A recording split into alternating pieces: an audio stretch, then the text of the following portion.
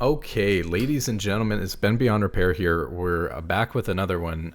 Since we talked at length in the last video about, picking a champion pool and how it was really important, especially if you're a new player starting out, to pick champions that are simple and easy to play. But I feel like I left you guys hanging a little bit because obviously I didn't really get into, well, what champions do I think are easy to learn, are low skill cap, are good for kind of both learning the game and ease of entrance for newer players. And so what we're going to look at here is we're going to look at all the champions that there are in the game. I do believe this is only missing one champion. It looks like Aurora is missing from this, the newest champion. So, we'll talk about her. Maybe we'll just talk about her first so I don't forget. If I talk about her at the end and we end up 2 hours later, I might forget. So we're basically going to go through all of these champions and we're going to rate them from S being the best to F being the worst for new champions to learn. If you're either looking for an easy champion to pick up quickly and add to your champion pool that might fulfill a different niche for you, or if you're a new player coming into the game and you're looking for a champion that's going to teach you the fundamentals and is easy to play, or if you're a lower rank player, low elo player who's looking for some maybe simplification of your champion pool, or for picks that are going to help you learn the game better and improve. If you're looking to kind of scrap your champion pool or start over, or you're just looking to add a new champion that you think is comes highly recommended from me. So let's get into it. So Aurora, who's not on here, I would definitely say that she's not the most complicated new champion that's come out, but her ult is very high skill cap. Using that effectively is, I think, going to be quite difficult for low elo players to get the most out of it. We want to avoid complicated and unique mechanics. We're looking for champions that have a lot of overlap to the way other champions play the game. And so we're, not going to pick a champion that's super unique like Aurora. And we're looking for champions that are simple and easy to play. And so, for a mid laner, she's not that bad, but maybe I'd put her in like C tier. Let me move this. Where do we want to be here? Let me go. Maybe I'll make myself. Oh, this is good actually, because we won't have, this whole list filled out for a long time. So, I'd probably put her in C tier. I think that she's a little bit complicated. She has a lot of unique mechanics. A lot of newer champions are like that. Either they're more complicated than a lot of older champions because they've had to design, like we've talked about, a more interesting, unique character, and without trying to copy a lot of previous simple champions, they need to kind of make more and more new champions more and more complex, have more and more mobility, and those things are kind of difficult to handle and to use effectively as a new player. But that being said, if you look at her abilities, I don't think that like her Q is that crazy. Her W has stealth, which is a little bit complicated, but I don't think it's like that bad. I could definitely see like her ult not being impossible to use for a new player or anything like that. Like some of these champions, it's not super complicated, but to get the most out of it, it's pretty complicated ult, and I definitely think her ult is very unique, and that is going to make it difficult to maybe transition to other champions. So I wouldn't recommend maining Aurora if you're a new player or a low elo player looking to add it to the pool. Again, take this with a grain of salt, right? We're focused on helping newer players get into the game and getting into a comfortable, easy to play champion pool. So Aurora, if she's very strong right now and you're like a Diamond Plus player, you're very comfortable playing mid lane, that doesn't mean you shouldn't think about, adding that champion to your pool if you're starting to get up there in rank and you're capable of playing the champion. And look, a lot of this is going to be individual too. Like I have a lot of people on the last video asking me like, my champion pool is X, Y, and Z. What do you think? And just like I said, it's going to depend on how you're doing. If you're winning all your games on Graves and losing all your games on Amumu, then by all means go ahead and continue to play Graves. And I would recommend that if you want to keep climbing, that you keep playing Graves and don't play Amumu. Whereas you could have another player who Amumu fits his playstyle really well, and he's doing really well on Amumu and doing terrible on Graves, and I would tell that person to keep playing Amumu. So you're just going to have to try him out and see how it goes, and then adapt as you see some feedback and some results. But so it is going to depend on your play style and the individual player, but these are champions that I think, right, are very straightforward and simple. So let's start out with just, I'm going to throw some champions into S tier out of order real quick, who I kind of think are the your go-to champions in like all 5 different roles, just so you kind of get an answer really quickly. Okay, so one for each role here real quick. I think that in the top lane, playing a champion like Malphite, super easy to play, super simple, super straightforward, great champion to learn in top lane.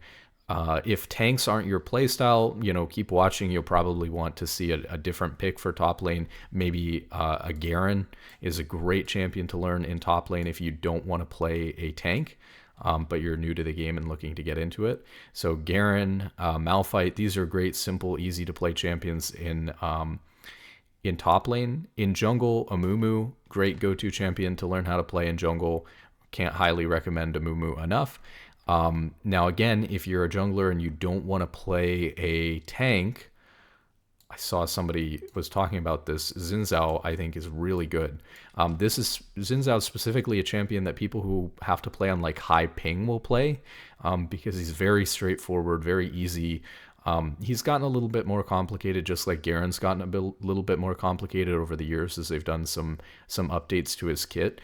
But for the most part, he's, he has his W, but he's not super skill shot reliant. You can rely on just your E and your Q and farming properly and ganking at the right times, and you'll go far with this champion. So, this gives you, kind of some fighter champions in top lane and a tank in top lane, a fighter champion in jungle and a tank champion in jungle.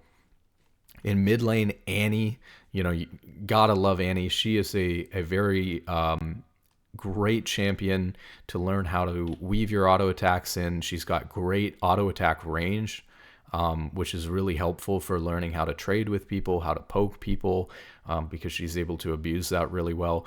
Super helpful in last hitting because she's able to just, use her Q to last hit. Really makes you think about, okay, this minion's getting low. I can execute the minion over and over and over again. And even though it's not exactly the same on other champions, waiting for those minions to get to that certain threshold and becoming familiar with an execute threshold on minions is really helpful for learning how to CS. Even if you go and play, some other champion like LeBlanc or Ahri and you're auto attacking to last hit CS, it's the same thing, just a smaller health threshold. So you're still kind of learning the concept of once it falls below this threshold, then I go to hit it.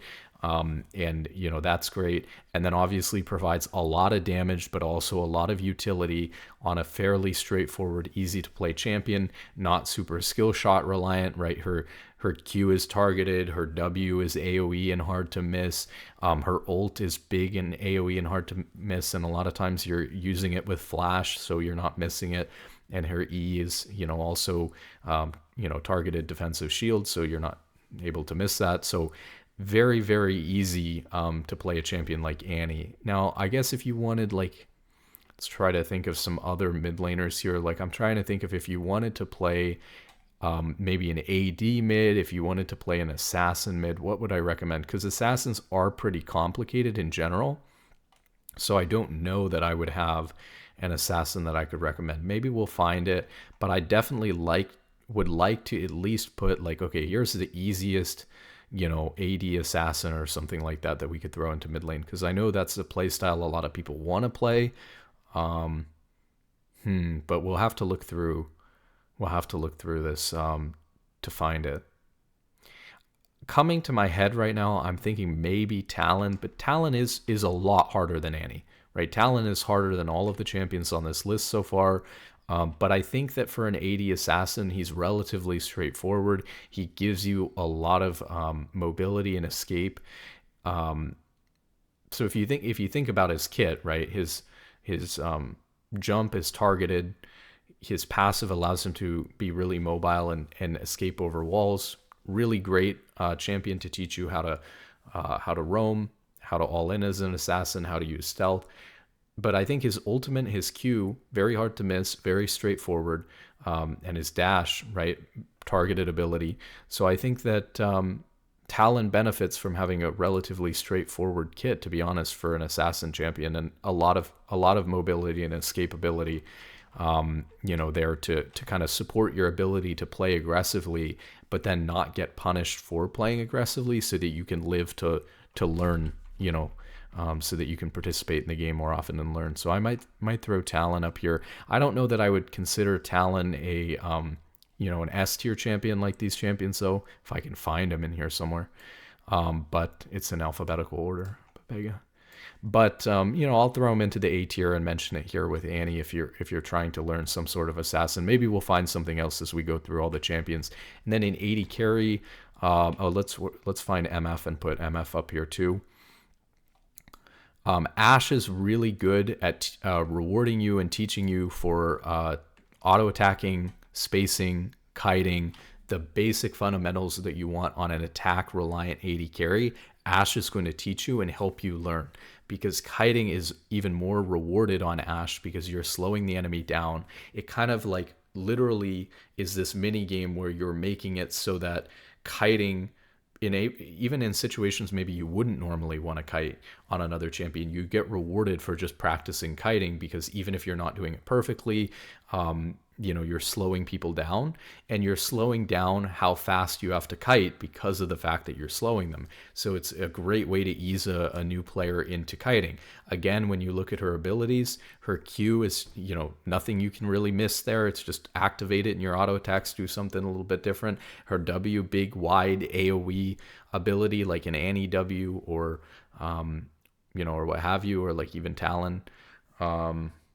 Talon, whatever, his rake. Honestly, I'm thinking about Talon. I feel like I'm missing an ability. I don't remember what one of Talon's abilities is, and I don't remember if his dash is on his Q or if that's his rake or what. Anyways, Grandmaster player, by the way. I did just emote out of Grandmaster, if that makes anyone feel better. Okay, let's see. So Ashe, really good at rewarding that.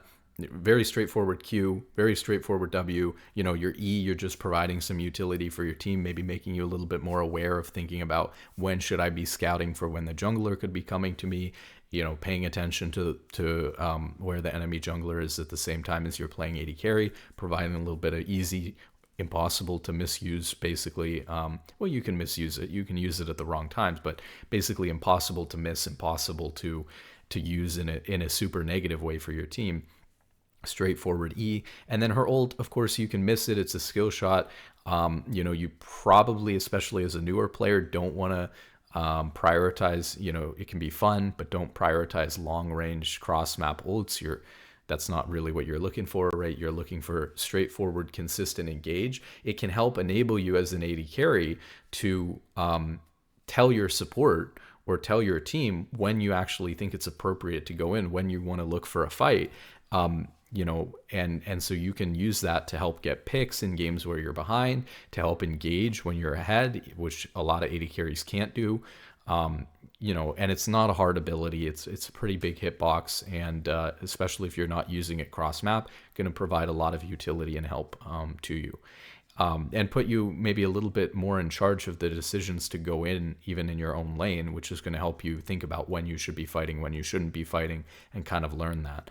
Misfortune, if you want to play caster 80 carry champion, Misfortune's great for low elo. Again, like her Q is a little bit complicated. It's definitely a mini game to learn, but pretty straightforward, not super hard to hit, right? Very forgiving ability, does a lot of damage. Her auto attacks do a lot of damage.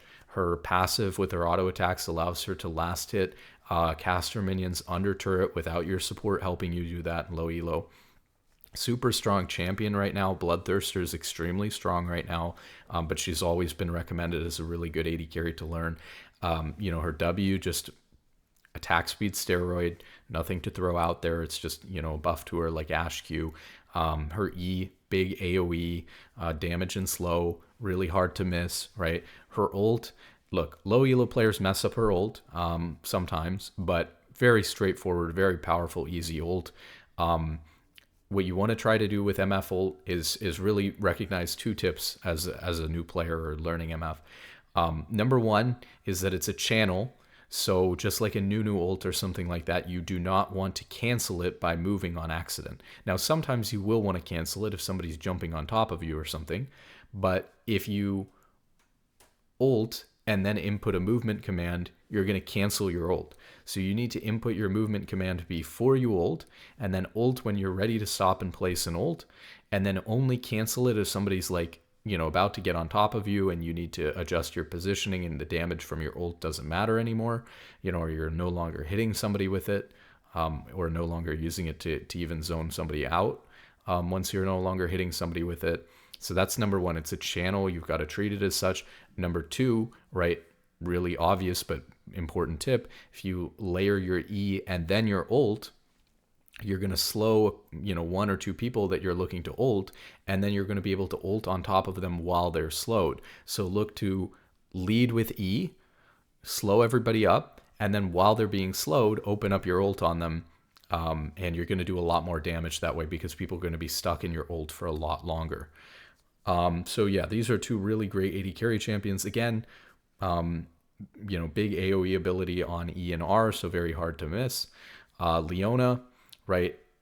For support, it's going to teach you the basic fundamentals of playing a tank engage support. Also very good right now. Her Q is point and click CC, on a very short cooldown. Can't beat that. Her W, no aiming, no missing, just give yourself some tankiness there and a little bit extra damage if you're on top of them. Her E is a skill shot, right? It's one of the few champions here, I guess, like Jin Zhao has his W is a skill shot, but one of the few skill shots here, but pretty straightforward, good range ability, not super difficult to hit, and not the end of the world if you miss. Usually if you miss on Leona, it's just like, okay, we're not going in. If we hit it, then you can go in and follow up. Her ult, right? Her ult is also sort of a skill shot, but again, pretty big AoE. And you're usually going to use your ult after you're EQing in. So, kind of use your ult to chain CC somebody and stun them repetitively so that you're not having to lead with your ult. At higher ranks, for sure, where people are respecting your E range, can be good and kind of a bread and butter combo on Leona to actually ult and then EQ. But on, Leona in lower elos where people are not respecting your EQ and where you're going to have a harder time hitting it, just go ahead and throw your EQ out. And when you hit it, follow it up with the ult. Pretty straightforward kit. Teaches you when to engage and stuff like that on a tank engage support. So very good there. We'll throw probably, because there's, people who are going to want to play different types of support champions. So we'll throw some enchanters in here. Give me 1 second. I need to turn off the ice maker. It's going to be loud the whole video.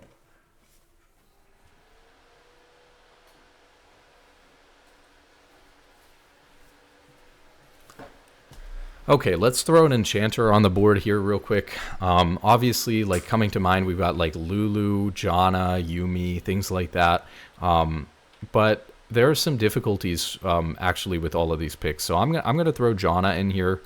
And we'll talk about why maybe I would put like a Lulu or a Yuumi in more of an A, even though they're very easy to play champions.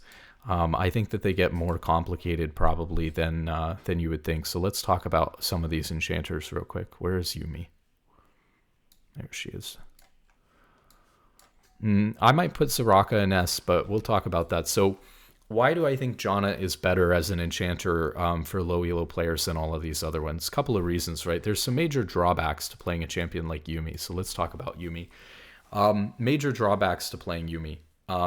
We're again talking about not just ease of ability to play, but we're also talking about if they're going to teach you kind of some fundamentals. So when we look at these champions, right? When we look at a champion like Garen, we learn to trade, do some damage over a short duration of time while his E is up, and then his damage falls off massively and he backs off, and then he uses his passive to health regen quite a bit. So it kind of teaches you the difference between being able to look for a short trade with like your Q, even just with your Q, like last hit a minion and then Q the enemy and then walk out, or run at them with Q, hit them with Q, and then stay on them with E for a couple of seconds and then back out. it teaches you those trading patterns rather than always just automatically all-inning someone. So, you have fundamentals there. Again, Garen can't miss his Q, can't miss his W, can't miss his E, can't miss his ult. Very straightforward, easy to play. Champion like Malphite, right? Targeted Q, can't miss the W, big AoE on the E, so it's super hard to miss that. Yes, low elo players are going to miss the ult sometimes. Sometimes people are going to flash or whatever, but pretty hard ability to miss, to be honest, right? So very easy champions to play. I'm going to teach you Malphite, same thing. Little quick trades where you walk up to Q somebody and then back off. Going to teach you some trading. Very straightforward champions. So the problem is here with a champion like Yuumi is that Yuumi doesn't even teach you how to right click to move, which is one of the most important things that you're going to be bad at when you're first starting to play the game or when you're low elo, is you've got to move better. You've got to click faster. You've got to move better. I could just say, just in general, that the speed at which you click when you're playing the game in low elo is slower than the speed at which somebody clicks at higher rank. And where you're clicking is different too. Maybe we'll get into that. I'm sure at some point, right, we will get into the details behind that. But the reality is that picking a champion that doesn't force you to learn how to move is probably a really bad idea. You're also very much, like we were talking about how Ashe can kind of enable you as an AD carry to make decisions on when to go in by yourself. That's one of the things, like when we look at the champions, I really recommend, just like, I'm giving you some other options here, and we're going to go through all the champions, but like Malphite in top lane, Amumu in jungle, Ashe in AD carry, Leona in support, even Annie in mid lane, all of these champions are engaged champions. Leona's going to look to ult people and go in, or EQ them and go in with CC. Annie's going to even look to like flash ult people to start a fight with CC. Ashe is going to ult somebody to start a fight. Amumu's going to look to go in with Q or flash and ult a bunch of people on the enemy team to start a fight. Malphite's going to look to ult to start a fight. You're the one engaging the fight. You're putting more of the game later in the game in your hands as a champion that can actually engage, while also playing a low skill cap, easy to play champion in every single role. And you're going to then be able to be more responsible for what's happening when fights are starting. And that's going to teach you things like paying attention to where your teammates are when you start a fight, or where the enemy team is when you start a fight. It's going to teach you a lot of those fundamentals. Or, Ashe, for example, teaches you how to kite. Yuumi just doesn't teach you how to do a lot of those things because you take so much of your agency away. And then in terms of her kit, I wouldn't even say that her kit, like her E is point and click, right? Her W is fairly straightforward to use. A lot of low elo players are just going to, sit on top of their ally forever. But her Q is not that easy to use. It's a very unique skill shot that doesn't work the same way any other skill shot works in the game, because you can redirect it, and that's not something you can do on other champions. It's very difficult to use.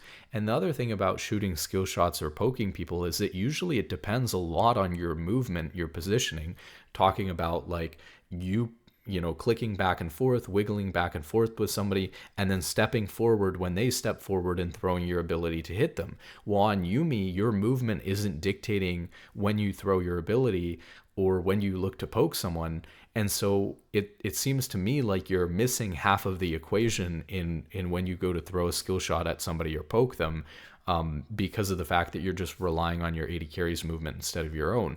It's also a very low agency champion to be trying to play, not with a duo or something like that, but just with random people in low elo. It seems really bad. It's super hard to ward on Yuumi, which is like a super fundamental basic thing that you should be learning how to do and providing to your team on support. So not a fan of Yuumi, even though it's in theory like an easy champion to play. It's easy to play in the sense that it's hard to punish the champion, because you're untargetable most of the game. And that's something that's really OP for an enchanter, to be untargetable like that, because they're in the later part of the game kind of a big reason why their team's winning fights. And so they need to be targeted by the enemy team. An assassin would love to target an enchanter because they're super squishy and they're providing a lot of value to their team. But Yuumi can't be unless the person she's on gets killed, and she can't hop to somebody else with W. So it's very difficult to target Yuumi. That's really OP and kind of game breaking at high elo, which is also why they've nerfed the champion so hard that it's not really doing that well anymore. So not a big fan of Yuumi at low elo. Now, When we talk about Lulu, Lulu's another decent champion as an enchanter, pretty straightforward, but more complicated than you would think, right? Because while her abilities are pretty straightforward, compared to these other champions, right? Her Q is a skill shot. Her E is targeted, her W is targeted, her ult is targeted. But the difficulty is that you have the option to either do damage with your E or shield with your E, and you have the option to polymorph with your W or to speed your ally up with your W. And I actually think, even though it doesn't sound like that big of a deal, and maybe it's less complicated than that, I'm still putting her in the A tier. I think that actually those choices that you have to make, and her Q being a skill shot, make her more complicated, I think, than a lot of other support champions. You don't have to make a decision on Janna of whether you're going to E to do damage or E to shield your ally. You just have to focus on and worry about the timing of when you're pressing E to shield.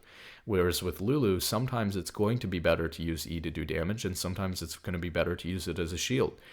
Sometimes it's going to be better to polymorph, and sometimes it's going to be better to use it as attack speed and a movement speed buff for your AD carry. Now, I will say, though, polymorph is a very strong ability. So if you are somebody who plays Lulu or want to play Lulu, if you're able to polymorph someone, or you're using W on an enemy instead of using W to speed up your ally, it is almost always better, even with a Kog'Maw or something like that, to use W on an enemy champion that's getting close to your team rather than just using it as a steroid on your ADC.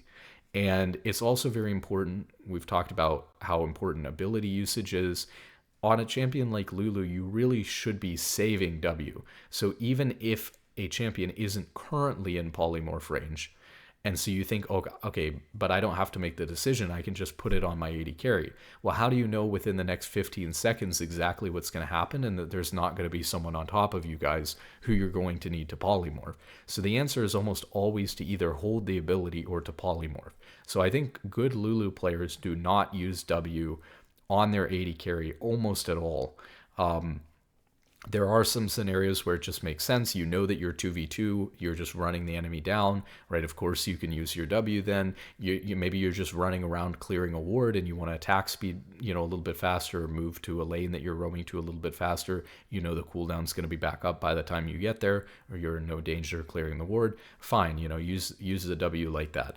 But keep in mind that most of the time, the correct way to use W on Lulu is to either be holding it or to cast it on an enemy champion rather than on your ally. Because I think a lot of low elo Lulu players are just going to spam it on their AD carry so their AD carry can do more damage, and they don't really understand, how that's much less strong than using it on an enemy. So I think Lulu's got a lot of complicated decisions going on. Obviously, early on in lane when you're poking, usually a lot better to use E to do damage and set up your Q.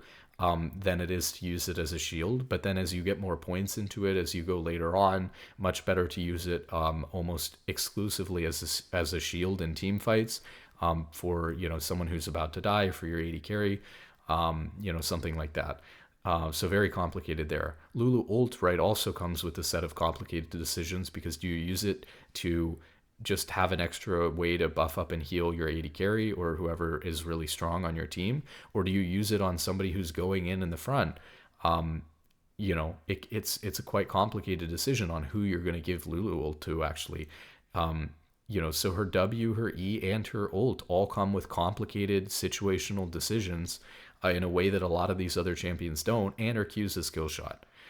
Yuumi takes away your ability to learn a lot of fundamentals about moving and trading and things like that. Her HP bar is not at stake, especially low elo players are never going to put their HP bar at stake on Yuumi. Obviously you should, but they're not going to, and so you're not going to learn how to trade properly. Soraka is probably better than the other two, but Soraka can be quite complicated as well, because you're going to have to queue to get your heal for free, and a lot of low elo Soraka players are just going to look to spam their heal on W, even if they don't necessarily want to. Her Q and her E are both slightly AoE, but they're not super big, so they're probably some of the smallest AoE that we've seen of the AoE abilities on these champions so far, but they're not terrible. And then her ult, not a super hard ability, right? It's targeted, but it comes with some complications, right? Having to pay attention globally. Maybe having to pay attention globally is not a bad thing. Maybe that'll teach you some level of map awareness and skill. But definitely, I think it can be a lot for a new player to juggle. Whereas, again, a champion like Janna, pretty straightforward. Yes, her Q is a skill shot, but if you compare it to like a Lulu's, Q, much bigger, much wider, even faster and travels further, right? If you've charged it up. Her W is targeted, her E is targeted. There's no complicated decision making around when to W or E. And same thing with her ult, right? Like her ult doesn't require you, like a Lulu ult or something like that, to think about who you're going to ult, and why. It's pretty simple. It's like somebody's dying, we need to push somebody away from us. I'm going to press ult, and it's going to heal the people around me that it's going to heal, and that's just kind of the end of it. So obviously, Janna has some potential to be played at higher skill cap. If you're using your Q to cancel abilities, if you're using your ult to cancel abilities, or to really push people away in an effective way, or to even push somebody backwards and things like that. But you don't have to worry about that. You're still going to be very effective on the champion. No complicated decision making when it comes to Wing or Eing or anything like that. Like you have on Lulu, very straightforward, while still teaching you, how to move, how to trade really well, unlike a Yuumi. So I think that, Soraka ult being a global, something that you don't have to worry about on Janna.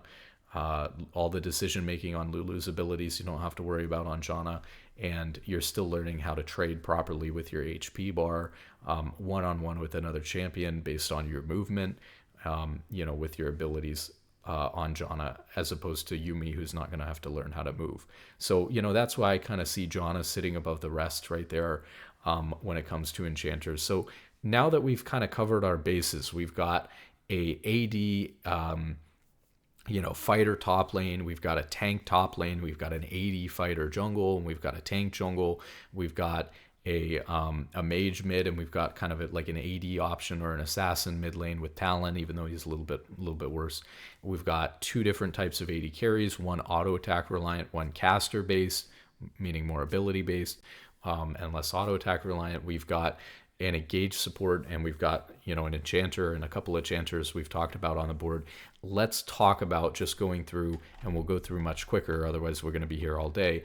Let's talk about some of these other champions now and just kind of go through in order. So Aatrox is kind of like an AD caster in top lane. Quite a difficult champion to play. There's a lot of complications to the way that his abilities work, that you're going to have to understand pretty intricately. He does benefit, right, from, if you understand how he works, from a lot of healing when he's able to ult and auto people. And so that can be beneficial for staying alive and continuing fights. He's a bit of a bruiser. You're going to be building a little bit of health, so that's not terrible. But he is quite a complicated caster with very unique skills in his Q and his W, and how he's going to have to use his E to combo with his Q every time to get his Q to work well. So very complicated champion, I think, compared to a lot of these, but not too complicated. I might put him in B or C. I think for now we're going to put him down here in C tier. I'll move him up to B tier. Maybe we'll see what's going on. Ahri. So Ahri's got a lot of skill shots, right? Her E and her Q, which are her main sources of damage, are skill shots. And so that makes her, like a more complicated version, let's say, of Annie. Her W is pretty nice, automatic targeted ability. You have to understand, though, that you've got to auto attack somebody or charm them so that the W knows to prioritize them. If you're a low elo player, a lot of times they're just going to end up Wing the minions on accident. So that's kind of difficult. And her ult is good because it gives you a lot of mobility, and it could be a way to play the champion really safe. But for a lot of low elo players, her ult can be the classic example of mobility working against you, because they'll ult in and get themselves in trouble. So not too bad, but definitely a skill shot based champion that I would put in B tier. She's a very skill shot reliant control mage. Pretty standard. Ari's like your most straightforward control mage mid champion that you're gonna see. Akali, is an assassin, very complicated AP assassin. Her Q is not too hard, very similar to like Talon or Annie, Talon Rake or Annie W. So her Q is not super hard to hit, but you are playing now a melee champion in mid lane, which is difficult. Talon suffers from that as well. A lot of assassins do, but you're going to be a melee champion in mid lane, so you're not going to be able to learn how to auto space, how to trade. I mean, you're going to do some trading on the champion, but it's not going to be the same as like trading range to range and outspacing somebody. So that's a little bit different. That's a little bit difficult. Her Q is very straightforward, not super hard to hit, but then using her passive with it, which again isn't that complicated. A lot of high elo players understand how this works really well.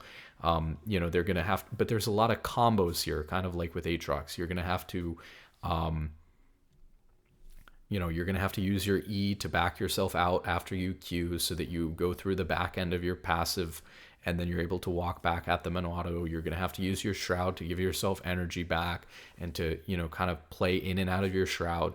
The way that she plays with her shroud is very unique to her and not very translatable to other champions, because she'll sit in her shroud to get energy back, and then she'll run around and then look to Q somebody out of it, and then back out and get her passive and then walk back in and auto them. It's a very unique play style, so I don't think that it's fits super well. We might move Aatrox back down here. Very complicated champion.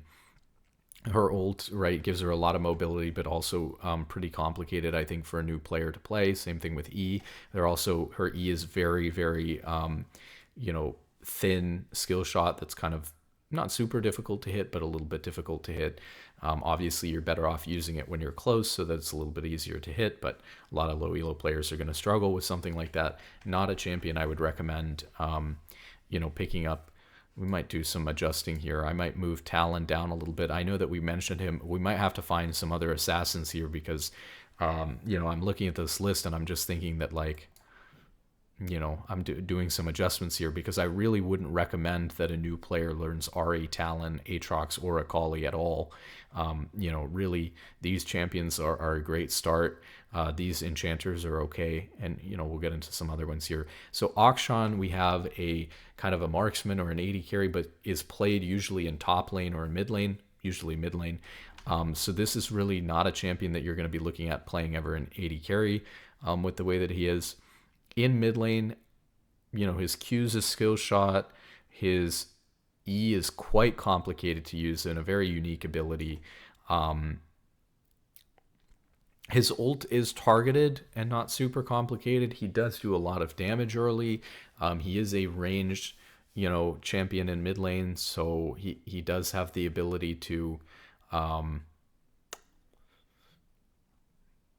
he does have the ability to learn trading patterns and things like that, which is not too bad. Maybe I wouldn't put him quite as bad as Akali here.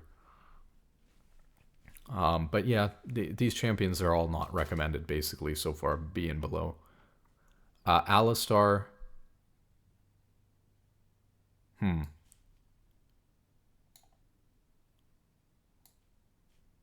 I'd put Alistar in A. Alistar is a pretty straightforward champion. It's much easier to do the headbutt pulverized combo than it used to be. Well, maybe let's knock him down to B. I think a lot of the problem with a champion like Alistar is that you're going to have to combo a lot of abilities together in a way that maybe comes more straightforward to a champion like Leona than it does to Alistar. And you can just mess up the timing, which for a newer or low elo player is really, really bad if you're just knocking people away constantly. His E is pretty complex and unique as well, where you're going to have to follow somebody on the ground for a few seconds, and then you're going to be able to auto them to stun them. But at least it is, kind of targeted in AoE. And then his ult is also straightforward in the sense that, like, it's not hard to use. There's nothing you can miss. Well, there's nothing you can miss, but it is a little bit difficult to use, right? Because it's very easy to accidentally pop ult early if you think you're going to take a lot of damage and then you don't. And obviously its best use, which is to kind of cleanse a CC, is super complicated for a lower rank or a new player to do. So I think Alistar is probably a little bit too complicated as an engaged support champion for a lot of new players. Anivia, Anivia is probably like slightly better than Ari. You know, her Q stun is a skill shot, but she's only got one skill shot she has to hit, and her W actually, her wall helps guide people into getting hit by her Q. So I think that in that sense, you know, only having one skill shot that you need to hit and it being kind of straightforward, having an ability help set that up for you is pretty good. And then her E is targeted, her ult is big AoE. It's pretty standard control mage champion, and you have a lot of safety in your passive. So I actually think Anivia is pretty decent control mage champion for a newer player to learn. Does start to get a little bit more complicated though, because again we're getting into champions with combos where you're really having to use your W and your Q in tandem, with the wall to force people into doing that.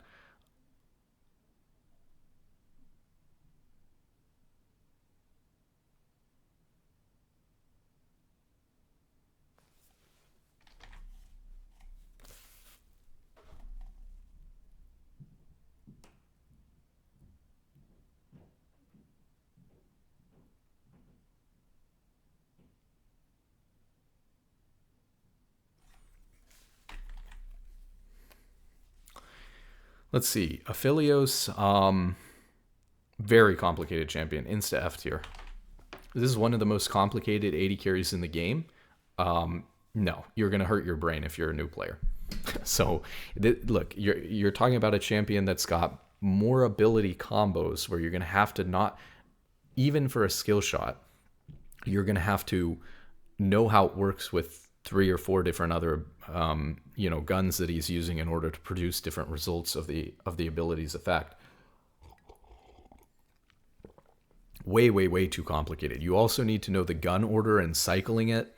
And so that means that you're going to need to switch to using a certain auto attack to remember a certain order of what guns you're using. So you're going to get rid of your red lifesteal gun first. And then when you get back to red again, you're going to use it first again, I believe. And then you're able to just cycle them in the order that you have them. So using the oldest one out, first one in type of thing to cycle. But if you get messed up, if you screw it up, there are ways to fix it. I don't really even remember how to fix it. You know, I'm not an 80 carry player, but I don't really remember how to fix it. Yeah. So on top of that, very weak level 1, very complicated abilities. Just one of the most unique champions in the game. Not going to translate to a lot of other champions, even though 80 carry is one of the roles where the champions are most similar and most translate to each other. So that's just, I'd like an Omega no. We've got Aurelian Soul up next here. So Aurelian Soul, so we've got his Q. He's doing his Dragon's Breath. His no, Aurelian Soul's pretty complicated. He's, you know, suffers from a lot of unique scaling mechanics, and his ult is very strange to use. It's very easy for a lower new elo player to mess up a new or low elo player, not a new elo player, but it's very easy for an Aurelian Soul to fly straight into the enemy team and not do very well. So that's pretty bad. You know, I don't think his Q is that hard. It is sort of a skill shot, but really not very hard to hit. His E, which is like his little black hole thing that pulls people in, is a very powerful CC and AoE and not hard to hit, but I don't think it makes up for how easy it is to misplay with your W on this champion, or to use ult wrong, or have to deal with the different sizes and the unique scaling mechanics of the champion and comboing on the champion and stuff like with W and Q. And I think that it makes the champion pretty complicated to play for a new player, and a very unique play style too. That's not going to translate super well. Azir is another super complicated champion that relies on a lot of combos.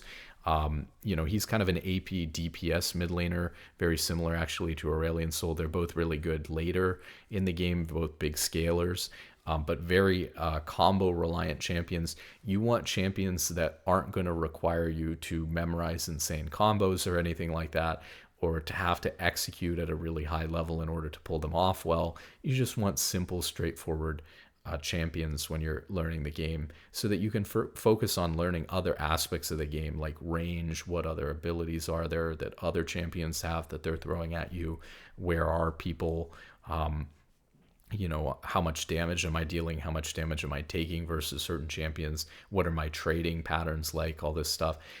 If you can minimize some of those things that you're worried about learning about, and then learn those things later once you've got some of the other stuff down, it's going to be a lot nicer than diving in on the off the deep end.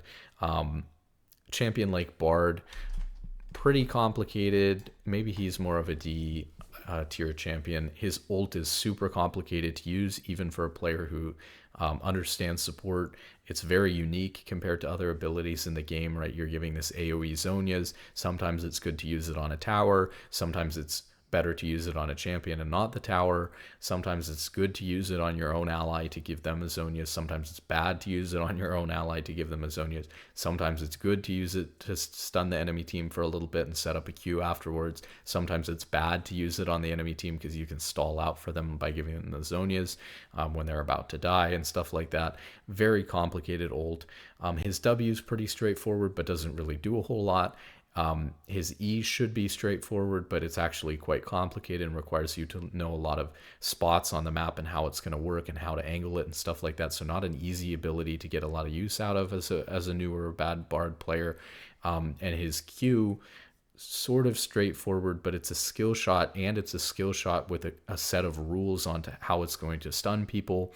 Having to pass through something first and then hit the second thing in order to stun, whether that's another minion, champion, or wall, makes it kind of a complicated skill shot compared to to other skill shots. So I think that Bard Q is also kind of complicated. Great if you main the champion and understand all these mechanics, but very difficult if you're a new player, you're just trying to pick the game or the champion up for the first time, or you're filled or something like that. Very not good. Belveth, another pretty complicated champion. Maybe she's not the most complicated in the world because she's mostly just an auto attack reliant champion. So her abilities are kind of straightforward. I feel like she doesn't have like the most missable abilities. She's got good mobility, with her dashes. So she's not like the worst, most complicated champion in the world. And she is just an auto attack reliant champion, which makes her a little bit easier. But certainly a unique and complex champion. A lot of unique mechanics with how she works with Rift Herald and grubs and that sort of thing. So and then killing the minions after. So I would put her down in maybe C or D tier, but she's not terrible, but it's not great. Blitzcrank. Yeah, Blitzcrank is not super bad because he doesn't have any crazy combos, right? Like you're gonna flash Q and then knock somebody up with your E afterwards, but that's pretty intuitive and straightforward.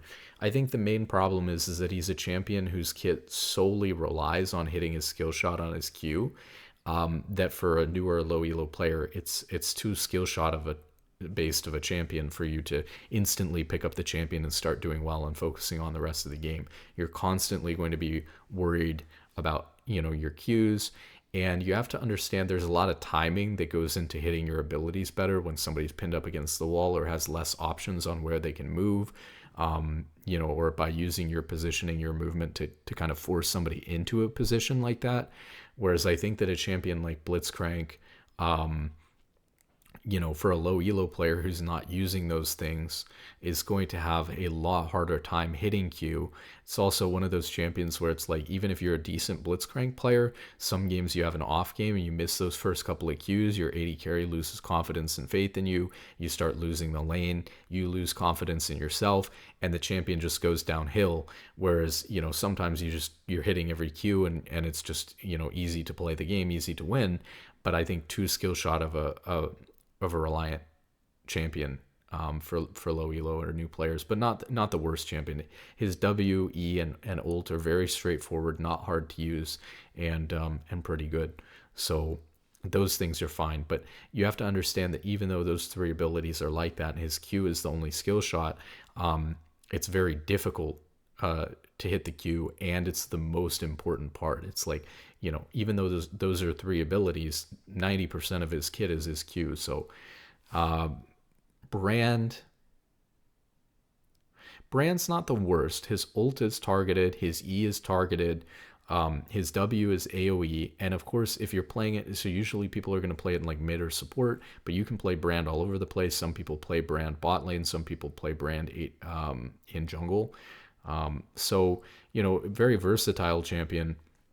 But I'm, assuming you're playing it in support or in mid, one of the nice things that you can do that a lot of more people are doing is to W the minions and then use your E to ignite somebody and poke them off of the minions. So you're going to W the minions, E the minions, and then it'll just bounce and do damage and start burning their champion without you ever having to actually hit them with a skill shot. That is a really good way and effective way to play Brand that you should do if you are playing the champion. Not super complicated, but his W and his Q are skill shot based, and he can't get his stun without hitting, the skill shot with his Q, but does a ton of damage. Pretty straightforward mage. So when you look at him compared to even like a champion like like Ahri or something like that, I'd say that he's probably a little bit better than Ahri because he does good amount of damage. It's like a trade-off between Ahri and Brand. Like Brand is going to do more damage, he's going to do more damage and is a little bit less skill shot reliant than Ahri, but as a consequence, Ahri is very mobile and Brand is very immobile. So, that might be a problem for you, but a pretty straightforward mage, maybe not too complicated. Braum, this is my favorite champion, a classic, but I think he's rather difficult to play. Not too hard. He's kind of middle of the pack, but probably put him in like B or C tier. I think he's like Alistar. The difficulty is that Braum is going to get bullied in a lot of lanes, and even unlike Alistar or Leona, he doesn't have an easy way to go in. So for a lot of players, they don't understand how to use Braum W well. It's quite complicated. It relies on your minions and your minions positioning and them and their positioning. And so I think that a lot of people can be confused by how to use Braum W effectively. And so I think that holds a lot of like new Braum players back from being as effective on the champion. They're never using the W aggressively onto their minions to engage. You should be using Braum W like a Leona E. The only difference is that you have to hit Leona E as a skill shot. Braum W you don't have to hit, but you have to have a minion in place. So you don't threaten that all the time.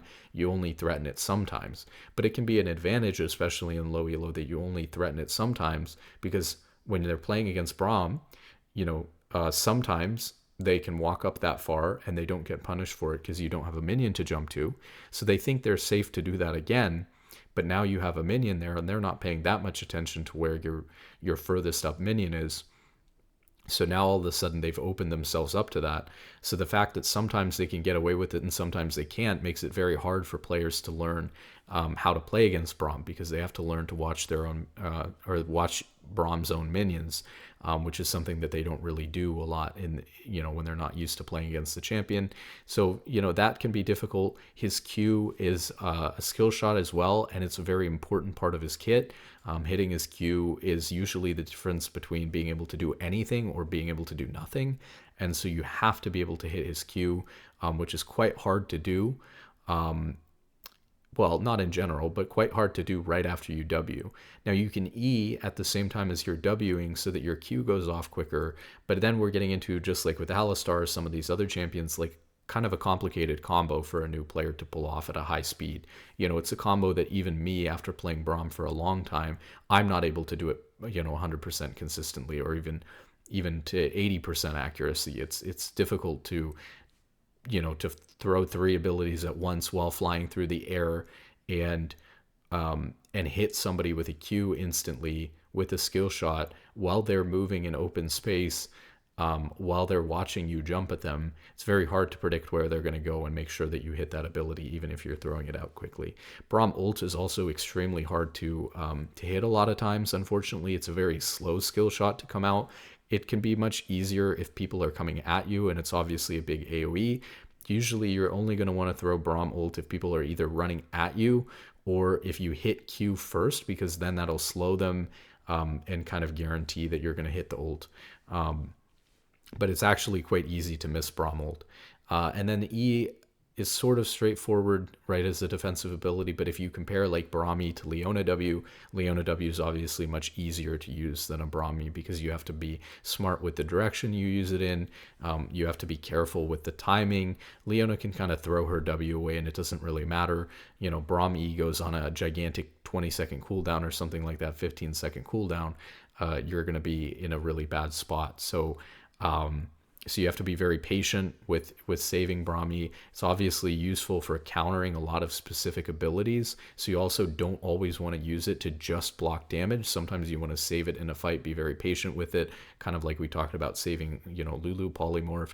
You want to save it even if there's nothing to use it on currently for that best ability to counter in a fight, rather than using it to block a little bit of damage and making that decision in the short term to consciously take a little bit more damage and not block it with your E so that you have your E up for something more important later. It can be a very difficult decision to make for newer players who are used to just kind of spamming their abilities all at once when they get in a fight. Caitlyn's not a terrible AD carry, but kind of complicated. The problem with Caitlyn is that she's become more and more combo reliant. You know, her EQ combo, you know, using her headshot passive effectively, using traps and stuff like that in a very unique play style. One thing that is good about Caitlyn, and obviously her E and her Q are skill shots, and her W is almost an even more complicated skill shot because, well, it's not exactly like a skill shot that you throw at somebody and hit. You know, your placement of it requires a lot of knowledge. And if you are trying to kite using your W, it's pretty high skill to be able to actually use it to get people to walk into it, although maybe a little bit easier in lower ranks. Her ult is targeted, which is nice, but she's got a mix of combos and skill shot reliance. One thing that is decent or good about Caitlyn that I would recommend is that she has, you know, one of the highest range of any AD carries. And so when you're looking at super high range AD carries, you're looking at like Aphelios, but he's super complicated to play, and it depends on what gun he has. You're looking at Caitlyn, who's a little bit easier to play and very consistent, and you're looking at like Jinx or something like that. And I think that learning how to play with a high range AD carry that can abuse a shorter range AD carry is really important to learn on ADC, and so that can be good. Whereas like Ashe and MF are kind of mid-range or even short-range ADCs. Well, I wouldn't say Ashe is short-range or anything like that, but certainly they're a lot less than like Jinx, Aphelios, Caitlyn. So important to think about, you know, using Caitlyn to potentially learn how to space a little bit better, how to outtrade somebody who has shorter range than you. Caitlyn can be good at that. And as opposed to Aphelios, who only has that when he's got his certain guns, like his green gun, or as opposed to Jinx, who has to spend mana in order to do that and switch between her rockets in order to do that. Caitlyn can just kind of do that all the time. Okay, Camille. Camille is pretty complicated. She relies on a lot of combos. Her Q is, you know, she can't miss, though. Her W is pretty hard to miss because it's pretty big AoE, but her E is a pretty precise skill shot and a very important piece of her kit. Her ult is high skill cap, but maybe actually not the hardest. Like its skill floor is not that bad. Like even if you don't use it to dodge something and you just use it to trap somebody in it, it's not that bad. So I would put, you know, Camille maybe as like a B or a C tier champion for top lane. It's not too bad. Let's see, Cassiopeia.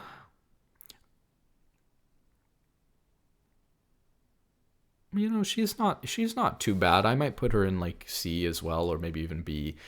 She's another AP scaling champion that I would kind of compare to like an Aurelion Sol or an Azir in a lot of ways. She also, like Aurelion Sol and Azir, once she comes online, she does a lot of DPS, even though she's a mage. And so there's kind of like mages like Ari or Annie or you know, that are kind of going to burst you down like we talked about, and that's the way most mages play. But you do have champions like Cassiopeia and Azir and Aurelion Sol that do magic damage, but they do magic damage DPS, you know, over time, which is kind of interesting. So I think that Cassiopeia has a really interesting spot because of that. She's not super skill shot reliant actually, because you know, I think her Fang is on her E, is targeted if she's got somebody hit with her Q. Her Q is a skill shot, but it's a little round ball. It's kind of like a Karthus Q. Not too bad, because it is a little bit big, but she is very reliant on hitting that. Her W is not super hard to hit because it's a big AoE.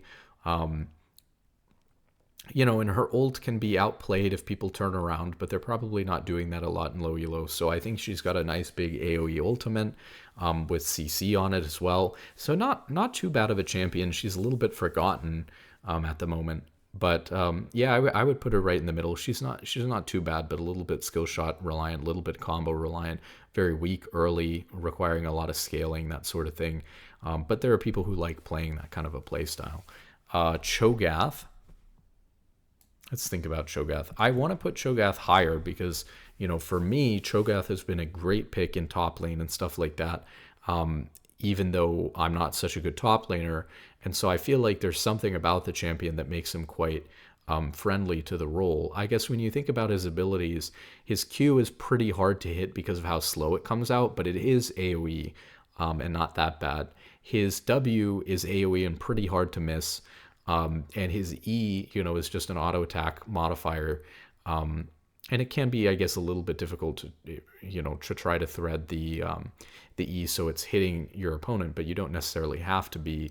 And if you're, like through the minions when you're last hitting, if you're in open space, you're just going to be able to hit, E and auto attack the person, and it's going to be fine. No complication there. And of course, his ult is super nice because it's just targeted, like very similar to Garen ult, just targeted, execute, a lot of damage. You get very tanky on the champion. Which is nice. You have a lot of flexibility in how you can build. You can build tanky, you can build AP.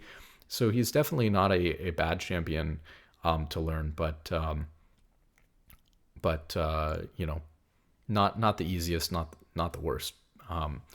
I think, again, kind of looking at this list, I would say if you're picking up any of these champions B or above, probably fine. If you're picking up any of these champions C or below and you're a low elo or new player, probably not so good. So that's kind of our threshold there. But of course, there's differences here. So S tier, really great, to pick up. A, totally fine, but not the best. And B, we're starting to get concerned about the level of difficulty of the champion, but they're not too bad and you're going to be okay. Corki, very skill shot reliant champion. But his E's hard to miss. His Q's not super hard to hit, so that's not too bad. And his W is not bad either, just a defensive, or you can use it aggressively too, but just kind of a dash. But his ult is pretty difficult. It depends on how you're building him. Luckily, Corki's become less and less reliant on hitting his ult, actually. So maybe if you're, just playing AD Corki in bot lane, or you're playing AD Corki in mid lane, maybe not so bad nowadays compared to how it used to be. But a little bit of skill shot prowess required there. So maybe we put him in like B or C, but not too bad there. And not having to worry about the package or anything like that anymore with that being removed. So I think Corki's gotten a little bit easier for players to play. So that's not too bad of a champion. Okay, Darius. So let's think about this. So Darius is one of those champions a lot of people like to main in low elo. So it's maybe worth spending a little bit more time on this champion, in top lane, obviously. One of the reasons for that is because he's kind of like a low elo pub stomp champion. He's not a champion you see too much in high elo at all, but he's a very, very strong stat checking champion. Stat checking basically means that, like, if you just keep fighting each other, Darius is going to win a lot of the time because of how strong his passive is when he's able to hit people 5 times with auto attacks or abilities and get his passive off. He's just going to gain a bunch of AD and put that bleed on you and do a lot of damage to you. And then his ult, very similar, like we've been talking about with a lot of top laners, to Garen or Cho'Gath, is this kind of, like big targeted execute, which is really nice. But he's essentially, I would say, a slightly more complicated version of Garen. So compared to a champion like Garen, who has no skill shots, just AoE abilities, Darius does have his E, but I mean, it's a cone, it's not too bad, and it's pretty forgiving. It's not the longest range in the world, but it is a little bit more complicated than playing a champion like Garen. And then of course you've also got with his Q, while it is a big AoE ability, people can outplay it by being in the middle of it, and so it can be easy to get out of it, or to get in the middle of it. And so there's a little bit more skill involved in playing Darius than there is in playing Garen. So it can be a little bit more high skill cap, but really not too bad and quite good in low elo. So I would, definitely put it up here with like Cho'Gath, maybe even into the A tier, as because obviously like 2 out of his 4 abilities are just point and click, his W to slow on his next auto attack, and as an auto attack reset, and then his ult. And those are, pretty key abilities, is just autoing people and ulting them on Darius. And, his Q is pretty crucial, his pull is pretty crucial, but you can be okay even if you're messing those up a little bit. And they're both AoE, so they're not super hard to miss. They're not super hard to hit. You should be hitting them most of the time. And that can be fine, right? Especially if you're trying to ease yourself into learning a little bit more of a complicated champion anyways, that could be fine. Diana is a champion that's mostly being played in jungle right now, but has been played mid in the past for sure. So she's kind of like an AP assassin. Her Q is like an AoE kind of crescent that she shoots out. Her W is gives her it's kind of similar to like an Ahri W. It gives her little balls around her. And how does that work actually? Maybe I forget how. It gives her a shield, right? Does she have to actually like swing the balls around and hit people with it, or is that how it used to work? I don't really remember that part. And then her E gives her 2 dashes, so she has 2 charges of a dash. It's targeted as well, so that's not too bad. And then her ult, big AoE circle that kind of pulls people into her. Actually, pretty straightforward champion, especially because she's a good unique champion to play. Like if you're trying to play an assassin. Even though she's mostly played in jungle right now, I don't know how well she performs in mid, but I would actually say for an AP assassin mid lane, Diana is probably one of the easier assassins you're going to find. So I might put her for mid lane, somewhere in like the A or the B tier, as an assassin choice if you want to play it in mid lane. As far as jungle is concerned, similar idea. There are not a lot of easy to play AP junglers, at least that we've run into yet on the list, and not a lot of easy to play assassin junglers either, or AP assassin junglers. So I think Diana is very straightforward, easy to play AP assassin in jungle or in mid. You can also kind of build her like AP and tanky, and that can be good as well. Usually you would do that more if you're playing like jungle with it, but I think building her a little bit tanky can be really good, because as I've said before, I think in general playing tankier champions when you're newer to the game and not used to how much damage you're going to take gives you a lot more survivability, especially in such a bursty meta like this, and is going to allow you to just live to take more trades, take more fights, get more gold, and play the game more, right? And that's going to be the most important thing at the end of the day if you're new, that you're getting to play. And if you're a tank, you certainly get to keep playing. Whereas if you're an 80 and squishy champion and you get blown up, then it's gonna feel pretty bad. She does have the 1 skill shot, and her kit can be a little bit complicated, but not that bad. Mundo, Dr. Mundo. So usually played as like a tank top lane, pretty strong with like the Warmogs meta that's going on right now. But they did change his kit, so he has more skill shots I think than before. I'm trying to remember how he works compared to how he used to work. Maybe this is a good reminder to me that I need to go review what the champions in the game do before I manage to hit challenger. I'm trying to think. So he used to throw his Q as a cleaver, and I believe that he does something similar now. But I think his E also like pushes something out. So I think he might. Does he have 2 skill shots now?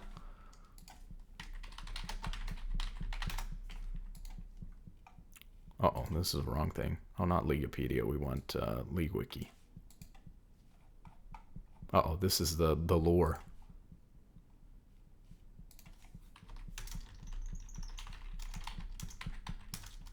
Can't type either. We got to take a look. We got to be thorough here. Okay, so, you know, there's a passive which heals him. He throws the thing.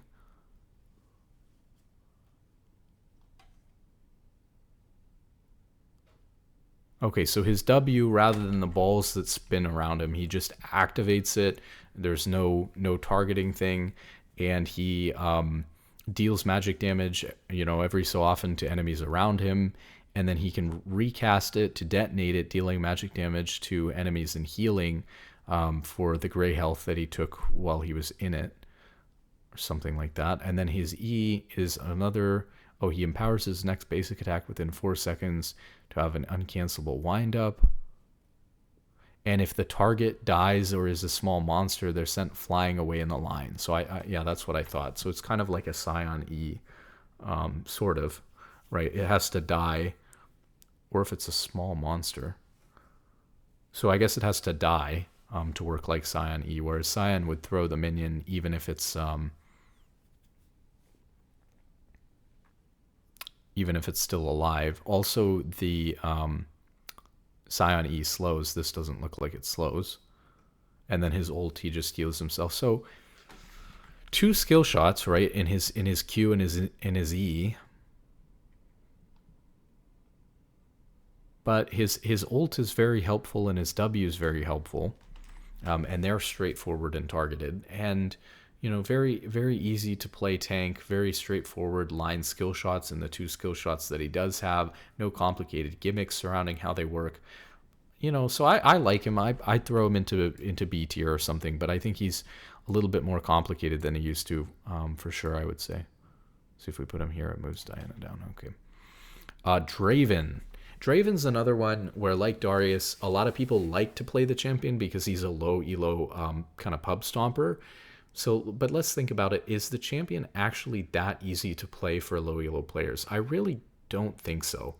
I might put Draven down here in like the C tier. He's very good against like low elo players, very good at stomping and snowballing the game. But part of the problem with Draven is that you have this very unique mini game in catching his axes, which is going to distract you and take up a lot of your mental focus until you get used to it.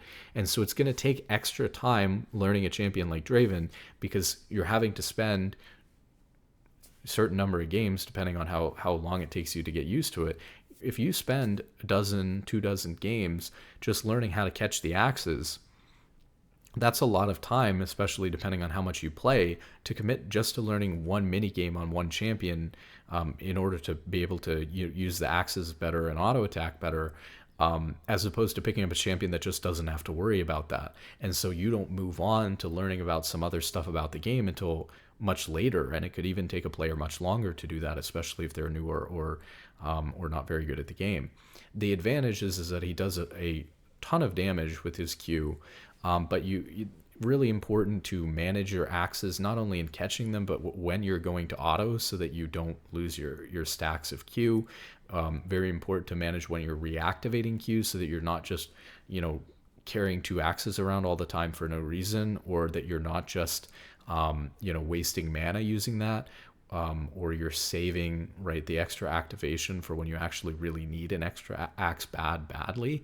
His W has a reset mechanic on it where when you catch your axe, you can reactivate your W, which is very nice for the champion, but makes him have some very combo-based trade patterns, actually, which is something you wouldn't expect to hear, where you auto with Q, and then you catch your axe, and you're able to use W to run forward and sneak in an auto, and then you go back and you catch your axe, and then you're able to reactivate W because his W comes right off of cooldown when he catches an axe. So a lot of your trade pattern on Darius is reliant, or not on Darius, on Draven is reliant on you catching your axes, which is a whole mini game you have to learn while not learning about the rest of the game. And you have to use your W resets in order to trade effectively, which is a little bit like Q and W combo based trading. like QW and catching your axe based trading, which is a little bit more complicated than a lot of AD carries. He also has very slow attack speed.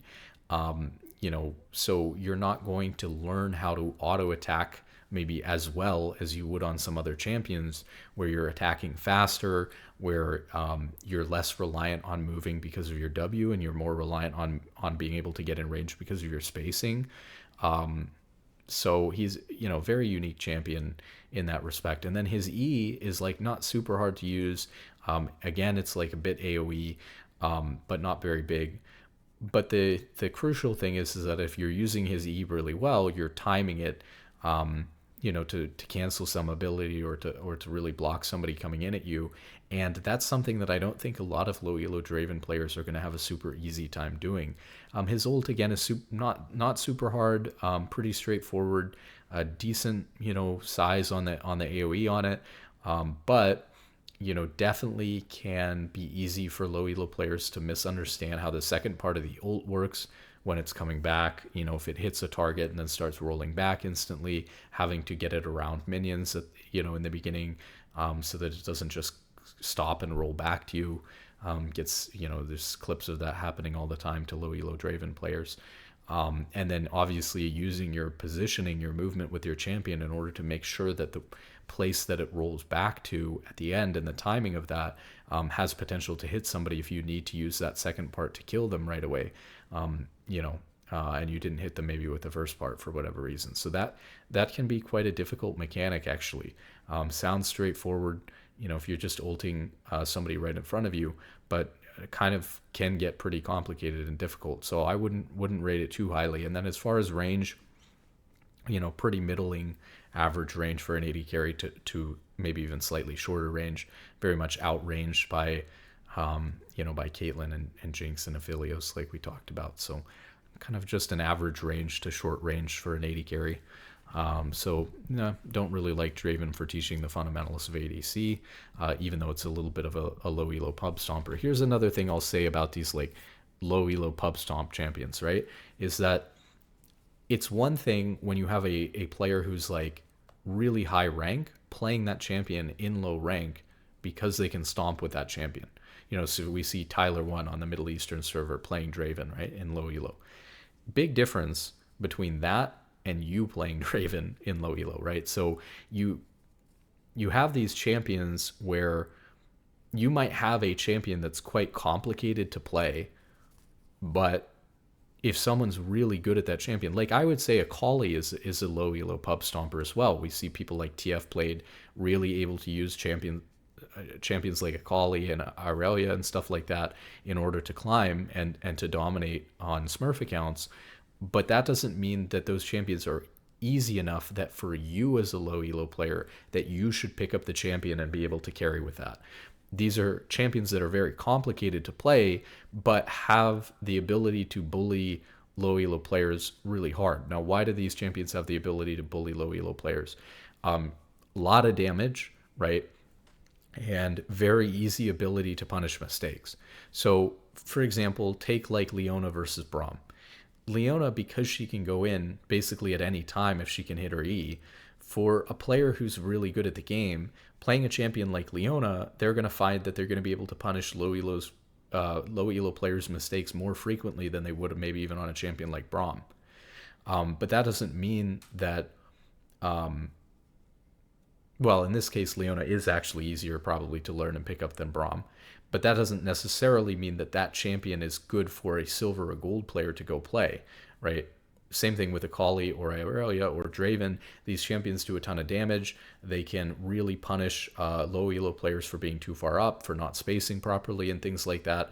On Aurelia for getting hit with the stun or being too close to minions or fighting, just kind of getting stat checked when Aurelia has passive up. With Akali, just letting her auto them with passive too much and getting hit by Q too frequently with bad spacing and taking a lot of damage. Same thing with Draven, just not respecting how strong the champion is and how much damage he deals, not recognizing that they maybe scale better than the champion and that if they survive the lane, they're going to have a better shot at winning the game. And so oftentimes they just get take a huge ton of damage, really bad trades, trying to walk up to CS, trying to trade with Draven, and getting run down and killed, not respecting the W, resetting and things like that. These champions stomp low elo players, but it doesn't mean that a silver player picking up these champions is going to have the same success as somebody who's been playing the champion for years at a high rank. So keep that in mind, right? That's why a lot of these low elo pub stompers like Draven, like Akali, are lower on this list. Irelia will be too, because she's kind of complicated, and that's kind of why you would see that. Others aren't, right? Leona and Darius in top lane, low elo pub stompers that are not super hard to pick up. Those ones are high up. Same thing with like a Garen, to be honest, too. Okay, let's keep going. We've got Echo. So he's got a skill shot in his Q. His W is quite unique and complicated, and a little bit difficult to hit. He's relying on a lot of combos with his E and his Q, and using E to get into W, or using his ult, very unique, very complicated, compared to a lot of champions. So I definitely put him down in like the C or the D tier. AP assassin type champion, can also be played in jungle. Also melee, right? We're seeing that pattern. I did talk about how a lot of assassins are melee. You see it Zed, Talon, melee, Diana, Akali, Echo, melee. We'll kind of see that pattern throughout. Even AP champion like Fizz, is melee. Okay, so we got Elise here. So now we've got like an AP jungler. She can kind of play, she's a little bit of a mix. She's a little bit of a mix between potentially being more like an AP bruiser or being more like an assassin. Sometimes she maybe even plays like a mage. So she's kind of a bit of a hard champion to categorize into one of these, nice fitting categories. But she used to be a staple AP jungle champion for a lot of players back in the day. But we definitely don't see Elise as much. Quite complicated when you think about it, right? So in human form, her Q is targeted.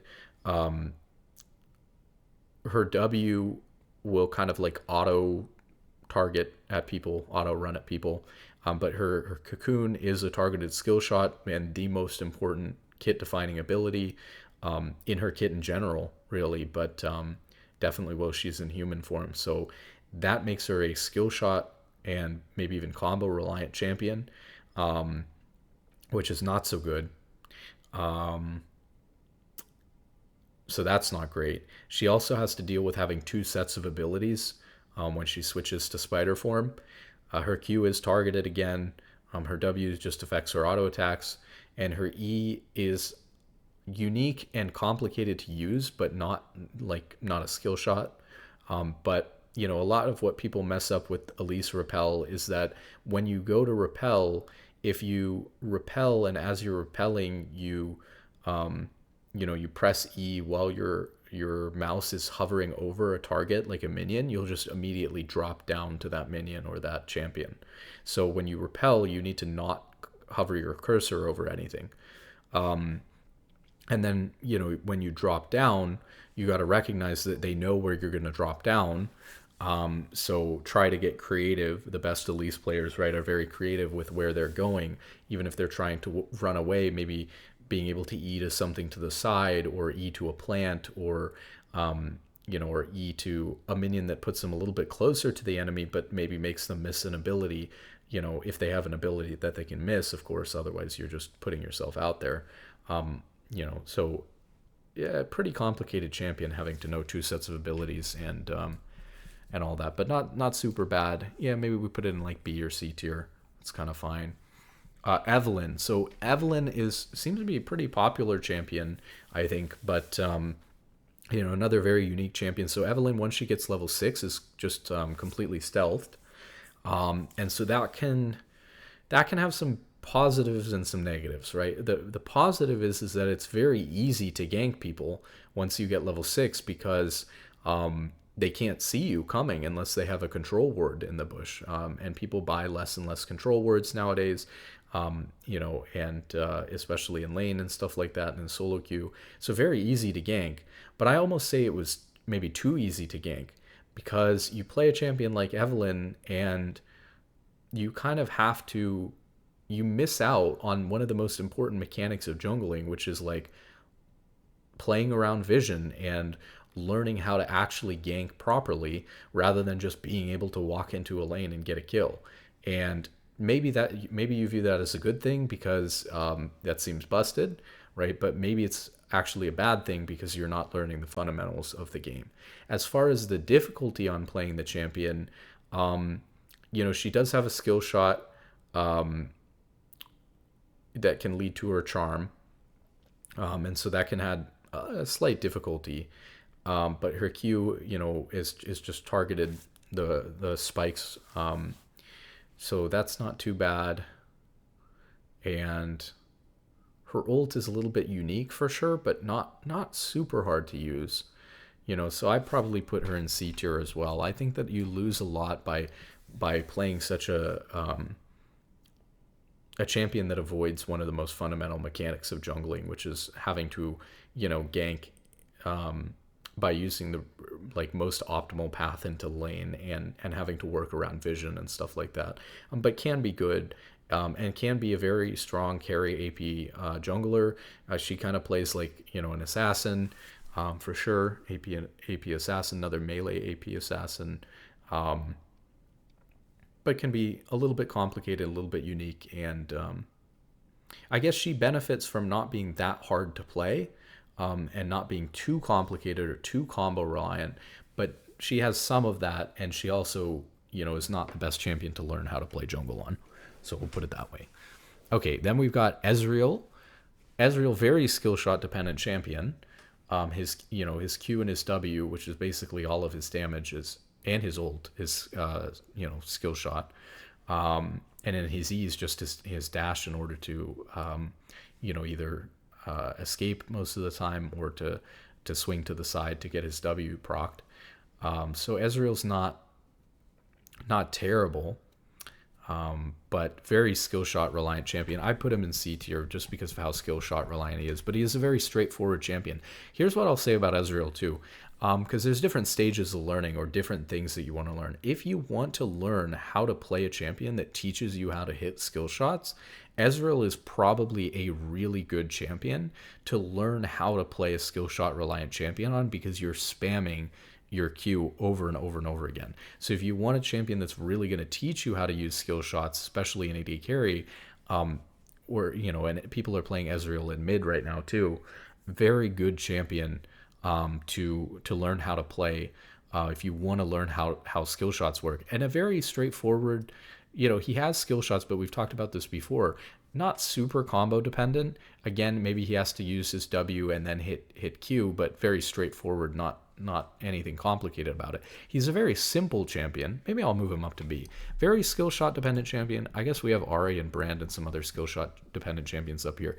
Very simple, straightforward champion. Very good if you're trying to learn how to use skill shots. Just very skill shot dependent. So not the easiest champion you can play, but very safe, very straightforward skill shot dependent champion. So that's what I'll say about him. Fiddlesticks. Fiddlesticks has a very unique playstyle because most of his playstyle revolves around his ult, and so that makes it a little bit complicated. But his W is targeted, and his and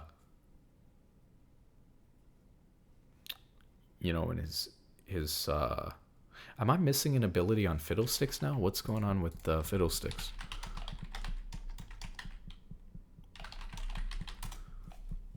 His Q is his little slash right in front of him. So what is his his E is the slash. So what is his Q?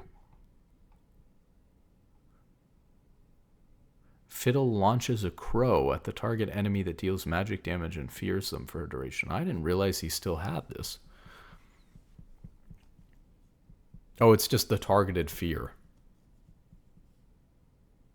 Is it a skill shot or is it targeted like it used to be?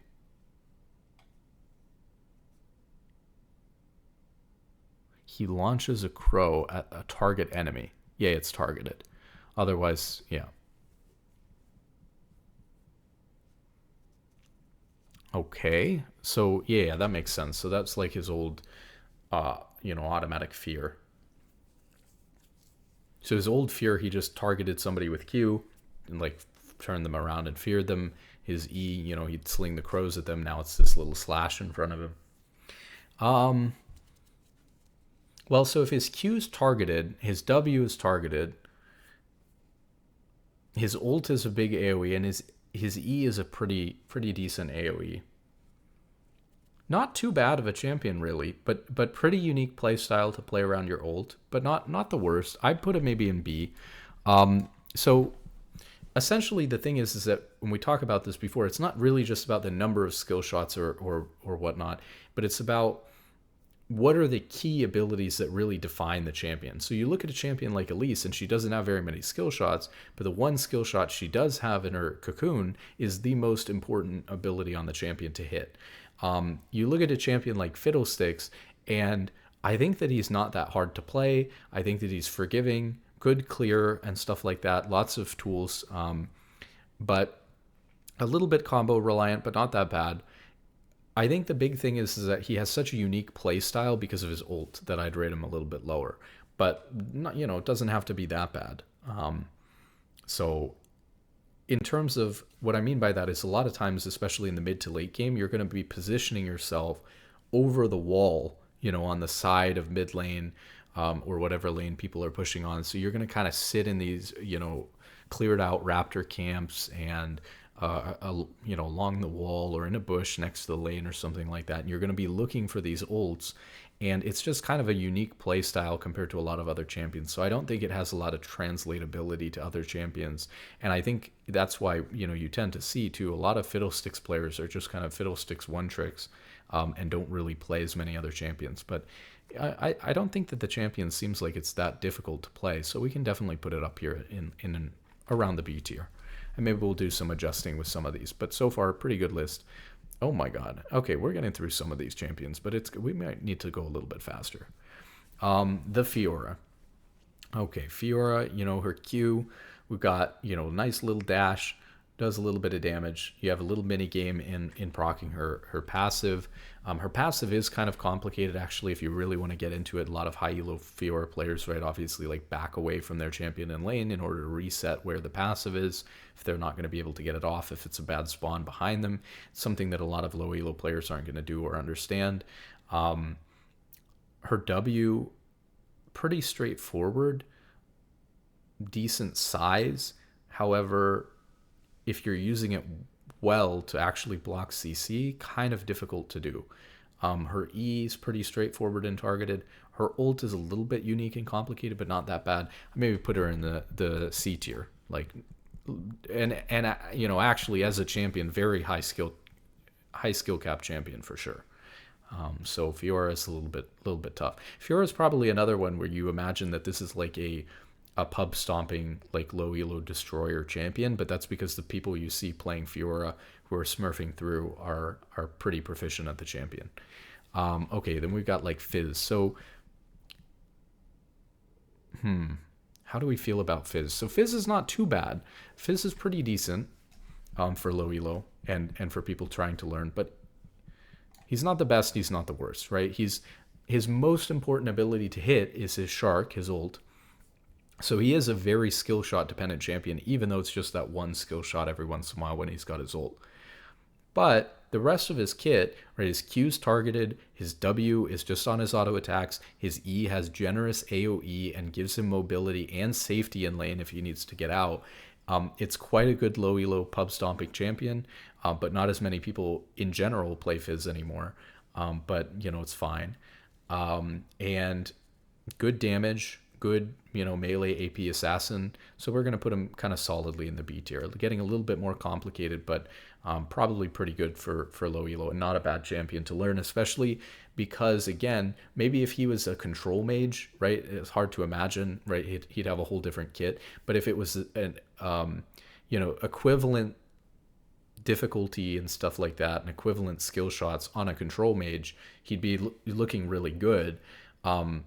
Looking maybe a little bit worse actually because of that. But because he's an assassin and most assassins are way more complicated than that, I think he's pretty easy for an assassin. So he definitely lands in that level of like Diana, Talon, Fizz, pretty straightforward, easy to play assassins.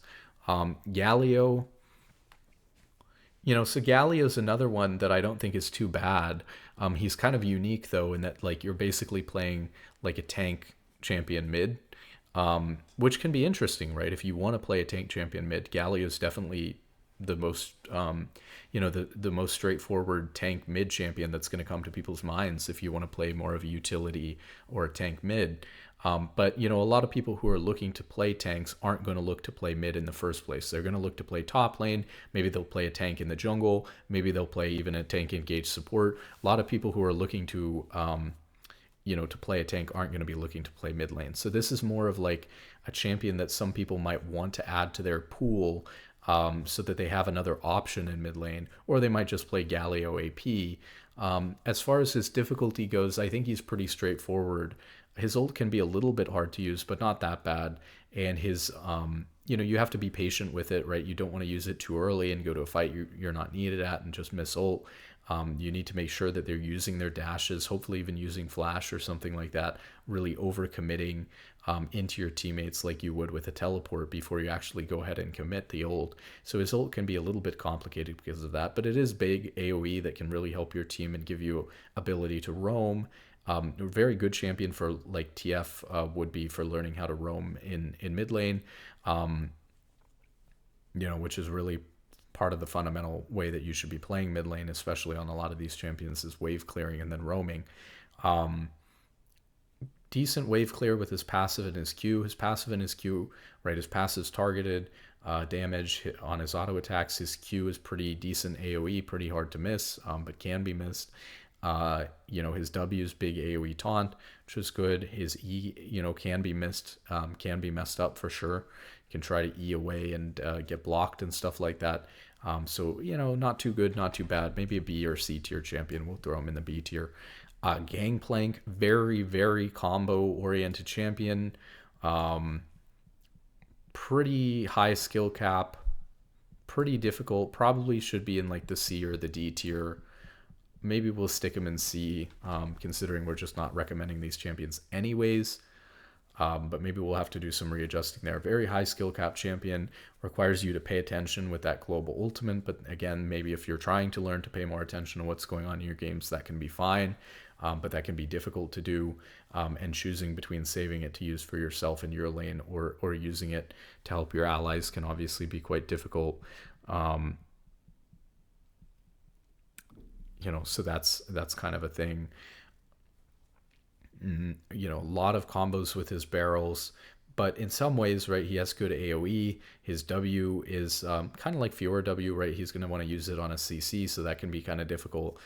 But it's not, it's not really something. There can be some good timing to it, so the timing can make it a little bit difficult. But yeah, I'm comfortable with putting Gangplank here. Very, very big scaling champion. Gangplank's a very like an AD, scaling champion. So he's going to be similar to like an AD version. Well, maybe not quite. He's like an AD version of Aurelion Sol or Azir in terms of scaling. Very, very one of the most powerful scaling champions in the game. Difference would be that, like we talked about Azir and Cassiopeia and Aurelion Sol doing DPS, whereas Gangplank doesn't really do DPS. He either just like comes in and does a ton of damage with his barrels all at once, or misses and doesn't do anything. But the movement speed as well when you kill your barrels can be really nice for playing in low elo. But definitely the type of champion that people one trick or really get into maining because of how unique he is. Okay, Gnar. That's interesting. I mean, you have to deal with, although not very frequently, having two sets of abilities on the champion when you get Mega Gnar. It requires a lot of, there's a mini game in terms of his patience, with going into Mega Gnar before fights. So that can be kind of difficult. But he does have the ability to kind of control top lane just like Gangplank can, because there's kind of pseudo range champions. I guess Gnar even more so than Gangplank. Gangplank's really a pseudo range champion, meaning that even though he's a melee champion, being able to poke with his Q or his barrels from distance effectively turns him into a ranged champion. Gnar is ranged, but very short range. So he's, kind of like a Teemo range in top lane, can kind of abuse his range against melee champions, but not against actual ranged champions. He does have his skill shot in his Q, in both Mega Gnar and in Mini Gnar form. His W, right, is passive normally for his auto attacks, and his E gives him escape, but can be kind of complicated because a lot of low elo players can unfortunately use the bounce to accidentally bounce too far into the enemy team or the enemy champions. So that can be a little bit tricky.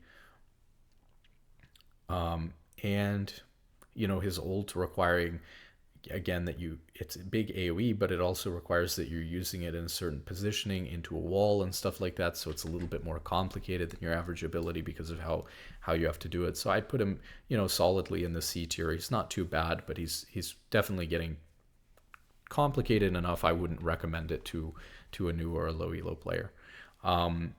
He's kind of like a off tank champion, so he can be kind of like a bruiser, built either kind of full tank or build kind of a mix between auto attack damage and being a tank like a bruiser. So that's kind of how the champion is. Gragas here can be played all over the place, right? Gragas can be played in mostly Gragas right now, I'd say actually is a top laner. That's where most people probably play the champion, but of course historically it was originally played mid lane, but the champion's been changed a lot since then. It can still be played in mid lane though. And in jungle is probably its second most popular role besides top right now, and historically. Pretty solid AP jungler, not an assassin or anything like that, although it can depend on how you build him. People can build Gragas tanky, people can build Gragas, kind of an AP bruiser, people can build Gragas full AP, and then you're kind of like an assassin, to be honest. Very combo reliant champion though, especially if you're really trying to maximize your damage, instead of just providing slow utility to your team.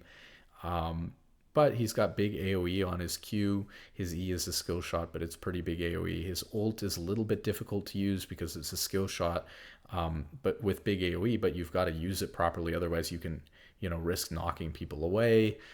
So it can be difficult to make sure that you knock people into the team properly for a lower elo player or a new Gragas player. So, I would put him a little bit lower on the list because of that. I'd probably throw him into C as well. He's not too bad to learn, but not easy. By any means. And Graves seems like he should be kind of an easy champion. He's like an auto attack reliant jungler, and that's good because auto attack's really fundamental to every champion in League. Even if it's not as important on your champion, basically every high elo player who's playing any champion is going to be able to auto attack really well and move really well. And so one of the things that's nice about learning auto attack reliant champions is that it's going to teach you that for a lot of champions that you're potentially playing. But Graves can be pretty difficult. Again, very combo reliant champion, using like his E and his Q together, weaving in his auto attacks. Is a very unique champion, only having the two auto attacks before he has to reload, and then being able to get a third one with E and timing E between his auto attacks, so that he gets extra auto attacks in. His Q is a skill shot, his R is a skill shot, and smaller than some other ones. A lot of the other ones that we've seen, even though it is sort of AoE. His Q is also sort of AoE, but pretty thin. And his W is a really powerful ability.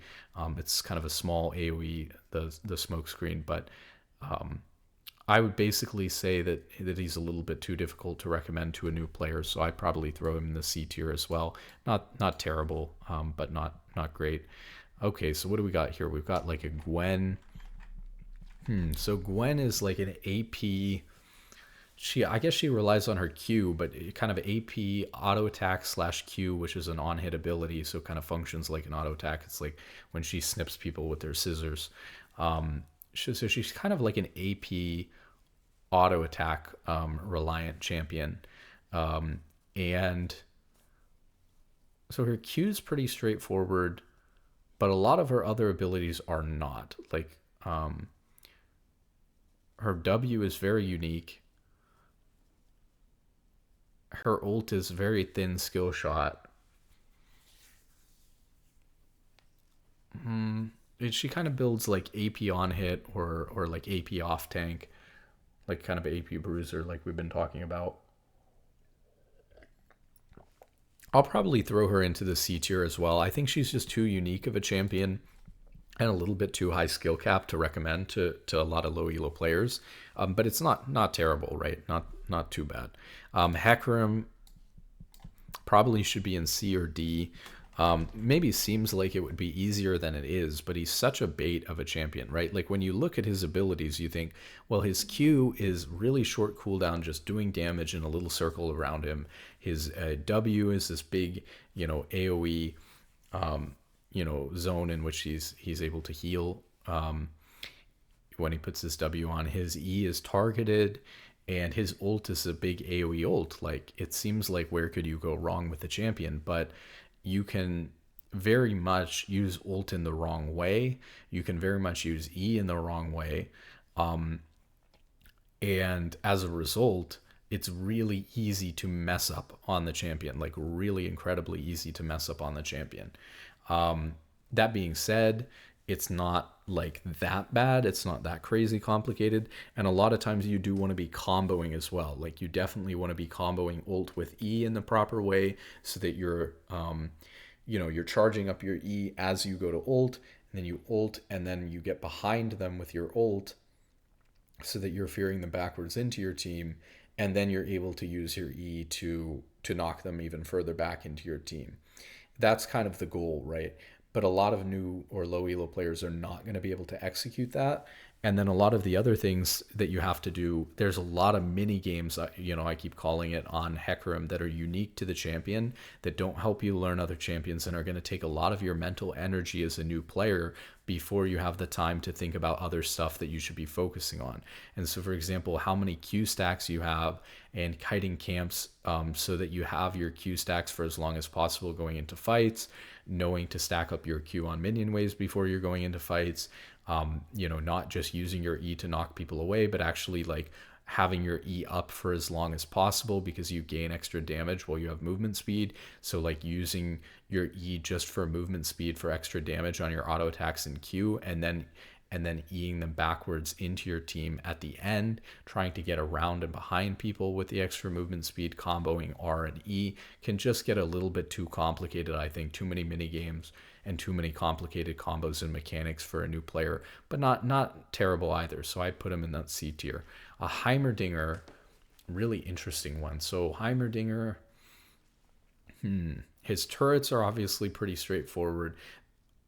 His W is a cone AoE, so that's not too bad. His E is a skill shot as well, so having skill shot in his E and his W, and his E is a pretty important ability. And then his ult giving him 3 different options of what he can use it with, whether he combos it with Q or W or E. I think that makes him a little bit too complicated, and he's obviously a very unique champion, but I don't think he's that hard to play, and he's quite good in low elo where people, he's kind of like a champion like Singed or Alawi or something like that. We'll get into, actually some of them are coming up. Alawi's next, where there are these champions that are good because they kind of like, just, you need to know, okay, I'm playing against Heimerdinger. If I fight in his turrets, he's way too strong to kill him. Whereas a jungler, if I go gank a Heimerdinger and he's got all of his turrets up, he's going to potentially 2v1 us because he's really strong with all of his turrets up. But if you can take his turrets out, or just, free farm against him and then have a more useful champion than him, he isn't that great. But he's pretty decent and not super hard to play if you play around your turrets like that. So he's really just asking new players who are playing against him, like, do you know how strong I am as a champion?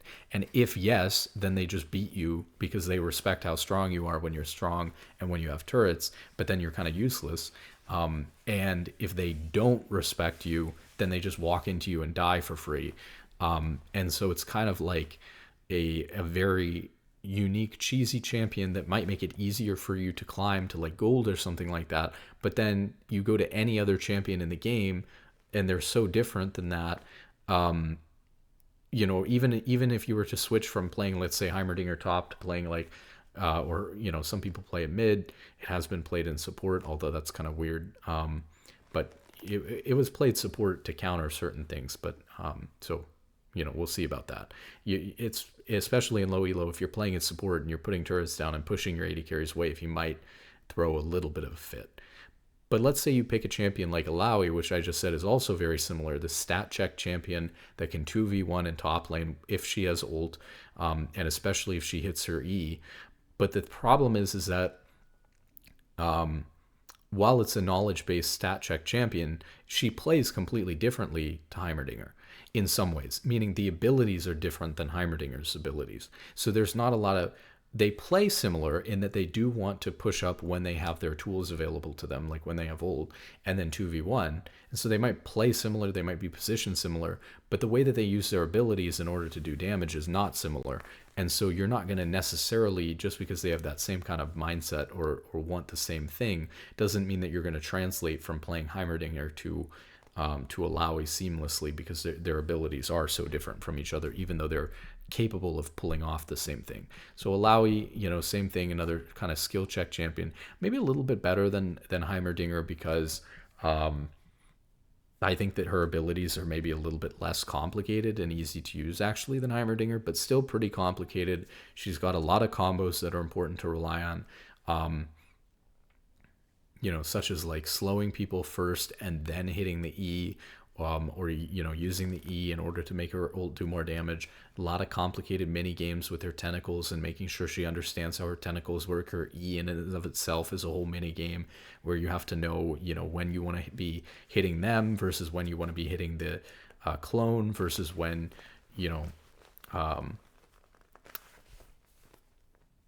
when you want to throw it and stuff like that. She's very skill shot reliant, because the single most important ability that she has in lane is being able to hit that E, which is just a straightforward, not too wide, not too skinny, but decently skinny skill shot. So that's not too, it's got a decent hitbox, but like compared to when we're talking about a lot of these things, right, it's like Draven ult hitbox, for example, it's obviously much skinnier than that, but it's like wider than a Corki ult, but still pretty skinny.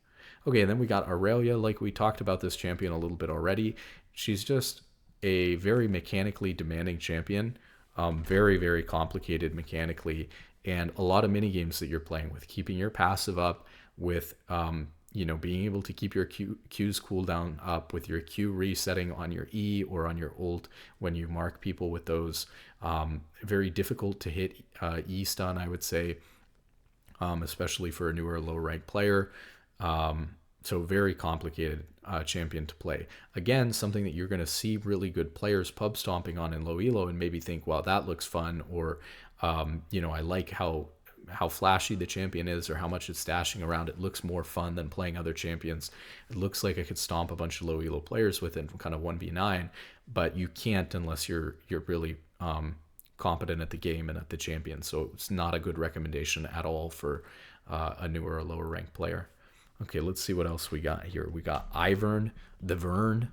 Kind of tough to place Ivern, to be honest. It makes me kind of sad that I probably have to put him here in the C tier, kind of out of the contention, because he's actually a pretty easy to play champion, and in some ways he's sort of straightforward, but I think that, like we've been talking about, he's too unique and has too many gimmicks to kind of teach you everything that you would need to know about jungling, especially. One of the biggest things that is going to differentiate a low elo jungler from a high elo jungler is how efficiently they're clearing their camps and pulling their camps and kiting their camps. And Ivern doesn't do that at all, because he just puts his passive on the camp and then comes back and right clicks on it to collect the camp. And so I think bypassing that whole, basic mechanic that applies to the entire role across the board is so unique and different to the rest of playing jungle that it takes away a lot of your ability to transfer those skills to other champions, and that I do not like. The other thing is he's also a very supportive kind of team reliant champion. He's basically an enchanter in the jungle, and I don't know that you want to be doing that in low elo. And I think if you're the type of player who wants to play a very supportive enchanter style champion, probably should be looking at playing support. Also, we've talked about roles before, and this video is not about that, but in terms of what roles you should be picking in order to learn the game the best, obviously picking mid lane or picking top lane, these solo roles that focus on trading and fighting and beating your opponent 1v1 are, while also having to CS and manage your resources and things like that, are really the best roles to pick to start learning the game. After that, maybe it's ADC, which is, similar to all of those things I just mentioned in mid and top, but now you're having to work with the teammate / rely on a teammate. And that can be a good thing or a bad thing when you're learning the game. Also depends on the type of player that you are and how much you want to be working with your team. And obviously AD carry champions have a pretty unique identity, whereas a lot of mid lane champions can be played top and a lot of top lane champions can be played mid. A lot of top lane champions can also be played in jungle too, and even some mid lane champions. So it's easy to switch, I think, later on from like top to jungle, or from mid to support. But I think that part of the difficulty is that, that's how I would kind of think about roles if you haven't selected a role even. But if you're focused on, like, what was I going to say? So for a champion like Ivern, if you're the type of player who is going to want to be playing a supportive style anyways, you probably would have opted to play support. Oh, and in the jungle, right, is one of the most complicated roles to learn, because of the fact, and one of the worst roles to learn as a newer low elo player, because it's not teaching you to trade. You're not getting to throw abilities at an enemy champion all the time. You're not getting to take damage from enemy champions nearly as much. So your damage foresight and your ability to hit skill shots and all of that stuff is going to be rapidly diminished as a jungler, because you're not constantly laning and trading and learning those basic mechanics. You're also not learning how to CS, just like support isn't, because you're not really having to last hit your jungle camps, because you're not competing with minions in order to get them. So you're just able to hit them kind of at your leisure. So you're not as good at CSing.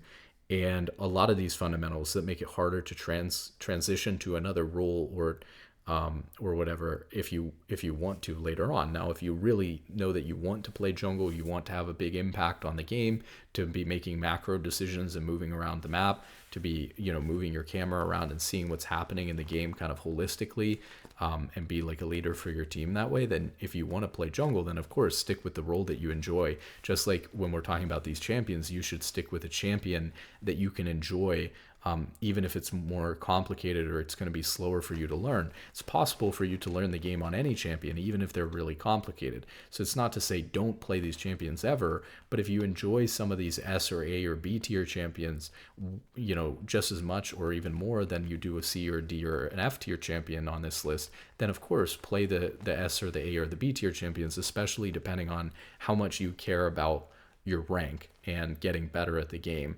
versus playing a champion that you enjoy. But of course you're going to play a role in a champion you enjoy. But so that's kind of the difficulty with Ivern, is you're playing one of the worst roles to learn, and you're also playing a type of character that you would usually just end up playing support if you're the type of person who wants to do that. Okay, Jarvan.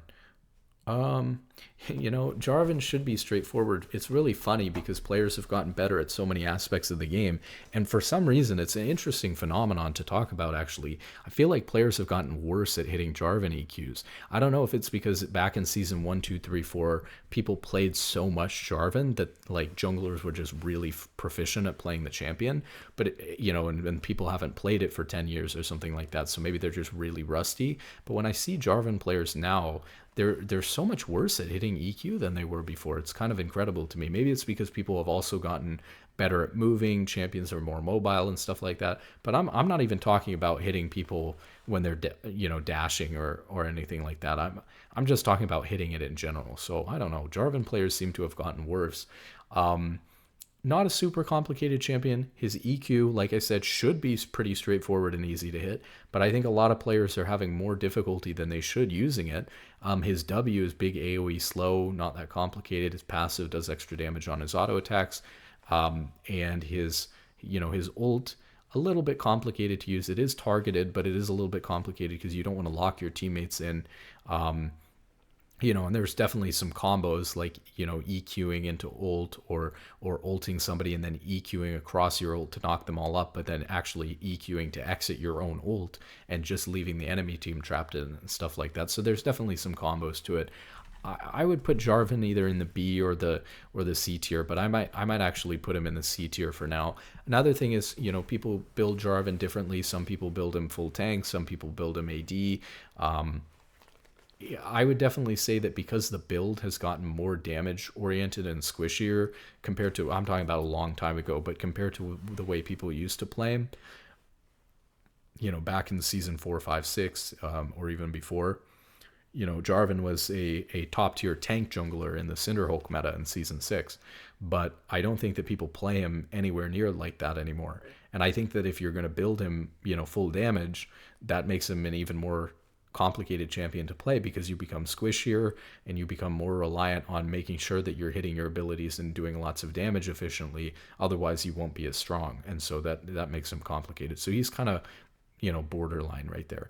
If these champions are borderline, they're in B tier or C tier, and they're your favorite champion, play it, because you're going to play it more and you're going to play the game more and get better, and as a result rank up quicker or faster than if you were to not play the game at all, because you feel like you should be stuck playing some champion you don't enjoy, like we talked about before. But keep that in mind. Jax, so auto reliant, scaling top laner. His Q's targeted, his W just applies to his auto attack. His ult, just gives him extra armor and magic resist, and stuff while he's when he's activating it, so that's pretty straightforward and doesn't have to hit anything there. His E is a little bit complicated to use in terms of the timing. I'll throw Jax into B tier for sure, because I think he's not that complicated. Great fighter champion if you want to play him top lane, but getting a little bit more complicated than like a Garen or something like that.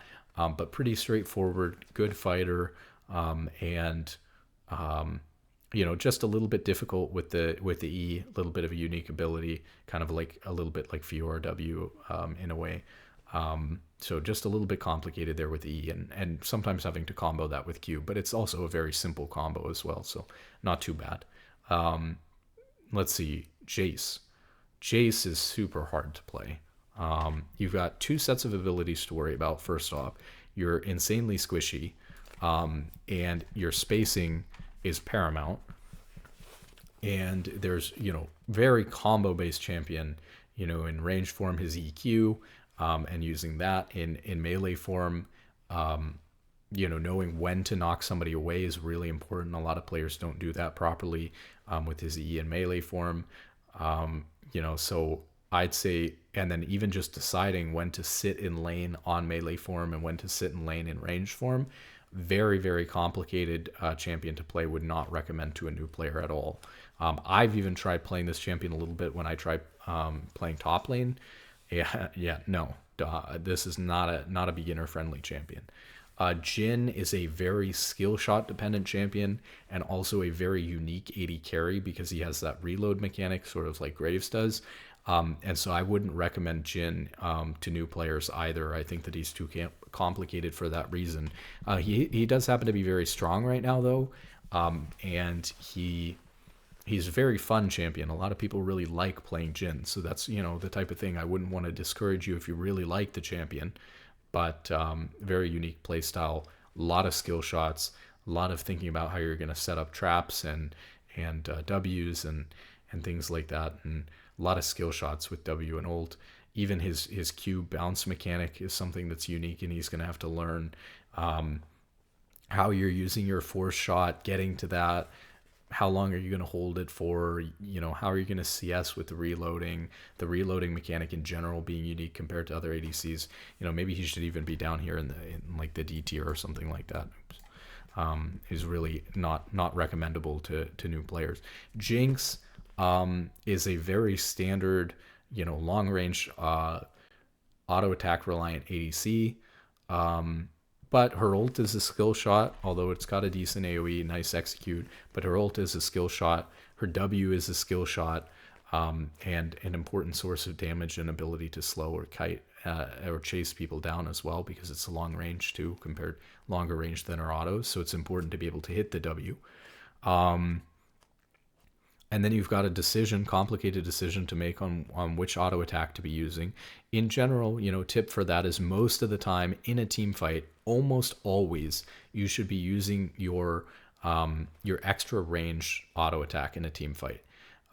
Almost always. Now, if the person's right on top of you, sure, you can switch to the minigun form, but you've probably already messed up at that point, or you're just like finishing the fight off. But realistically, if you're ever team fighting on this champion, almost always have the rocket form out, and in lane, try to use the rocket form to poke, with a one-off auto attack in between last hitting every once in a while, but don't spam it too much or you'll waste your mana. Use the rocket form if you're about to base anyways to have an easier time AoE to push out the wave. And when you're hitting towers, obviously use the minigun. So those are some tips on using that. But again, quite a complicated champion. I think it's good that she's just an auto attack reliant champion. It's good that she has great range. But I wouldn't, it can, teach you really how to deal with a lot of attack speed on AD carry, how to click quickly, but I wouldn't necessarily recommend her to a new player playing AD carry. Same thing here with Kai'Sa. Kai'Sa is a very short range AD carry that can get punished really hard in lane. She has unique power spike timings where she's really the strongest actually at about 2 items into the game, which is really rough. It's a good thing for her in some ways, and a lot of solo queue games end earlier and around that time anyways, so it can actually be good for her. But it's really rough for an AD carry player, especially in low elo, because you're used to just wanting to farm and scale, whereas this champion teaches you that you should just fight over and over again in the mid game on, or in your lane on 1 or 2 items. And her fighting patterns are very unique. Her abilities are very complex, even her passive. Her ult's very complex. Her W is a skill shot, pretty complex. Her E as well is a mobility spell, but one of the more complex mobility spells since it locks you out of auto attacking. When is it worth it to use E to maximize your DPS? When is it not worth it? Is it worth it to use E when you're hitting tower in order to get the attack speed versus not getting it, etc.? All very, very, very complicated. And so, I think that it's way too complicated of a champion for people to learn. And again, it also teaches you that you should be fighting at the wrong times compared to most other ADCs that want to wait for a 3-item power spike, or for, the later the game goes, the stronger they get. Kai'Sa's just really wanting to fight and end the game at 2 items before her range starts to become a liability for her team. And that can be really problematic. Kalista, this should be like in the F tier, super complicated passive with how she moves with her auto attacks and not being able to cancel her auto attacks and things like that. Low elo players are just not going to comprehend how to jump around on the champion, or you're going to spend so much time learning how to do that you're not going to learn other aspects of the game, and that's going to be problematic. So not a great champion there to learn. Kalista, actually, it's worth noting, is really, really strong in lane.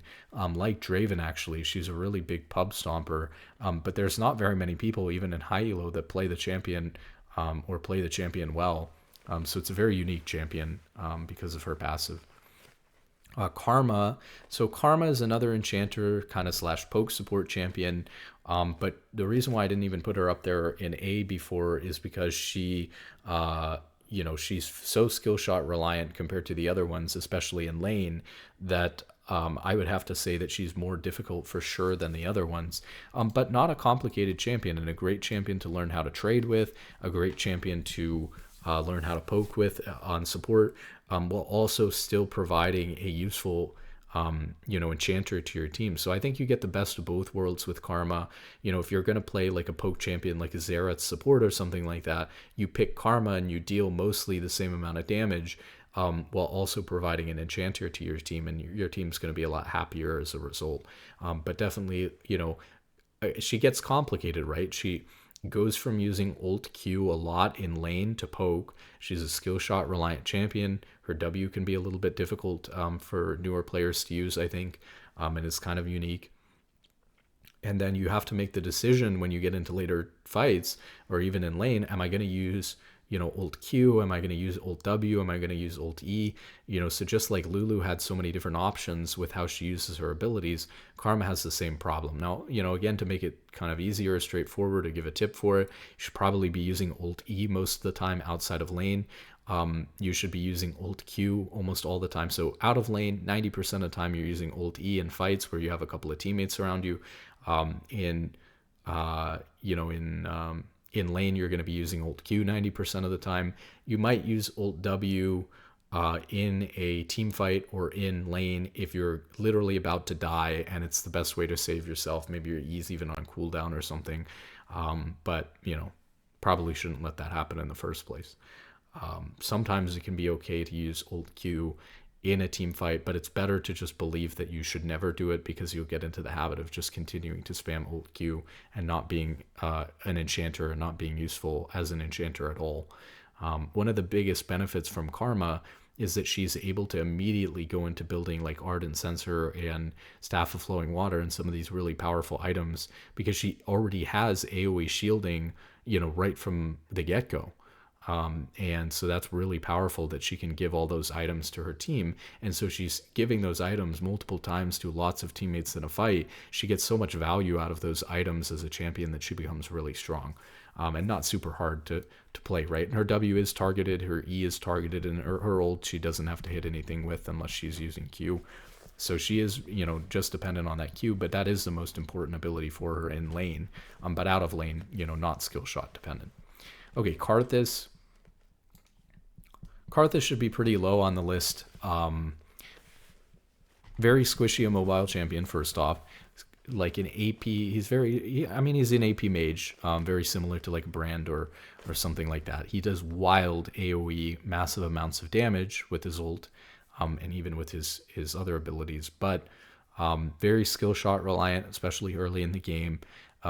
Has to pay really good attention to the map in order to use his ult. Usually being played in jungle. Probably second most would be played actually in bot lane as a mage in bot lane.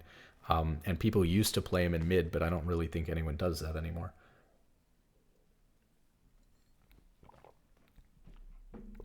So pretty complicated. Too many skill shots. Passives too baity and complicated. Low elo players are going to kill themselves way too much or way too little, to get good use out of the champion. But it does quite a bit of damage.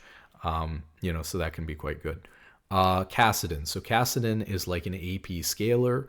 He's a weird champion. I guess he kind of plays almost like an assassin, especially if he scales and gets a lot of damage. He kind of gets in there and ults in on top of you and plays like a melee assassin. But he's kind of a mix between like a mage and an assassin, so it's a little bit weird. I don't know that I would call him an assassin, but he kind of plays like that sometimes. But big scaler. Very weak in lane, so maybe not the most ideal for solo queue, but if you're the type of person who wants to scale, who likes that mechanic, then then he can be good for you. Good champion, pretty decent champion all around.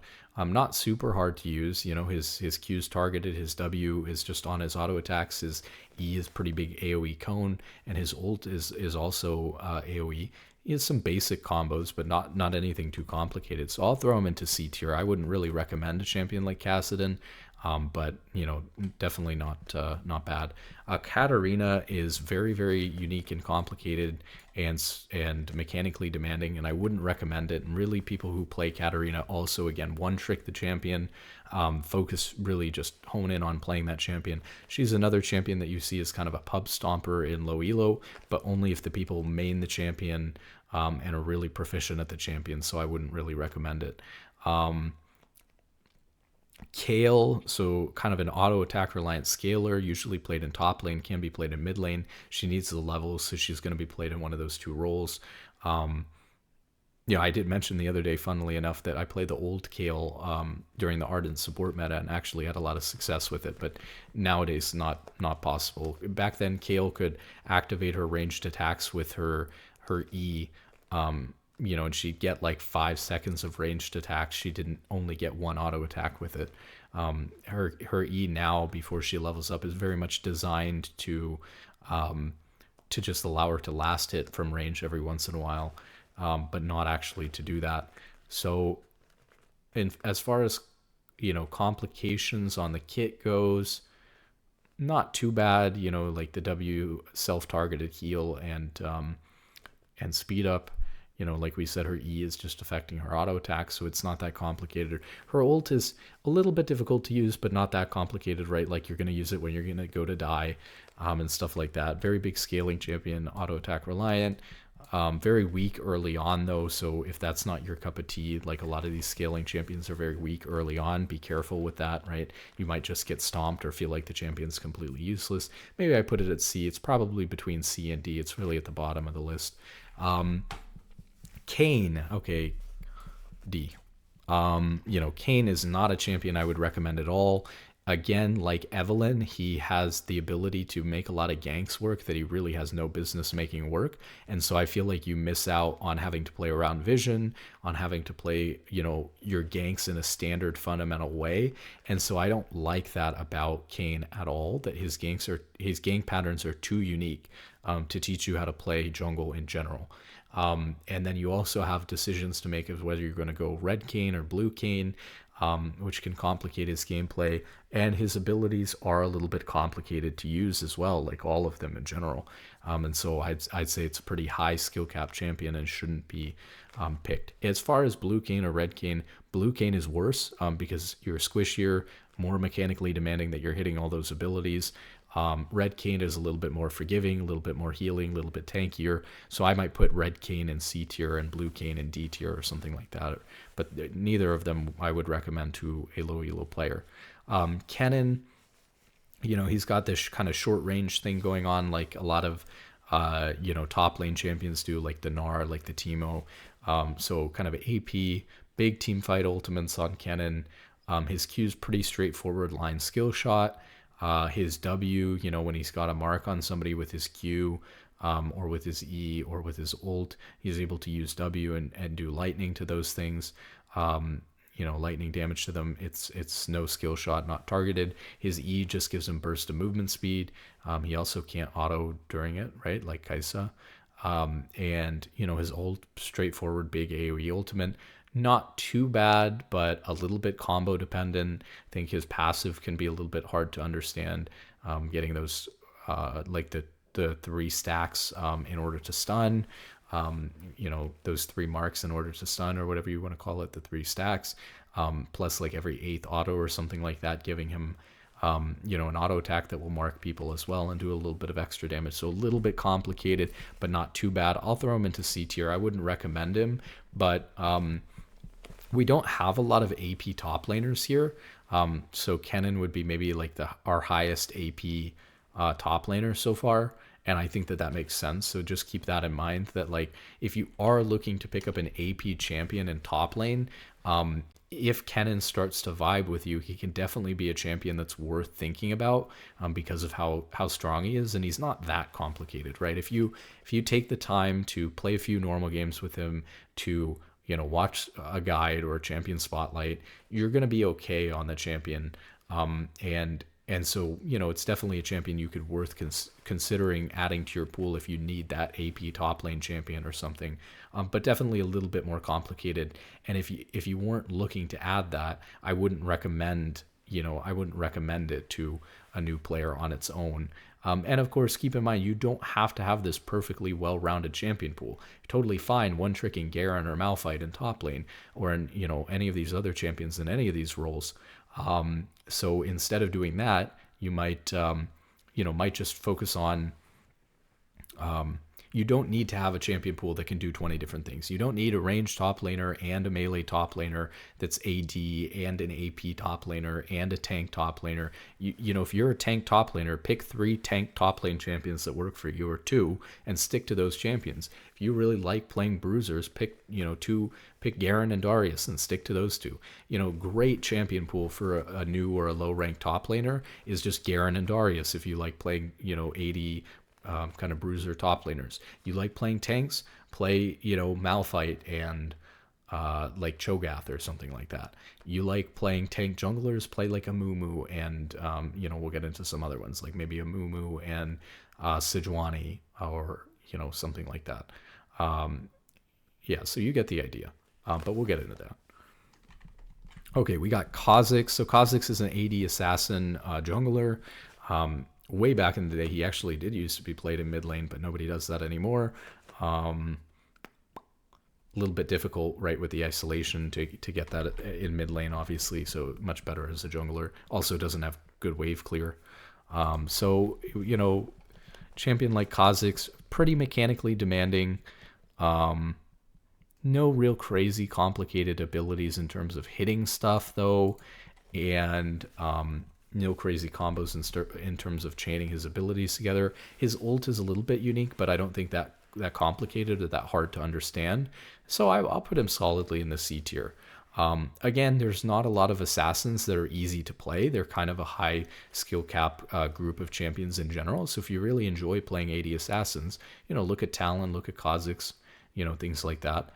But I wouldn't also, because of that, I wouldn't necessarily recommend that you start out playing assassins, as a new player in either mid or in jungle.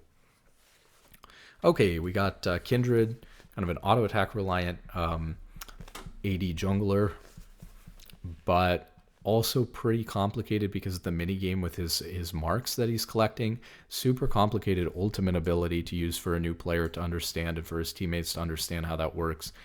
So I'm going to put him in the D tier. I think that's a little bit too complicated for people at that rank to be understanding of. Kled is another mini game champion, right, with his passive that makes him very unique, right, where he's remounting. Other than that, his abilities are pretty straightforward. Yeah, so I would not recommend Kled. He might be in the D or the C tier here, but I wouldn't recommend Kled at all. Pretty unique champion. People also tend to be like Kled one tricks, right? Kog'Maw. Let's think about Kog'Maw for a second. So Kog'Maw is a pretty straightforward ADC champion, but his Q is a skill shot. His E is an AoE skill shot. His W is just enhancing his auto attacks. His ult is a skill shot, although it's slightly AoE, but not super wide, but kind of easy to hit. He's not bad. I'd put him maybe B or C. Kind of makes a big difference, right, whether I put him B or C, because we're kind of saying that like I would recommend champions B or above, but not C or below. But take that with a grain of salt. There's definitely some champions, right, in the C tier that are kind of okay, especially if they're your favorite champion, like I said. Same thing with B. If they're not, if they're not your favorite champion, you don't really enjoy playing them that much, don't bother with them. But if they're something that you enjoy playing, then definitely look at it. Kog'Maw. I mean, he's a pretty straightforward ADC, so I wouldn't say it's that bad. No complicated combos, mostly just relying on auto attacks, kind of middling range, but then when he gets his W going, he has good range. Teaches you good trading. Yeah, I can't really complain about Kog'Maw. I think keeping him in B is totally fine. K'Sante. K'Sante is, I would probably say he's just way too complicated for newer players to learn.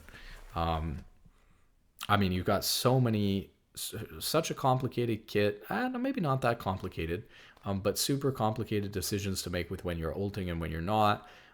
Very unique abilities compared to a lot of champions. But a very strong champion. So maybe I'd put him in C or D. I wouldn't recommend it to a new player, but I don't think it's not the worst champion you could play if you're a new player. But it's not very good recommendation. LeBlanc also, so this is interesting because LeBlanc is a ranged assassin, but very complicated champion to play. Very high skill cap champion. Would not recommend it to new players. But it's definitely a fun assassin to play. So, but, I wouldn't recommend it to new players at all. Her E is a pretty important skill shot to hit on the champion. Rest of her abilities aren't that bad. I think a lot of low elo players think they can get away with just Q, just using Q and then ult to Q again. But these are not good combos on LeBlanc, and he's a very combo reliant champion as well, which is difficult to learn what the combos are and how to actually execute on it as a low elo player. So would not recommend that. Lee Sin, AD jungler, kind of fighter. Depending on how you build him, he can be a little bit tanky, or he can be very like an AD bruiser, or he can be very squishy, full kind of glass cannon damage, kind of lethality build. Lee Sin is a very skill shot dependent champion, has a very high skill cap again. and very low skill floor is important. Well, so let's talk about these terms, right, that I keep throwing around, like high skill cap, low skill cap, what do I mean by this? So if you think about a champion, there's kind of like high skill cap is actually like the highest point that you can get to with the champion. I'm kind of using the term a little bit loosely here because what I'm actually saying is that what we care about when we're making this list is the skill floor that a champion has. So people will use the phrase like high skilled champion, high skill cap champion, high skill ceiling, and you don't hear it as much, but like a low skill floor or a high skill floor or something like that. And what we mean by this is like if we say it's a high skilled champion, it means it requires a lot of skill to play it. So obviously we wouldn't recommend a champion that requires a lot of skill to a newer player who's just trying to learn the game, because they're going to be so bogged down with learning the mechanics of the champion, they're not going to get the rest of the stuff they're trying to get. High skill ceiling, right, means that potentially if you play this champion to its maximum potential, it can be really good or have a lot of skill expression. Well, the difficulty with that phrase is even a champion like Janna, if played really well, if you're canceling dashes with Q over and over again, if you're always shielding to block damage and never just shielding for fun, if you're always knocking somebody away in the middle of their dash with your ult, if you're really proficient at trading with the champion with your Q and your W in lane, if you're able to hit some crazy Qs on Janna, it can have a really high skill ceiling. But it doesn't really matter whether the champion has a high skill ceiling or not, because it would be good actually for a new player to learn a champion with a high skill floor, meaning even when they come into the champion, they have kind of a baseline level of how useful they're being to their team that allows them to win games and have fun playing the game and be useful and be good, but then also allows them to have room to grow. And we see that with a lot of these champions. Like with Janna, it's definitely the case. With Garen, especially after they reworked Garen, Garen has a lot of skill expression actually on his W, with being able to use the shield to block damage and being able to use the W to mitigate CC at important timings, using his Q to cleanse slows, prevent himself from being slowed. A lot of high skill expression on a champion like Garen actually. And a lot of these champions, right? Like a really good Ashe player with perfect auto attack mechanics is going to be an absolute menace to play against. Whereas like a low elo player who's just learning to kite, it's just kind of helping them. While a high elo player playing Ashe and has perfect spacing, you can't move and you can't run away from the champion. So you're just dead if you start getting autoed by the champion, or you're just always out traded because you can never disengage from a trade versus a really good Ashe player. So these champions are really great because they have really high skill ceilings, but also high skill floors. Same thing with Misfortune, right? In low elo, it's just going to help you to CS better and learn some fundamental mechanics about trading, poking, CSing well and stuff like that. But then, and as a pick that's different from Ashe and allowing you to play caster ADC if you like doing more of your damage as an ADC through your abilities. But then, as a high skill cap champion, you get really sick MF ults off with your E, and you become, an absolute menace with the champion as well. And the mini game with her Q, how good you can get at hitting Q onto people, is really, really, high skill. If you start getting really good at bending the Qs and stuff like that. So, a lot of these champions have high skill expression, but a high skill floor. Is what we're looking for. So, thinking about that. Lilia, here we have Lilia,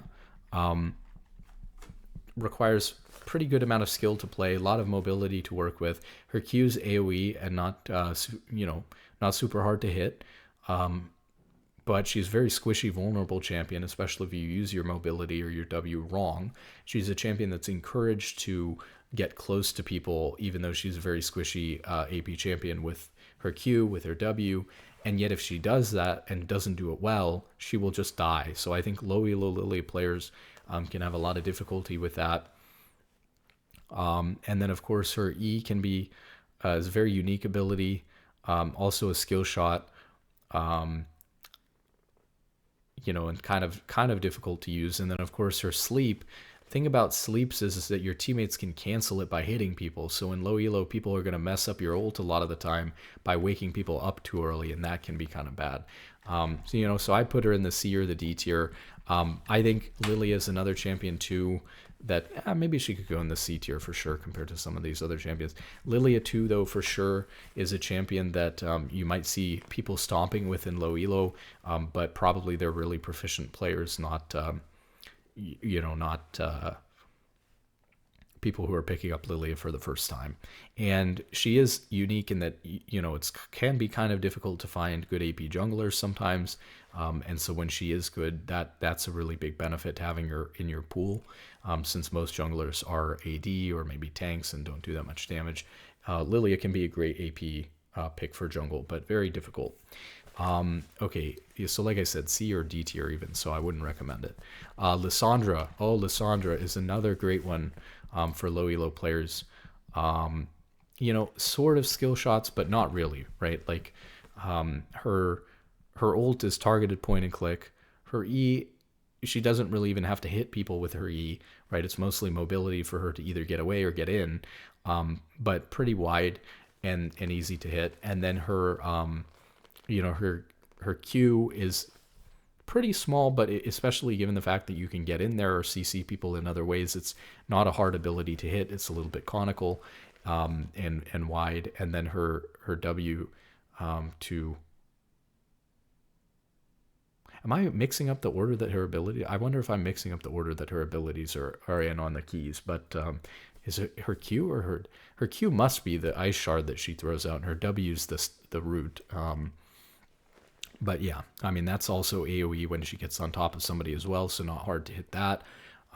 So Lissandra is actually right up there, really, almost with Annie as a really great champion to learn for mid lane. You get a little bit more complexity in the champion, which I think makes it a little bit more difficult, a little bit more combo oriented, but totally great, easy to play AoE slash targeted ability. Targeted CC is really OP. Control mage champion in the mid lane. So, Lissandra is a good pick to recommend as well for mid lane. Lucian's not super hard to play, and there are some advantages to playing Lucian. Like, he's really good at learning how to do these, and there are a lot of champions like this where you're kind of weaving in auto attacks between your spells, and Lucian excels at that. The difficulty with Lucian, though, is that he's very short range, caster AD carry, who is not going to teach you how to play the majority of AD carry champions very well because of his lack of range and ability to trade in a standard way with just auto attacks, and has those unique playstyle patterns and stuff like that. So I wouldn't recommend Lucian to new players. And he can be kind of high skill cap and difficult to play. A lot of new players really struggle actually with just getting the basics down, just queuing, autoing twice, Eing, autoing twice, whatever. They just, a lot of new players are going to cancel their auto attacks, cancel their double auto attacks, throw two abilities out one after the other without auto attacking in between, and have a really tough time with that. So, that's interesting. Lux, very skill shot reliant champion, not super hard. I'm trying to think about whether I want to put Lux in B or in C tier, because obviously she's a very straightforward champion. Her skill shots aren't super complicated, because of how simplistic they are. But she is very skill shot oriented, right? Like her E is AoE, her W is AoE, but every single one of her abilities is a skill shot essentially. I guess her ult is like a laser. Technically, a skill shot would leave you, right? Her ult is a laser, but same idea, right? It's not a targeted ability. She's going to have to aim it and hit it. I guess, I would put Lux in C tier. There are a lot of people who are obviously going to like to play this champion. A lot of people who like Lux really like Lux. But just a tip, right? One of the biggest things that I see people doing, Lux mid, Lux support, doesn't matter. When the most important thing about the way that Lux functions is, yes, you have all these skill shots, but you'll hit all of them if you ever manage to hit Q, right? If you hit Q, you're gonna land your E, you're gonna land your ult. So how do we set ourselves up to land our Q on Lux the best way possible. Don't throw Q first, ever. Always throw your E first. Slow them with your E, because it's a big AoE. It's so much harder to miss your E than it is to, miss your Q. So throw your E first, and then while they're slowed, throw the snare while they're slowed.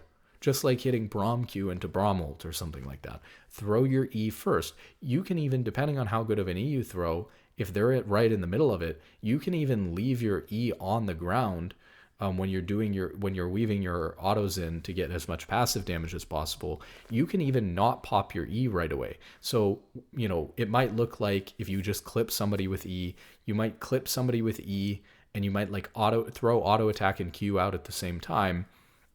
And so you're popping your passive from your E and then landing the Q. Then you're autoing them to get the passive from the Q, and then you're ulting and then autoing them if they're still alive after you ult them to get the damage from that to maximize your damage. But if they're right in the middle of your E, instead of you clipping them, you just throw your Q right away and Q them while they're slowed the whole time right on top of your E. You auto them to get the passive from your Q. You pop E to do the damage to them while they're snared, and then auto them to do the damage from your passive from the E. Then you ult, then you auto them if they're still alive to do the damage from your passive on that. And if you lead with E and then try to root, you're going to have a much higher success rate, much higher percentage chance of actually hitting the person with your Q, which is going to guarantee all of your spells. And Lux does have a lot of damage, so a lot of times it's just going to result in a kill. And weaving those autos in is very important. A lot of low elo Lux players, right, when they hit somebody with the snare, they're worried about getting all their abilities out in time, and so they just throw their E and their ult right on top of the person, pop both of them right away on top of the person all at once, and they lose a lot of damage, hundreds of damage, from not having used their passive to auto them at all in that time that they were rooted. So that's a big tip for Lux. Again, if you really enjoy the champion, good luck. You're probably going to play it no matter what. If you really enjoy it, it's pretty unique. But so if you really enjoy it and you're going to play it, I'm putting it in C tier. Maybe you could consider it. It would not be a champion I would recommend to a new player, though. Malzahar. Malzahar is pretty easy to play, but I do worry. He's too good, right? He's too good of a new player champion for new players. And what I mean by that is the way that he doesn't have to worry about last hitting, because his E just eats through the minions for him, and that's his last hitting mechanic. We had another champion that was similar to this, right? What was it? Trying to remember here. We had some other champion we just talked about that was similar to Malzahar, that he didn't have to last hit. Maybe we were just talking about jungle in general. But either way, not having to last hit like that is a major drawback to playing the champion, because then you go into other mid lane champions and you don't learn how to last hit at all, because you're just letting your E do that for you. That being said, look, his Q is pretty easy to hit AoE. His W just spawns the little voidlings that do extra damage to whatever he's Eing. His E is targeted, his ult is targeted. He's again got a very long targeted CC, so a very, very powerful champion for new players, but maybe too good, right? Because he doesn't teach you the fundamental mechanics by allowing you to avoid trading and interacting with your lane opponent, and by not teaching you how to CS properly. So that's a big drawback, but he is definitely a champion you will do well with if you're a new player learning mid lane. Very, like we were talking about, low skill or high skill floor to start playing the champion at. Maokai, Maokai's being played in different roles. He was being played in top lane. Now he's mostly played in jungle. He's played support a little bit. Very nice champion. You got big AoE abilities. His W's targeted CC. His ult is very hard to hit or hard to miss, and it's a big CC. So love Maokai. I put him in the B tier. Pretty easy to play. He's also a tank. His saplings, right, are not hard to hit because you're just going to set them up in bushes and stuff like that. People are going to walk into them. Probably the hardest thing is like combos on Maokai, like when you're Wing and then queuing someone backwards into your team. It's not a hard combo to do. People will get used to it, but it's not, it's not no combos. They're not the easiest combo in the world and the most straightforward thing. So remember, we're talking about players who are new or learning the game. Okay, we got a champion like Master Yi here. I'm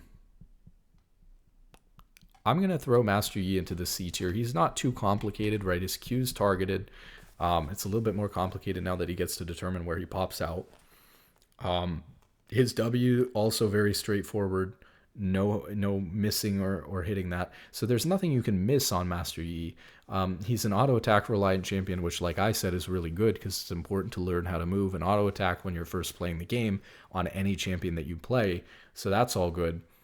Pretty simple, straightforward kit, but has a high skill ceiling. He's also a champion that tends to do pretty well in low elo, because if you want to play, kind of a AD DPS champion in the jungle, melee champion that can carry, Yi is a good champion to do that with, especially in low elo. But it's, it is a champion that probably falls off the higher you get. There are people who are really proficient Yi players or Yi1 tricks and stuff like that, but the champion does fall off in high elo. So, if you dedicate years and years to playing the champion and then want to have a wide champion pool or switch, he's a little bit of a unique champion, especially once you start getting good at using his Q and stuff like that to dodge abilities. Pretty unique champion, and falls off pretty hard when you get to higher elo. But I definitely would put him in the C tier. Maybe not recommending the champion, but if you really like Yi, I think that he's totally fine to be playing in low elo. And again, like we talked about in the last video, look at your op.gg. If you're having success on the champion, right, then good. Maybe, again, this is just generic, right? So this is my thoughts and this is generic. Maybe you're the type of player who likes to play a certain play style a certain way. And so, a couple of champions here in the C tier work really well for you in low elo, and you're doing really well with the champion. Don't quit the champion if you're doing really well with it. Vice versa, if you're doing really bad with a champion that I put here in S or A or B tier, quit playing the champion if you're doing really bad on it over a long number of games.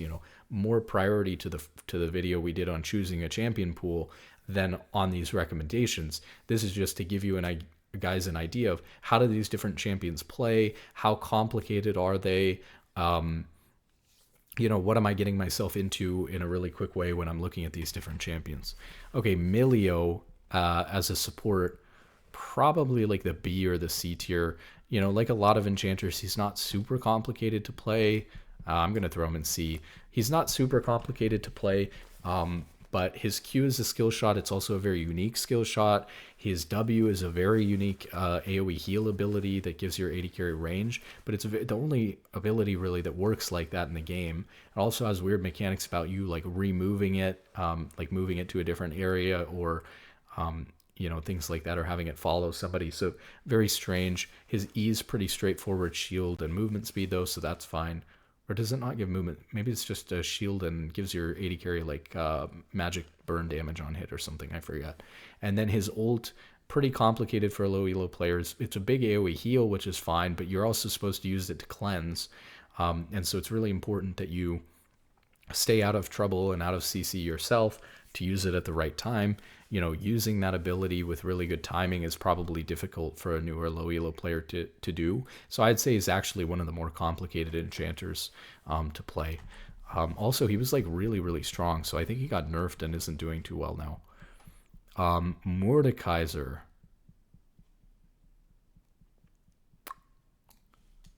Mordekaiser's probably going to land in the B or the C tier. He's kind of an AP bruiser, usually played in top lane, almost always played in top lane.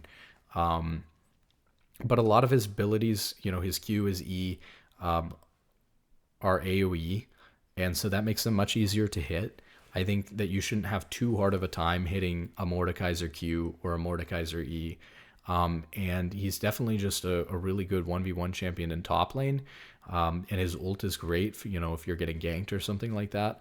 It can be a little bit complicated to decide who to ult in a team fight, or whether it's worth ulting at that point at all. So that makes him a little bit complicated. Maybe he should be C. But yeah, really not bad. I would put him in a B or C tier. So keep that in mind. Morgana. I would say though, not a lot of champions filling into the A tier. I don't know if I need to split some of the B tier champions up into the A tier, or what. But well, I wouldn't put Talon, Brand, or Ari up there. Alistar and Braum maybe could go into the A tier, but it feels a little bit weird that we only have supports up there. Caitlyn could probably go up into the A tier. I would not put Camille. Cho'Gath maybe.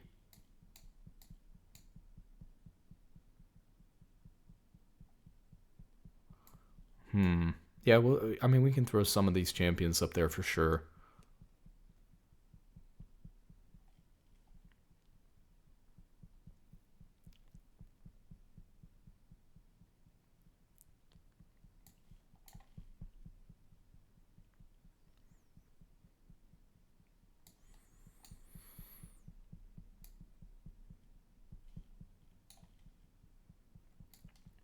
Yeah, there we go. We have a little bit more of a fulfilled A tier here. We'll take a look. We'll probably have to do some adjustments, but I mean, they're all worth considering.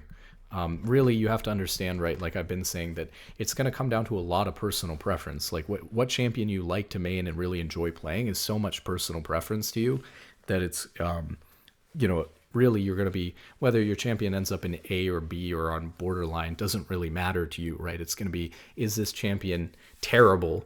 Then maybe I should reconsider. Or is this champion, as long as your champion's decent, if you really like playing it, then great. If you're, completely new and you're really looking for some recommendations out of nowhere, you're looking to add a new champion, and so it doesn't matter what it is or something, you just want to try it and see if you enjoy it, your S tier is going to be pretty good. Your A tier is going to be fine.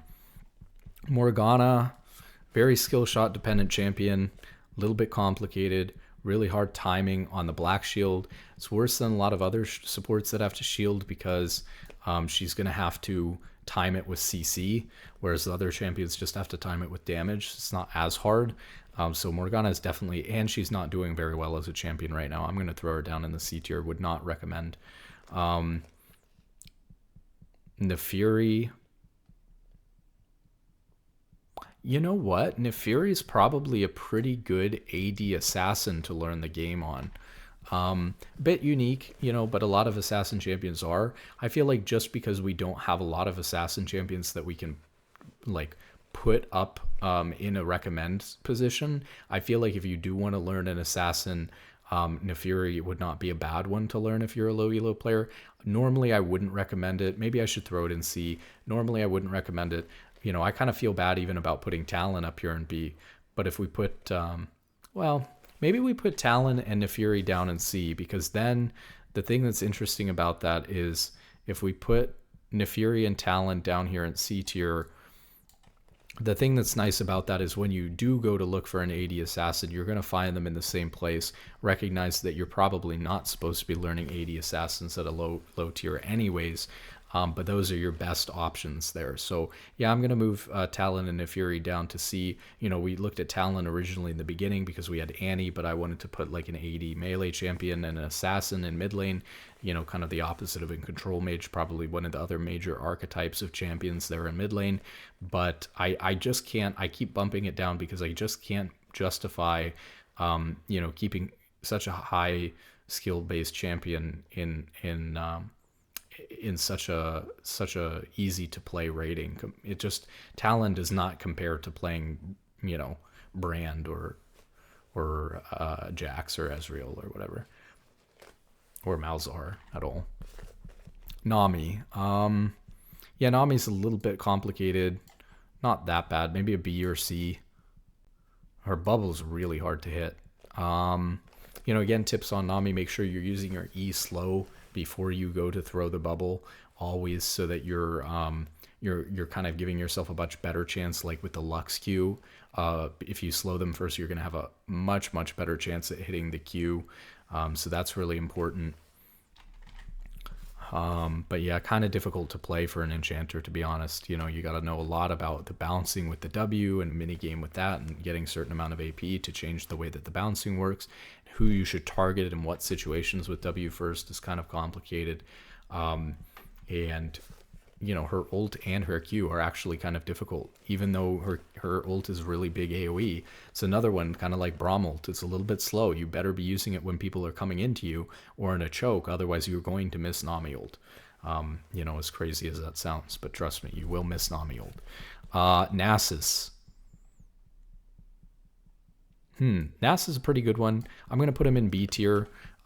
He's a kind of like a scaling tank slash AD champion in top lane, usually being played in top lane, can be played in mid as well. He's actually doing really well right now, and if you really like the stacking minigame with Nasus, he can be a great champion to focus on last hitting with, and if you like scaling, if you like the stack mechanic, great split pusher, and very easy to play, right? His Q is just, you know, affects his auto attacks. His W, very strong targeted CC, you know, and very strong slow, the Wither, and then the E, big AoE, and his ult just giving him extra HP and magic damage around him. So not really anything you can miss there unless you really whiff your E somehow.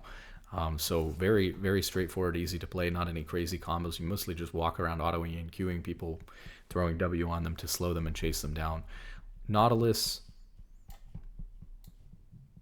should probably be down here, yeah, in the C tier, kind of with Blitzcrank.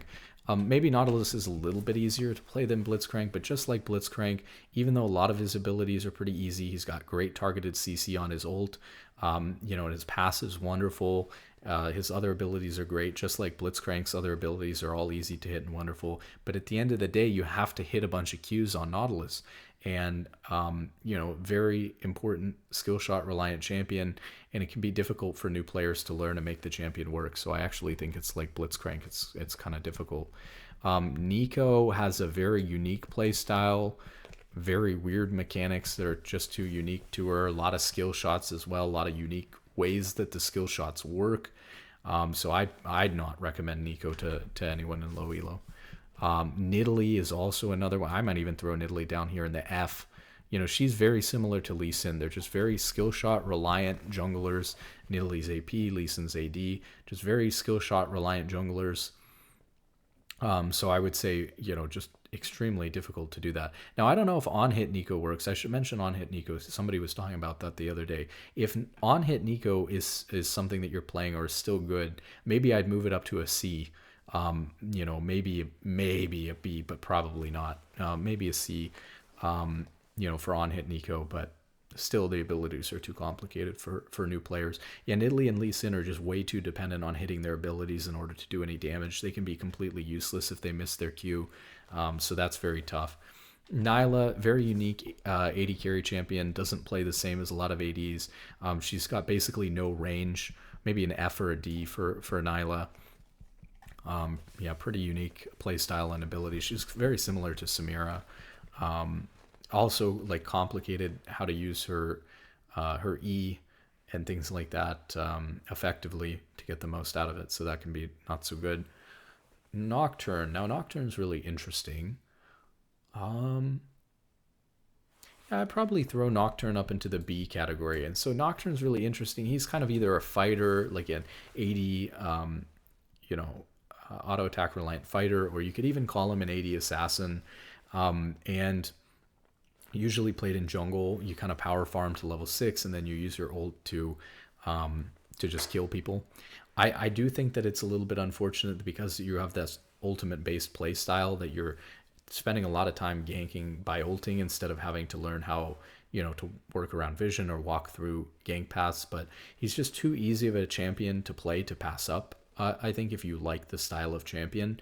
So Nocturne's just a great low elo champion in general, and can be pretty pub stompy without even having to be that good at the champions. So I think Nocturne's a really good pick for low elo. Nunu. Nunu's gotten more complicated. I think I'd throw Nunu into B tier as well. He's gotten more complicated than he used to be for sure. He would have been an easy A tier or even S tier champion with the old Nunu.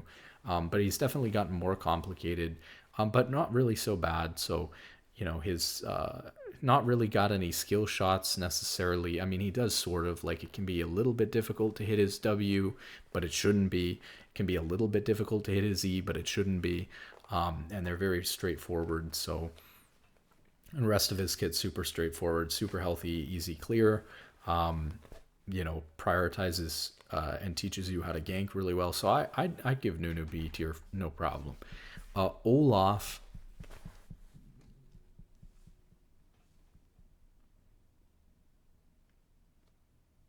I think I might actually. So Olaf for me probably between B and C tier for newer players. I might actually put Olaf in the B tier, because even though he's kind of like not a champion that you would think of as being a super easy champion to play, or being a champion that you would recommend necessarily to somebody who's new starting out at the game, if you really like his play style, usually played in top lane as kind of an AD fighter, kind of runs people down with his axes if he's able to hit him. A little bit skill shot reliant. If you're, missing your Q or flailing your Q all over the place, that can be pretty bad, because he is pretty dependent on his Q. But definitely a very stat checky, baity champion that's going to do things to you almost like a Warwick top, where when he starts getting low, he starts healing a lot from his passive, or gets a lot of attack speed as well from his passive. And if he's using his W, he'll be healing a lot as well. So he's very hard to kill once he gets low. And that's something that really confuses a lot of low elo players, because I've talked about this before. They tend to throw out all their abilities right at the start of a fight. And so if they throw out all their abilities at the start of the fight and they see that they're winning in HP, they'll think that they can kill the other person and just kind of commit to fighting them, maybe even really hard compromise their positioning by getting right on top of the other person, because they are happy that the other person's willing to commit to fighting them. And then all of a sudden the person gets a lot stronger when they're weaker, when they have less HP. But a new player will think that they're weaker, or a lower ranked player will think that they're weaker because they have less HP. The champion actually is designed to get stronger the lower HP they are, and then they'll just get confused why they were winning so hard and then lost, when in reality they just went into melee range versus a champion that gets a lot of attack speed and healing when he's low, and has all of his abilities up, and they have no abilities up because they threw them all at the beginning of the fight. So, very baity champion in that way. But yeah, I think it can be a totally decent champion to play. Not the easiest, right? He is in the B tier. Again, keep in mind that let's really focus on the S and the A tier if we're really new, or adding a new champion to our pool, but if you like the champion, if you like the play style, and especially the higher and higher rank you go and the more familiar with the game you are, Olaf can be a totally fine and not too hard champion to play. Orianna.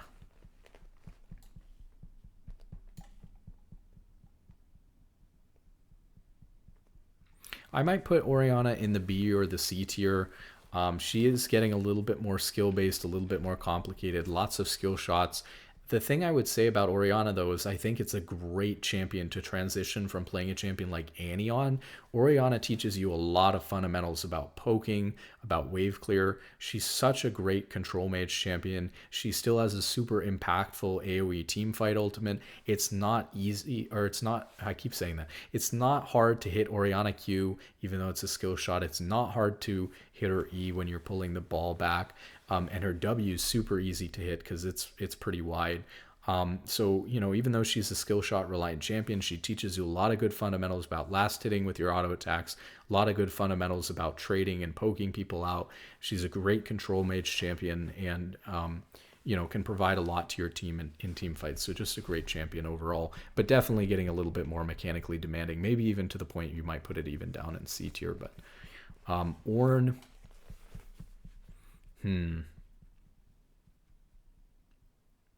I'm going to put Ornn in C tier, and that might surprise people because Ornn is a pretty basic tank. A lot of people would think of Ornn and Malphite as being very similar. But the issue is that Ornn has a lot of combos, actually, using his E on his Q in order to knock people up. A lot of trade patterns with weaving your autos in between your spells. And so he actually becomes quite the complicated champion for such a basic tank. And even his ult and stuff like that, it can be very easy to mess up your ult as a new Ornn player. And then you've got a lot of mechanics, or I would not mechanics, but you've got a lot of like unique mechanics is what I mean to say, in terms of how his upgrading his team's items work, and learning about that system and how that works, and what you should be upgrading first and why, and how you get those upgrades, and buying his own items out of shop, forging his own items out of shop and stuff like that. I think that this makes the champion just way more complicated as a tank than you would see with, like, you know, a Malphite or even a Maokai. You know, so I wouldn't really recommend it, to be honest, if you're trying to learn a tank. There's so many simple, straightforward tanks that you could learn. Why would you learn Ornn, you know, first off? But he does provide a lot more potential tools and ability to do a lot of damage, actually, for a tank in win lane. Maybe if you're the type of player that's, again, starting to get to higher rank, maybe transitioning away from Malphite, or wanting to add another tank to your champion pool other than Malphite, Ornn could be a great pick for that, but I wouldn't recommend it to a new player, right? Or someone who's starting out for the first time, or just looking for an easy champion to add to their pool. Pantheon. So old Pantheon would have been great. Would have been easy A tier for old Pantheon.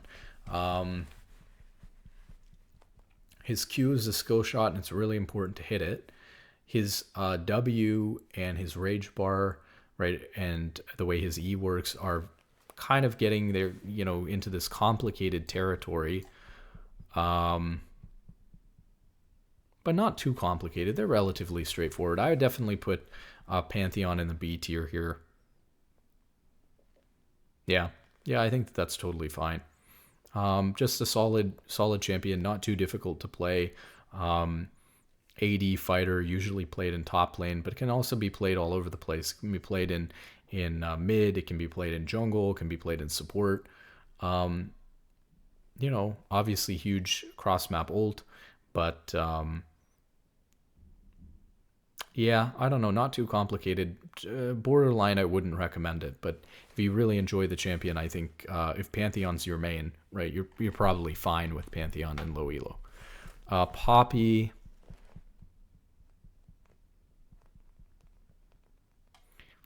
Poppy's sort of similar. I'm really borderline. The last 4 champions have all been like this, really borderline between putting her in B and C tier.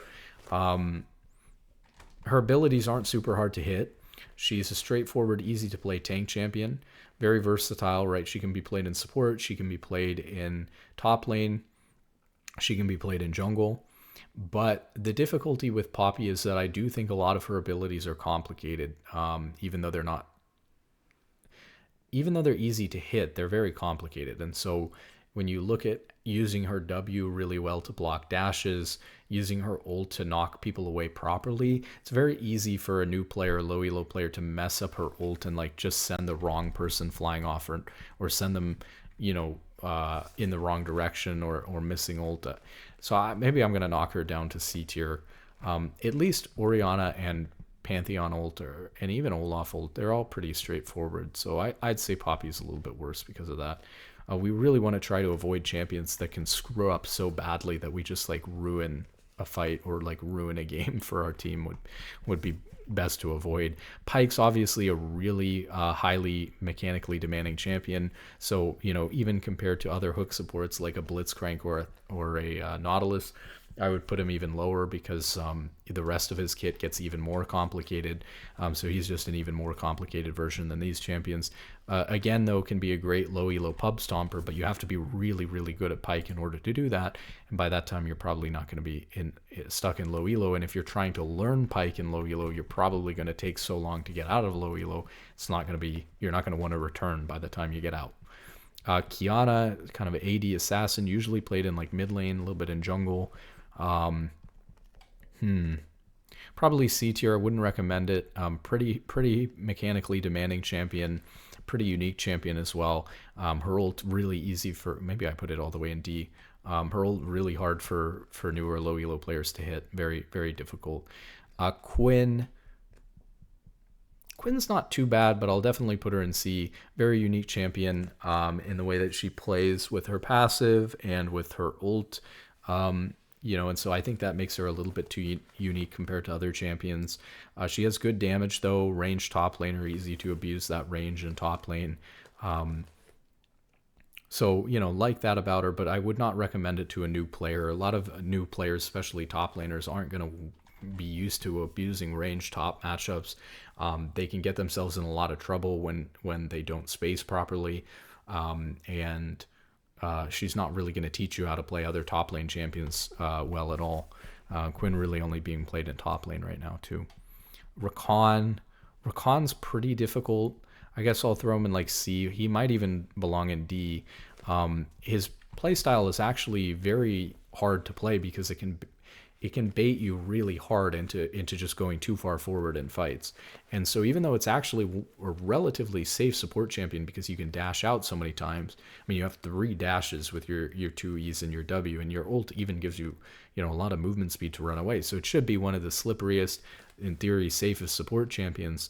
But to be honest, especially depending on how you build him, you jump in there in the middle of a fight as a support, Rakan can get melted really quickly if he's in the wrong spot at the wrong time. And he's got a lot of skill shots to hit. And it can be really easy to mess yourself up with his ult and his W. So I'd be really careful playing Rakan. It's a lot harder to learn than you think.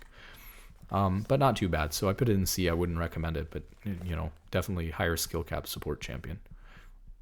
Rammus. Oh, Rammus is a low elo classic. Love Rammus. No ability to miss anything in theory, right? Even with his ult being changed now and stuff like that. Really mobile, great tank champion to play in low elo. Love Rammus. Rammus is a really good champion to play.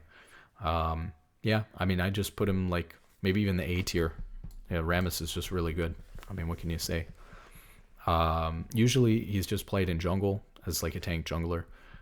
Just really straightforward, great champion to play as a tank jungler. Rek'Sai is probably C or maybe even D tier. The champion, again, used to be one of these really good tank junglers, but now is building so heavily AD and so squishy that I think the champion's playstyle now is much more dangerous and much more difficult for low elo players to pull off because of how squishy and vulnerable they are. So I'd be really, really careful with that, playing a champion like Rek'Sai. And then, of course, you've got 2 different forms. So you've got, those 2 different sets of abilities to keep in mind. Lots of complicated, unique mechanics and mini games. Not necessarily going to teach you how to play a lot of other champions or junglers very well. Also in jungle, which is probably one of the worst roles you could be learning, as a new player. So really not a big fan of new players maining a champion like Rek'Sai and building full damage on it. That would be really, really bad. And building full tank on it isn't very good either right now. Also kind of a skill shot reliant champion too, because landing Q in burrowed form into ult is really, really an important bread and butter part of the kit. A Rel. I'd put Rel in C tier. She's a tank engaged support. She's not too hard to play, but compared to other tank engaged supports, she's very difficult to play. It can be really easy to get in a lot of trouble when you're dismounted and moving really slow. A lot of players, and again, she's not very complicated in terms of hitting her abilities, but I see so many low elo players just getting lost and missing Q somehow. They're not using it at the right range. They're not comboing it with their other abilities properly. So I do feel like her abilities get a little bit more complicated than a lot of other engaged support champions. You just look at Leona and Rel are basically doing the same thing. And Leona's so much more straightforward. Why spend the time bogging yourself down as a player who's maybe not playing the game as much with learning a champion like Rel when you can just do the Leona thing. Now, if you want a second champion that plays very similar to Leona or some of these other engaged supports, and you want 3 or 4 tank engaged supports in your pool, fine, go for it. Add Rel to it, see how she does, because if you're already good at Leona, learning the abilities, once you learn the abilities that Rel has, you probably will be good at Rel too. But don't want to start with it. You want to start with the easier stuff and work your way into the harder stuff.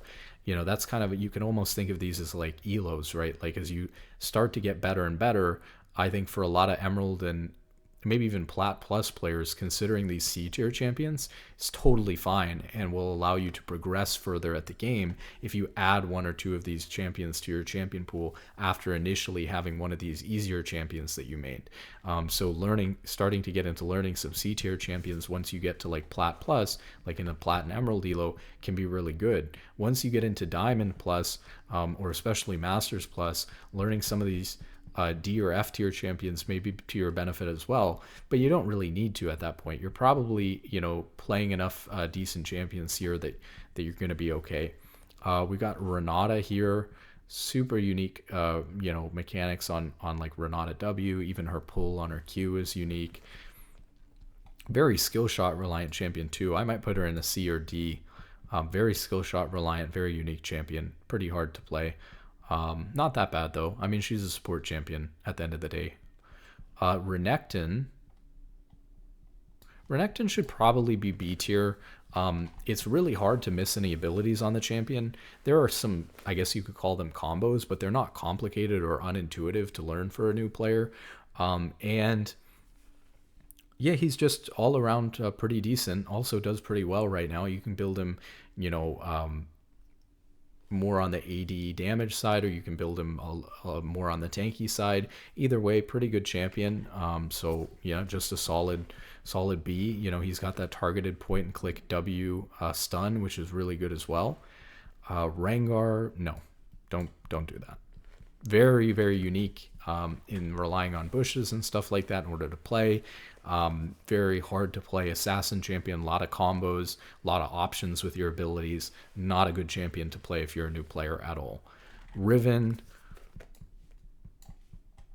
probably a C or a D. I could see putting her up in the C tier, but very hard to play Riven mechanically well. A lot of low elo players will just struggle really, really bad on Riven, and that's kind of the end of the story.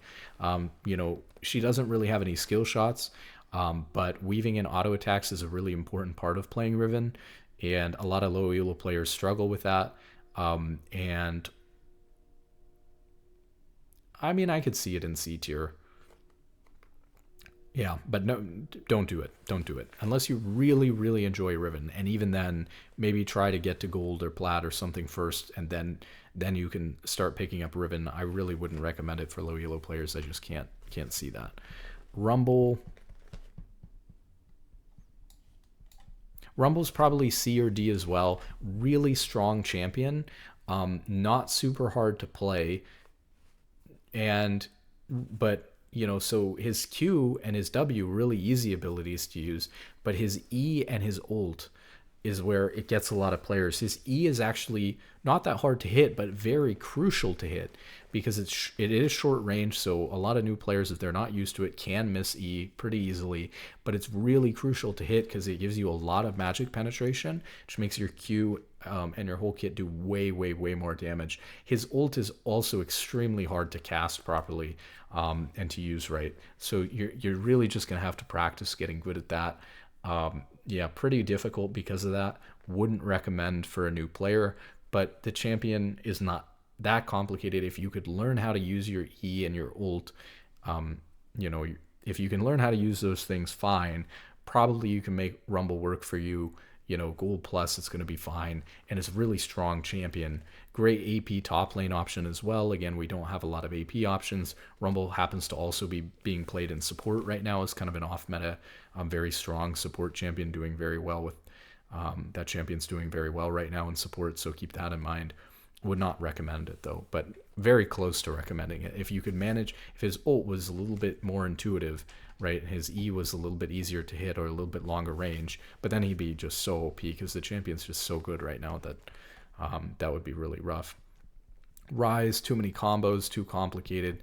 Very skill shot reliant champion. Don't play it if you're a new player. Samira is very similar to Nyla, right? Like, skill shots, have to hit it. W, hard to time for low elo players. Champion's designed to go in 1v5, and as a low elo player, you're going to get yourself killed doing that. Not a play style that translates to basically any other AD carry other than maybe Nyla. yeah, just don't want to learn that champion pretty much. Sejuani, pretty solid tank. Maybe it could be in B or C. Pretty solid tank jungler. That's really all there is to say about it. She's a little bit skill shot reliant in her W and her ult, but her ult's big AoE. Her W's pretty generous hitbox as well. Not super complicated or anything like that. So we like Sejuani. She's also got targeted CC with her E, right? Her W is a slow, tanky champion, which is easier to play and good. And then, of course, she can, use her ult if she's really careful. She could use her ult with her, off of her E or off of a teammate doing a slower CC to make it a little bit more consistent, have a little bit more success there. So it is a little bit harder as a tank because of the, imagine a Mumu ult on a skill shot or something like that makes it a little bit more complicated, but definitely good. Oh, Senna's really interesting because Senna just got reworked into being more of an enchanter, rather than an auto attack reliant champion. So there's going to be a huge shift here. I would have said old Senna, auto attack reliant Senna is going to be more in like the D or the C tier. You really shouldn't learn it. It's very unique compared to other support champions. Very hard to play. I might put it all the way up at like A or B tier right now. It's going to get nerfed, and so maybe that's affecting the way I'm thinking about it. But I think in terms of the playstyle went from being a very auto attack reliant, high mechanics based skill kit for a champion like that to just being like a regular enchanter like a Soraka or something like that. And her healing is really strong. So, it's probably going to get nerfed, maybe even hot fixed. But I would definitely put it in the A or the B tier regardless, because I think it's, if they continue to keep Senna the way that they've just kind of given her a mini rework, if she stays that way and doesn't go back to being an auto attack reliant champion, she's just maybe we'll throw her down in B. But I think she's pretty consistently going to be a much easier to play champion now because of that. Seraphine also probably lands in B. I'm kind of mixed between B and C. She's another champion that's incredibly strong right now, but she does have a lot of skill shots, a lot of combos, a lot of keeping track of that passive and how it's affecting all of your abilities and what they're going to do. And so it can be a little bit complicated for a newer player to learn, but not that bad. But I feel pretty comfortable putting it in the B tier because it is an easy to play enchanter and it is a very strong champion. Ult, sometimes people have trouble using the ult. Sometimes people have trouble hitting E's. Sometimes people have trouble managing what ability should I be using with the double passive, and things like that. So that can be a little bit difficult, or people have a hard time recognizing that, like, okay, if I've got an ally that can slow, rather than using my double E to root somebody, let's wait for my ally to slow and then save my E, hold my E to not just slow people, but to always follow up and get the root when my ally goes to slow. And you early in the game, kind of like playing Karma, you're going to use double Q a lot for poking. And later in the game, you're going to be using double W a lot for massive healing and shielding in team fights when you're on top of a lot of people. Can be played in mostly in support, but also can be played actually as a AP champion in bot lane as an AD carry, or AP carry, I guess you want to call it. Okay, we're getting to the end here. Very unfortunate that this is turning out to be a 4-hour video like last night. I was not intending to do that again. I actually need to play League. I did get demoted from Grandmaster, so see how much I sacrifice, But I'll get back. It'll be fine. Set's not too bad. I'll put him in the B tier. He's not too bad. He's a little bit unique. Got like the way that his W works and stuff like that is a little bit unique, where you're taking a bunch of damage and then unloading a more powerful W onto people. It can be a little bit gimmicky how you're supposed to use your E on minions or multiple champions in order to get the stun off of it instead. And stuff like that. But look, his ult's targeted. All of his abilities are either targeted or on his auto attacks or pretty big AoE like his W. So I think it's pretty straightforward auto attack reliant kind of AD bruiser top laner to play. So that's totally fine. He also tends to do pretty well against low elo players. They don't tend to respect the W at all because it does a crazy amount of damage and gives him a really big shield. So it's a very baity champion to play. Shaco. I'm going to put Shaco in C. I don't think he's that hard to play. And, he can be a fun champion for a lot of people. Again, he's the type of champion a lot of people tend to one trick if they like the champion and play it. They just tend to only like that champion. A little bit too complicated with the backstabbing mechanics, with the way that the boxes work, with the way that his ult and clone works. Just too complicated to recommend to a low elo player. But not terrible and not super hard to play because, again, we're talking about skill ceiling versus skill floor. This is a very high skill ceiling where it takes a lot of learning and complication to figure out how the champion works. But honestly, even just using Q and E, the champion's actually just pretty decent in low elo. Just for what it is, even if you don't understand how the champion works that well. So I think it's got a pretty decently high skill floor, which kind of saves it from being just like a totally don't pick it in like D tier. Shen's got to be like a B or a C. So let's think about Shen. So, nah, I'm gonna knock Shen down to C tier. I think that old Shen definitely easily A or B, but Shen. In his current state after he was reworked a long time ago,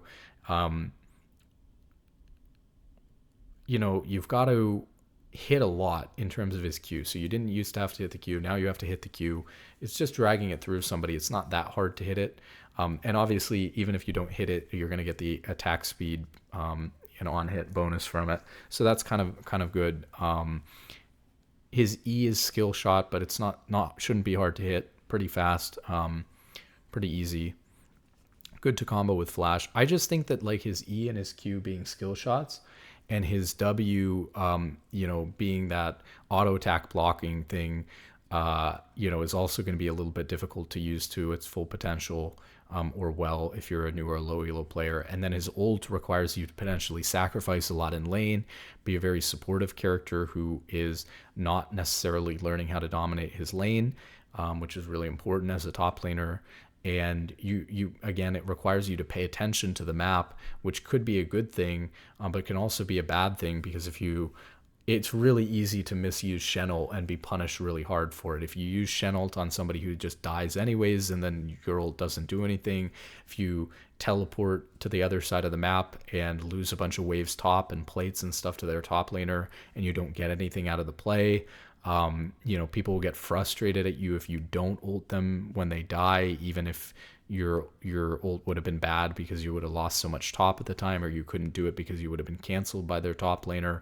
A lot of bad stuff you can run into with Shen. So I would say that, it seems like a straightforward, easy to play tank, but I would be careful with playing Shen in low elo. You have a lot of other options, as we talked about, with like Malphite and stuff like that. Shyvana depends on how some people play her like AD on hit. Some people play her like AP and do a lot of damage with her E, especially when she's in her ult form, her dragon form. A little bit complicated, but not that complicated. A little bit skill shot dependent, but man, those E's are very big. So, and her Q is targeted, her W is pretty easy AoE. I would say that Shyvana's like B tier for sure. Not a hard champion to play, and a great AP jungler to play if you're going to play her AP. And also AP is, much better right now than on hit. So if you're thinking about whether you should do that or that, that's the way to go. Singed is a very unique champion with a very strange play style, but not a difficult champion. I put him in C tier and say if you're the type of person who likes Singed and wants to learn how to play the champion, great, and you're probably going to do okay on it. If you're not the type of person who's really into Singed, just avoid the champion. It's too unique. You're not going to learn the whole role from playing the champion. But yeah, I mean, his abilities are easy enough to use, but the play style is very unique and complicated. So it's on that borderline where I would say it's easy enough if you like playing the champion that you could have success with it in low elo, but unique enough that if you're trying to, if you're looking for a new champion to main in low elo or whatever, I wouldn't recommend it to you. Scion, well, it depends. Are you playing it like a regular human, or are you playing inting Scion like the boss? I think if you're playing it, so Scion can be played a lot of different ways. He can be played full tank. He can be played kind of heavy on the AD side. or a mix of both, like kind of a bruiser. And then the boss plays an inting scion where he kind of proxies the wave like Singe does, where he's kind of in between the enemy tower, just farming waves. If he dies, he uses his passive to get all the CS that he can and to beat up the enemy top laner, so they have a harder time CSing, or of course get a kill on the enemy top or jungle if they came, if he can with his passive. But champions, like, depends on how you're playing it, right? But if you're playing tank Scion top or something like that, it could be B tier. If you're playing inting Scion, I would say avoid doing that in low elo. You don't understand how it works. If you're trying to play like full AD, I would put that in C tier. So let's do this. Tank Scion top, B tier, a little bit more complicated to use his abilities, a little bit unique, but fine, right? Especially to pick up if you're starting to get into a little bit more complicated champions. If you're playing, more of an AD top lane Singed, then, or not Singed, top AD top lane Scion, I would put that more on the C tier. You're a lot more vulnerable, a lot squishier, need to rely on your champion's unique mechanics a lot more. Not that great for a new player. If you're playing inting Scion, it should be a D or an F. You shouldn't do it. You don't understand the mechanics of the game. When I say the mechanics of the game, I mean like how the bounty system works, how the gold works, and how to do that strategy perfectly in order to make it worth it, as opposed to just actually inting your team. So be careful with that one. Sivir is a really good, we'll throw her in the B tier. Maybe she could even be up higher in the A tier. She's a little bit reliant on her Q, which is a skill shot, but just pretty straightforward, like average range, auto attack reliant AD carry with good utility in her ult. Hard to miss really anything. I mean, her Q is fast enough and wide enough. You should be hitting it. Good champion to play, especially if you're transitioning to more of a skill reliant ADC. Her E, right, is a little bit difficult to use, but I don't think it's detrimental to you playing the champion if you're like missing it half the time, like in low elo. But obviously that's part of that high skill cap. Like, you'll get there, and as you get better at using the E, champion will become a lot better. I think if her E was more straightforward, gave her something else, maybe it would be just straight up A tier, good AD carry to learn for low elo. It gives you a lot of safety too. The movement speed from her passive, the spell shield that she has in her E, and the healing from it now instead of mana is nice, and her ult, right? Let's see, Skarner, and it's the new Skarner that we got to think about. Pretty straightforward to complicated tank. Very strong, but a little bit too unique and a little bit complicated to play. Very borderline. If you really like playing Skarner, go for it. I think it'd be fine in low elo. But if it shouldn't be something that you seek out to try to do. It's only something if you really love the champion, don't want to give it up. I think it's fine, but it's not bad for a champion to play in low elo, but it's not good. Sona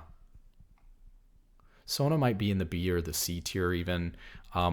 She's not super hard to play, but she's got lots of mini games and unique mechanics, and she can get very baited by stacking her passive and trading too heavily in lane instead of playing properly, because she's a champion that wants to scale, so she doesn't want to brawl in lane. But you're encouraged to stack your passive up on her, and I find myself even getting baited when I play Sona into just playing the lane too aggressively to hit those Qs and getting punished really heavily as a result. The other thing is there's a lot of decision making in how are you going to use that passive auto attack? Are you going to use it to slow somebody? Are you going to use it, with the W to reduce their damage? It's very powerful. Or are you going to use it just for poke and extra damage? And that can be really complicated. I think that in general, when you're using Sona passive, you're going to use the Q the Q power chord to poke. If you're in lane and you're just kind of ending a trade or doing a one-off Q trade and you're not intending to chase them down. If you're chasing them down, you're going to do more damage by hitting them with the E power chord to slow them so that your AD carry and you can get more auto attacks and spells off of them. So if you've got a long chase down situation, you should use the E. later on, you should almost never be using the Q power chord in like team fights, in the mid game and late game. You should almost never be using that. You should almost always either be using the E if, again, you're in a chase down scenario where you're just outright winning really easily, or use the W power chord to peel, because it's a lot. It's like 30% damage reduction. It's almost like a second exhaust.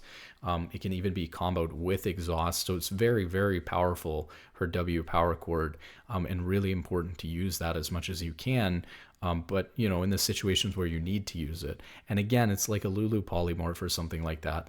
A lot of times you're going to think, well, we're in a chase down situation right now, or we're trying to go in right now, I'll use the E, or I'll use the Q to do damage, the Q power chord. But actually, right, holding that power chord, especially because in team fights, you're not really going to want to auto a whole lot anyways. Just saving that W power chord for if you or your AD carries or whoever you're peeling, or whoever on your team they're going on, if anybody's in trouble, having that W power chord up all the time is really powerful. So again, patience with your abilities, not just throwing everything out.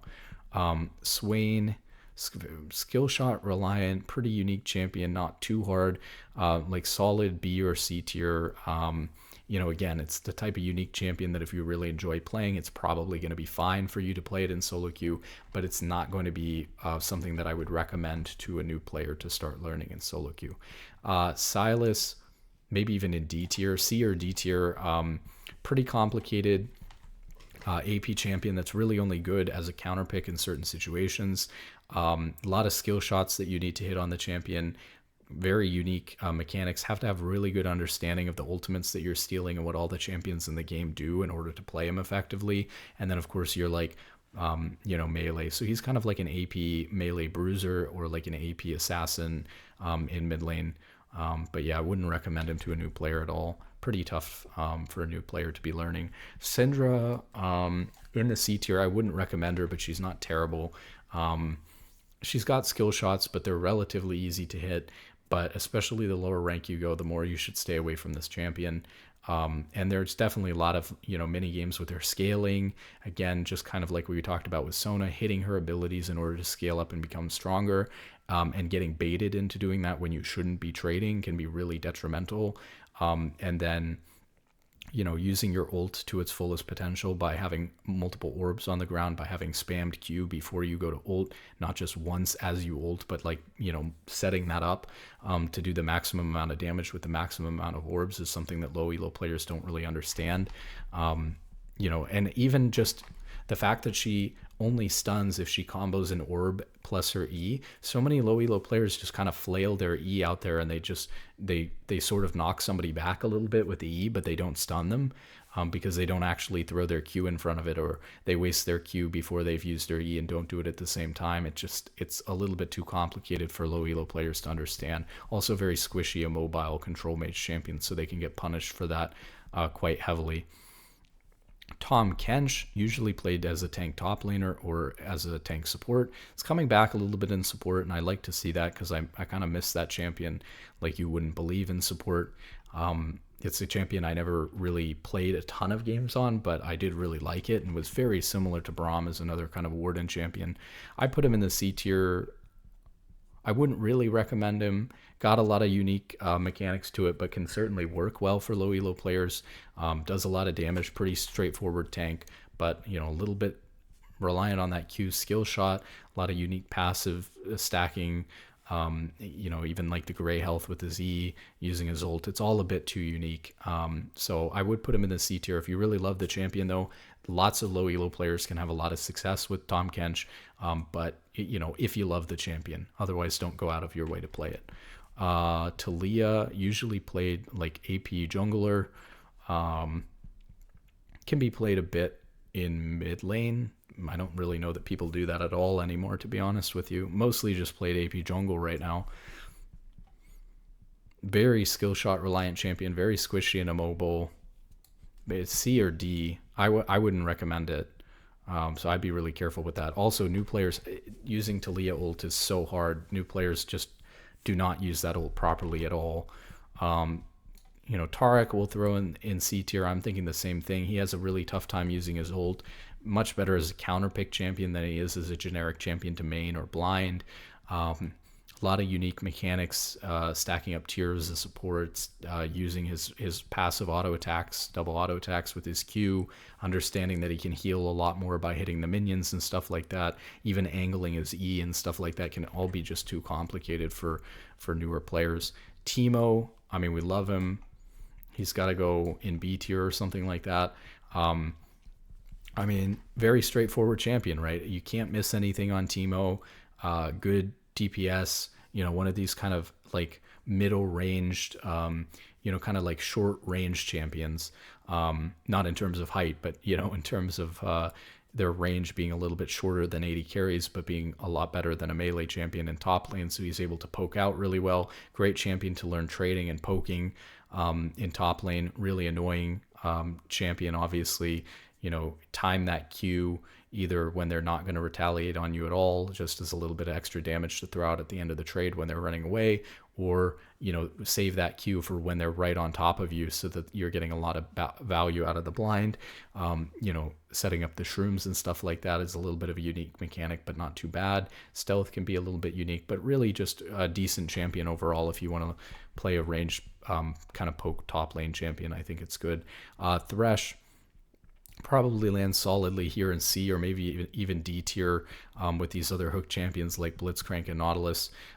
Pretty complicated to play. Even some of his other abilities, which isn't the case with Blitzcrank and Nautilus, like his E, his Flay. A lot of new players struggle, to hit the Q, which is like most of the value from the champion. His Flay can be difficult to use too. And then on top of all of that, his Lantern, which should make him pretty useful even if you're not good at hitting the other abilities or using them, requires good foresight and positioning and not just standing right next to your 80 carry, which can either lead to players who don't do that not getting value out of the W, or players who do ceding a lot of pressure in lane because they're standing there waiting to W or whatever. And what else? Oh, also your teammates in low elo aren't going to be as good at using the Lantern, to be honest, and that's kind of a drawback as well. Much better to learn this champion once you've gotten, much better. I talked in the last video, of course, about my experience playing lots of games on Thresh and low elo, and how long it took me to get comfortable at the champion and how much of a waste of time that was. I had basically played Thresh 200, 300 games in season 4 when I was in silver or gold, and was barely managing to get to a 50% win rate, if that. And then, I don't play the champion for 10 years, come back in season 12, 13, 14. And now that I'm, a master GM player, I can pick up the champion and play so much better than I could ever play Thresh before. And it has nothing to do with the games that I put in on Thresh back then, and everything to do with me just having gotten better at the game since then. So waste of time to learn such a complicated champion before you understand the game, and can learn how to play the champion faster once you're better. That's a big part of what this is about, is these champions are going to get you to learn them very quickly so you can learn the game. Then you can go and learn any champion you want, and you'll be competent at it much quicker than if you try to learn the most complicated champions in the game first. You think that it's going to teach you crazy mechanics, or that it's going to be fun because it's flashy and interesting, or because they're crazy and they can do all kinds of unique things. But it results in you taking a lot longer to learn the game, and then it becomes even harder and slower process to learn the game and to learn new champions as well, even later on. Tristana's not too bad, but I wouldn't recommend it.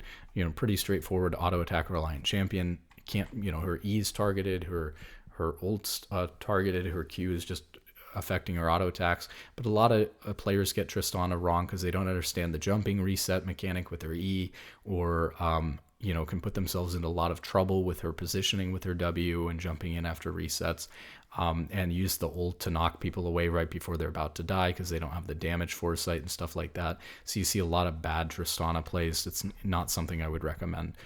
Trundle's pretty decent. I put him in B tier. Pretty straightforward, easy champion to play. Not really anything to miss on Trundle. A lot of targeted stuff on him. Not the best champion in the world. Usually you'll see Trundle in top lane as just like an AD, / tank bruiser champion in top lane. or in the jungle in the same vein. And yeah, just a straightforward like auto attack reliant kind of bruiser slash tanky jungler or top laner. Kind of a weird champion. Wouldn't necessarily go out of my way to learn it, but certainly not terrible for low ranking players. Tryndamere. Tryndamere is probably, this is one of those champions a lot of people love to main. So, I don't want to crush your hopes and dreams, but Tryndamere is a lot more complicated to learn than some of these other top laners. So you got a lot better options out there if you're in bronze or iron or silver, or even gold, right, than Tryndamere. But if you really love the champion, if that's what you like about League, go ahead. And he's not that complicated. Again, no skill shots really, I guess is E, but it's very wide. You're going to hit that. So not any crazy problems there, but a very unique champion. His ult timing, right, can be difficult for low elo players to get down. You need good damage foresight in order to understand when to start ulting. A lot of mechanics with his rage and crit and stuff like that can be hard to pick up on. And even his W is a bit of a mini game, right? When should you heal with your Q while you're, after your ult expires so that you don't die and stuff like that? When should you be using Q to heal versus saving Fury to have a better shot at trading in lane? All of these things are a little bit more complicated than a low elo player would want out of a champion. Same thing with Twisted Fate. Twisted Fate can be pretty straightforward, not super skill shot reliant, although actually he does have his Q. But his pick a card can be really difficult for low elo players to get down. His ult usage can be really screwed up by low elo players, so I really wouldn't recommend it. But again, if you like the champion, I guess you can try to play it. I really wouldn't recommend TF. He might honestly even deserve to be down in the D tier. Twitch, usually being played as an ADC, sometimes being played off meta as like an AP support.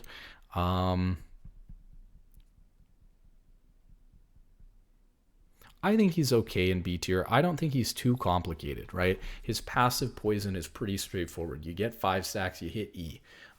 He's not got any real skill shots.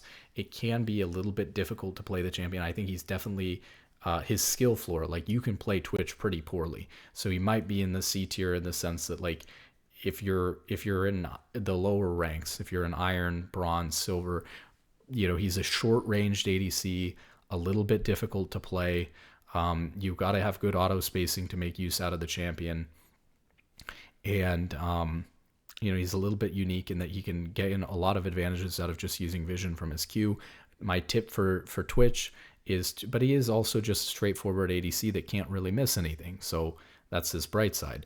My tip for Twitch is that when you are back in base, you want to use that invisibility when you come back into lane, so that you're invisible when you come back into lane. And what a lot of Twitch players do is when they recall or when they're leaving the fountain, like a lot of champions will do, they'll use their speed up ability, right? Right when they're coming out of the fountain.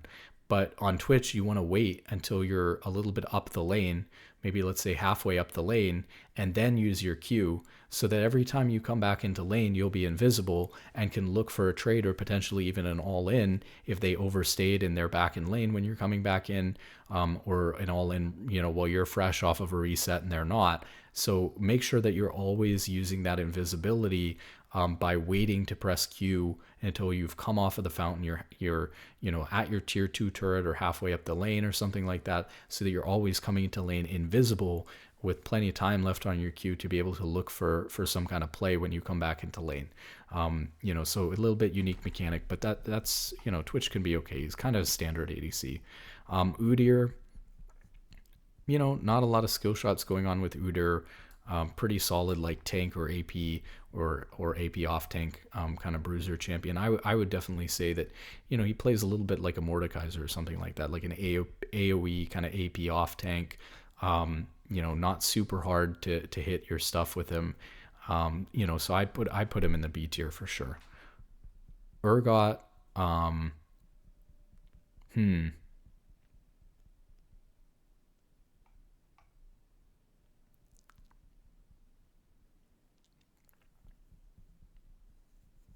I'm having a tough time with this one. I think I'm going to throw him into C tier. I think he's a little bit too complicated to recommend him to new players or low elo players, but I think that he's He's definitely borderline. If you really like playing the champion, sure. But, he's got skill shots in his ult. It's really bad if you miss that. A lot of low elo players are going to miss that a lot. His Q's a skill shot, I believe, right? Yeah. Um, you know, Unique, very unique champion in terms of the way that his shotgun knees work, and even in terms of like fearing on his ult.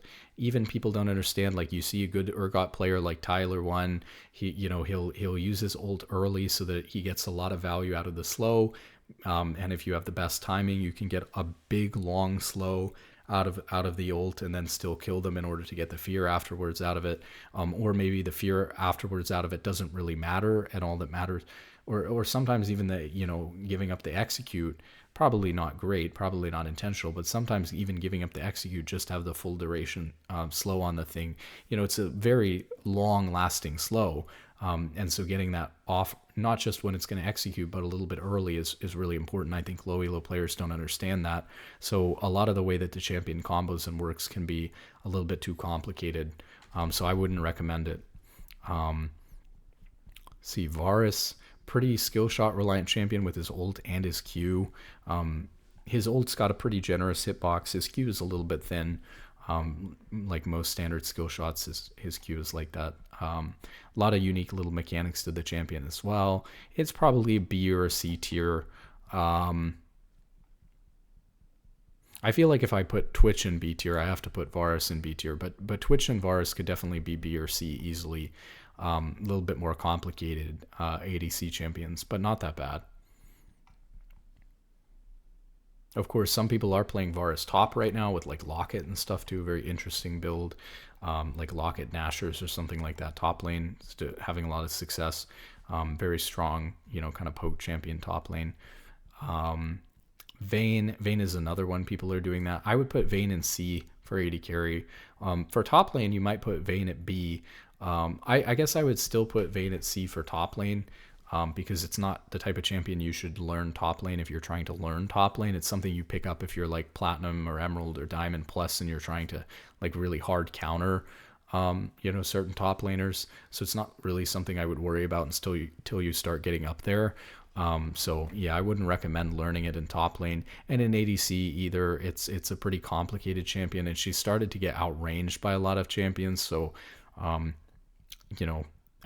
since where she was before, and using her ult and her Q and stuff like that, even her condemn is just something that for very low ranks is more difficult than it should be to do. Veigar, very skill shot reliant champion, scales up really well, but pretty good point and click in his ult, and he can make his skill shots a lot easier to hit by using his cage. So I would say, he could be in like B or C tier. It's the type of champion, again, I wouldn't recommend automatically, but if you like the champion, probably totally fine to play it in low elo. Vel'Koz, way too skill shot reliant, pretty complicated, wouldn't recommend it. Vex, same thing, very skill shot reliant. Her ult's on that skill shot, her Q, pretty unique mechanics too in terms of the way that her fear works or whatever.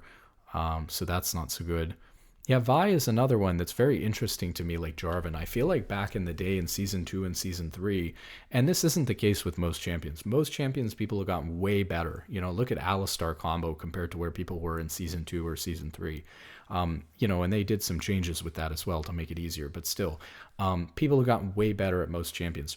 Vi is another one where I feel like maybe it was because she was more prevalent back then, but people have gotten much worse at playing Vi now that they're starting to play it again than they were, just like with Jarvan, than they were back in Season 2 and Season 3.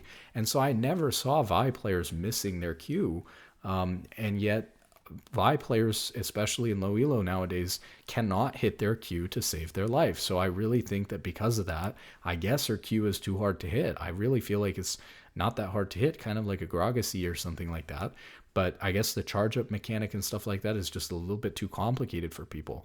I think Vi should be much higher up, to be honest. I mean, she's got point and click, great targeted CC ultimate. Her E just affects her auto attacks, her W just affects her auto attacks, and her Q shouldn't be that hard to charge up and hit. But yet some people mess up charging it up, and just cannot hit Q, and it's an important part of your kit because you can't use your W or your E if you can't hit your Q. And so for whatever reason, I don't know, people are struggling to play the champion, even good players. So I'm kind of dropping it in C tier here if you can't use the Q effectively. But if you happen to be a player who's actually competent enough at hitting the Q, or you really like the champion, then I think it's totally fine, and I could easily see it being in the B tier. Viego, no. Way too complicated. You have to understand how every champion in the game works. When you possess them, people get stuck under turret trying to possess and then kill themselves. People can't use the ultimate properly. A lot of unique abilities. Yeah, no, just not a good champion for low elo players to learn. Very low skill floor for playing Viego very poorly. Also his E, his stun on his E is very similar to VIQ. A lot of people just missing it when they really just shouldn't. It should be much easier to hit. Victor is another one, should be maybe hopefully higher, but it's not. His E is really hard to hit. Maybe we could put it in C. The rest of his kit's not too bad, but his E is really hard to use, like a Rumble ult or something like that. So I feel like it's very difficult for newer low-ranked players to pick up the champion, unfortunately. And then Vladimir we could throw into C. His abilities, right, are pretty easy and straightforward. All targeted or AoE. Very good scaling AP mage champion. He can kind of build a little bit of health sometimes too in there. But yeah, actually pretty solid. Maybe he shouldn't even be in B. Should he be in B? I'll keep him in C. I think if you really enjoy playing the champion, he's a good one. But if you don't, I wouldn't go out of my way to play him. He can be a little bit complicated because you lose like 20% of your HP to pool. So, not using the pool well or having to time it really well can be difficult for some players. And then, of course, you've got the passive mechanic of when you're going to heal yourself more with Q. That can be complicated for people to learn and use. You got to play around a lot of timings, especially with like waiting. Your ult heals you when it does damage. So you got to kind of wait for your ult to give you that health back and not overcommit before then. A lot of little things that can just kind of push the champion out of the B tier here and into the C tier for difficulty, but not too bad. Volley Bear should be like a B. This is a great champion to play in low elo. Pretty straightforward, hard to miss stuff. Pretty good champion all around, yeah. Warwick, similar thing, top or jungle. It's a little bit gimmicky top lane, which isn't going to necessarily teach you that much or translate to other champions because it's more of a gimmick in top lane than it is just a solid champion. But, in jungle especially, I think it's pretty straightforward to play. Good easy jungler. Maybe I should put him C, actually. Warwick's gotten way more complicated, hasn't he? A lot of people have trouble using the ult.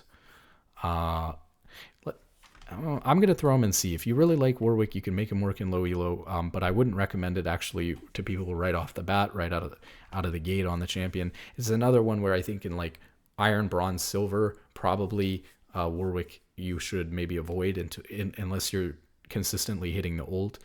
If you're missing your ult over and over again when you're playing the champion, stay away from the champion. You're going to be really griefing.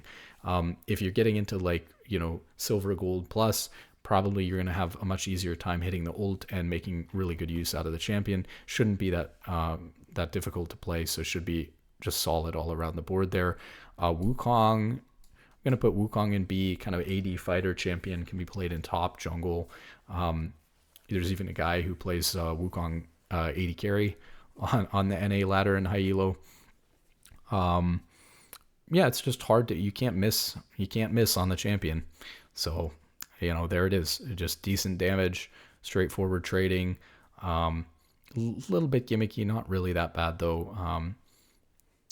You combo with like E and Q and ult and stuff like that, but again, very straightforward, simple combo, so I wouldn't worry about that combo too much. So this is a totally fine champion. Xayah, maybe a B or a C tier. She's getting a little more complicated because obviously you've got, the feather mechanic and using your ult effectively. I think a lot, again, down at the bottom end of the spectrum, going to have a harder time playing and making that work.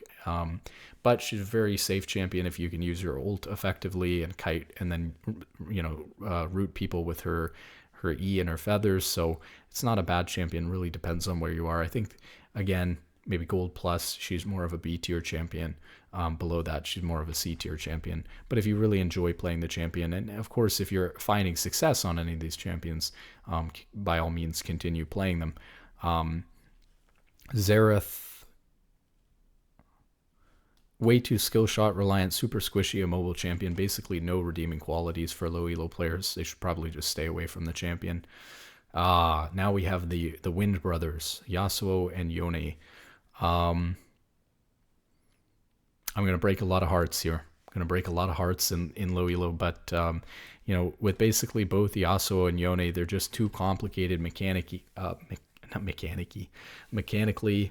and yeah, they're just going to slow down your progress. You're so much better off learning some other champions first and then switching back to playing them when you're better at the game.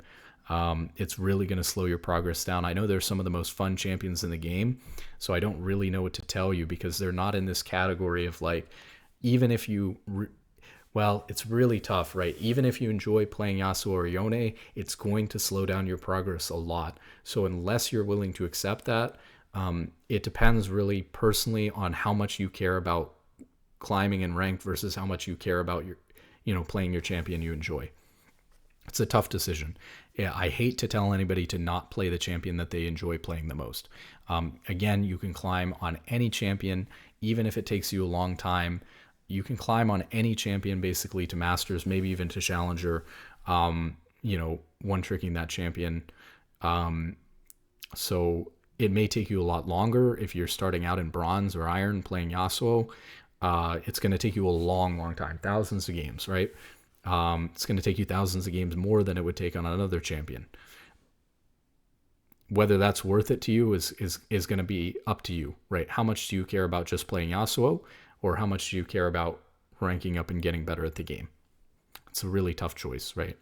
Because these are champions I know people really love, but it's not going to get you out of Bronze.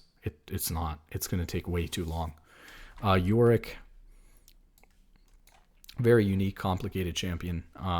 Not too hard to play, not too many skill shots, but his one skill shot is super important to land because it's where a lot of his damage comes from. So, I wouldn't put him very high up for recommending a new player to learn the champion. He is pretty good at split pushing, and obviously split pushing's great in low elo, but I wouldn't recommend it. Zack's a really interesting one because Zack should be like a really easy champion. A lot of people might expect Zack to be very similar to a Mumu, kind of up here in the S or the A tier or whatever. But I actually think Zack's really bad for a couple of reasons. One, we talked about those gank patterns. Being able to, jump in from over the wall from really unique gank patterns is a nice advantage to the champion if all we care about is, doing well with the champion and winning.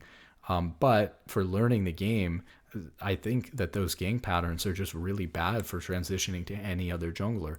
Another thing that's really a big difference between like a Mumu and Zack specifically is that when you're jungling, you should spend a huge amount of time, almost all of the time, panning your camera to your lanes and seeing what's happening with your lanes.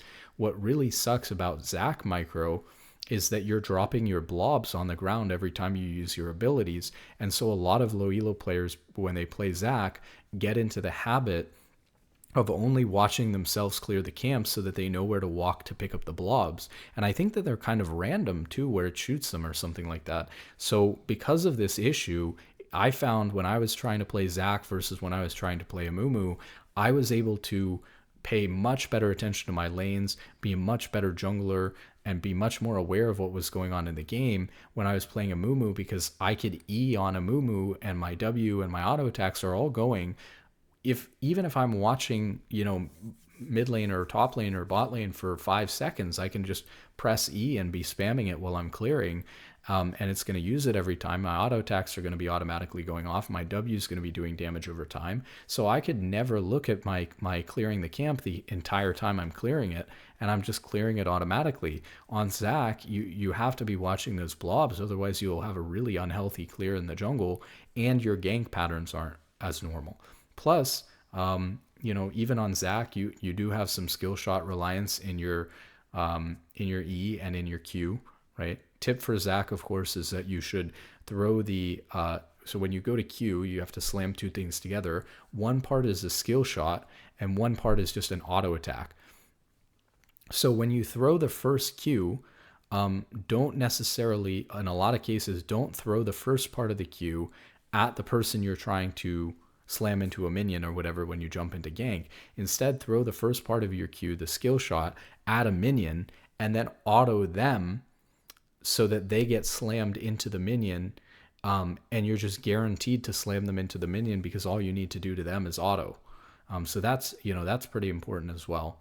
Little tip on Zach. But I would say if you really enjoy the champion, it's fine. It's a nice tank, pretty easy to play tank.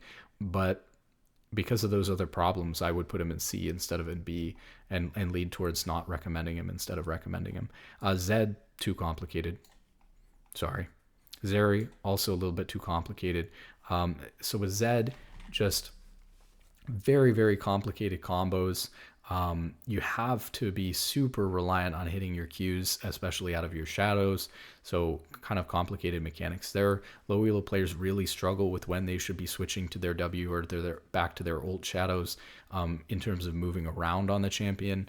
So very difficult. And then you're also playing, a melee champion in mid, which can be rough and not teach you how to trade, as well as it should.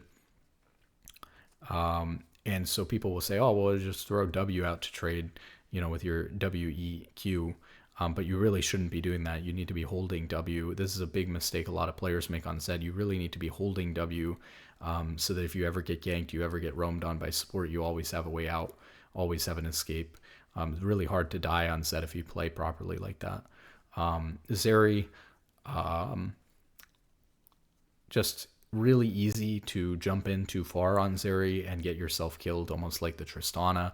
Pretty short range ADC, very unique mechanic in terms of spamming your Q instead of auto attacking. It's not the way you want to learn AD carry for sure, and just a little bit too complicated and combo reliant, skill shot reliant, jumping in too far, compromising your positioning, the whole thing. It's just scary for a low elo player to try to be playing Zeri. Zig's pretty decent, maybe B or C. Obviously, maybe I'll put him in C. He's a very skill shot reliant champion as well, but not that difficult to play, especially if you get used to him. So if you really like Ziggs, I think go ahead, but I wouldn't go out of my way to try to learn Ziggs as a low elo player. Zillion. Zillion's just got to be like B. He's pretty easy to play. He's got a little bit of unique mechanics in like double stacking the bomb, in choosing to speed somebody up versus slow somebody down with E, and in using ult at the right time. So that makes him a little bit complicated. Maybe he could be B or C tier because of that. But definitely in general, not that hard of a champion to play. Pretty strong. Usually played in support, but can also be played in mid. It's kind of an AP champion / enchanter. But again, weird enchanter because he doesn't have healing and shielding. I guess he has healing on his ult, but you're not building healing and shielding power for the most part. You'd be like more of a Shurelius user. Zoe, no. Maybe even F. Like one of the most skill shot reliant champions in the game. Very unique, complicated mechanics. Stay away from that champion if you're low elo. Zyra, maybe a B or a C. You're just a little bit skill shot reliant. She's got some combos, but nothing crazy, right? Pretty straightforward. Really good damage. Yeah, I'll put her in the B tier. Played all over the place. Can be played in mid, can be played in jungle. I'd say primarily it's being played in jungle right now. But can be played in mid and support as well. Of course, just kind of an AP damage champion. She can do a lot of damage, so that's quite good. Nothing too complicated, but she does have a little bit of skill shots and a little bit of unique play in. So her E, when she makes plants with her E, they slow. And when she makes plants with her Q, they have faster attack speed, I think.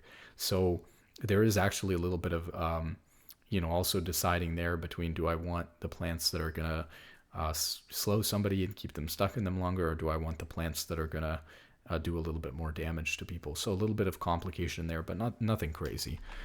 Briar, no. Too complicated, especially for a low elo player. You're going to get locked. You're going to lock yourself into killing yourself over and over again. Don't do that. And same thing with their ult's big AoE skill shot that makes a bunch of noise beforehand.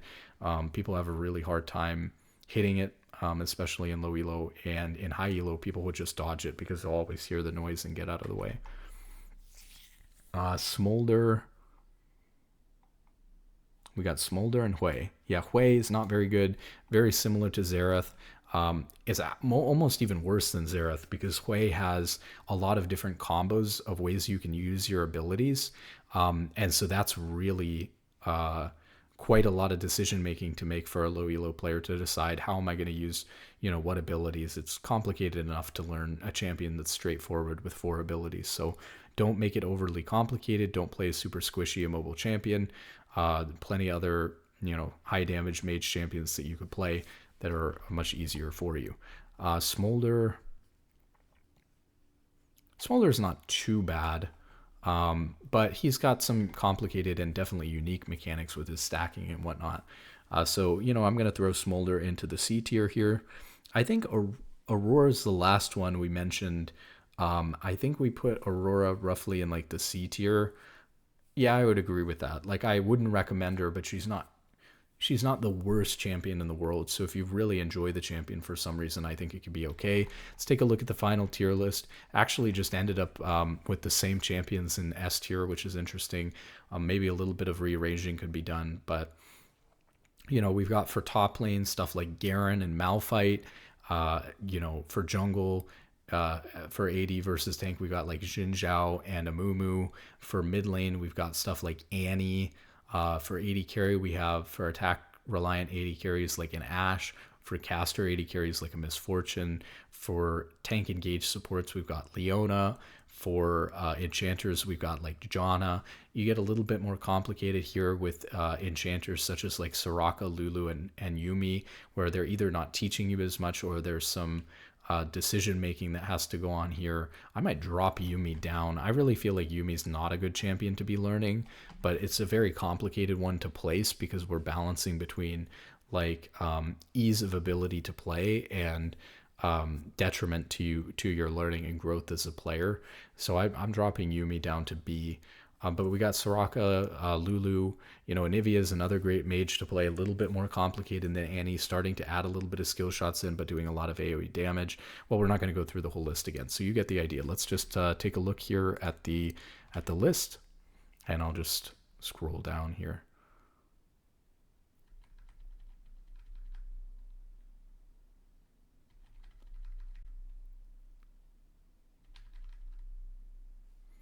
Okay, hope that you guys enjoyed the video, and I'll catch you in the next one, which hopefully will not be, another 4-hour video, but I don't know, maybe some of you enjoy that. We'll see. Good luck in solo queue and have a wonderful day.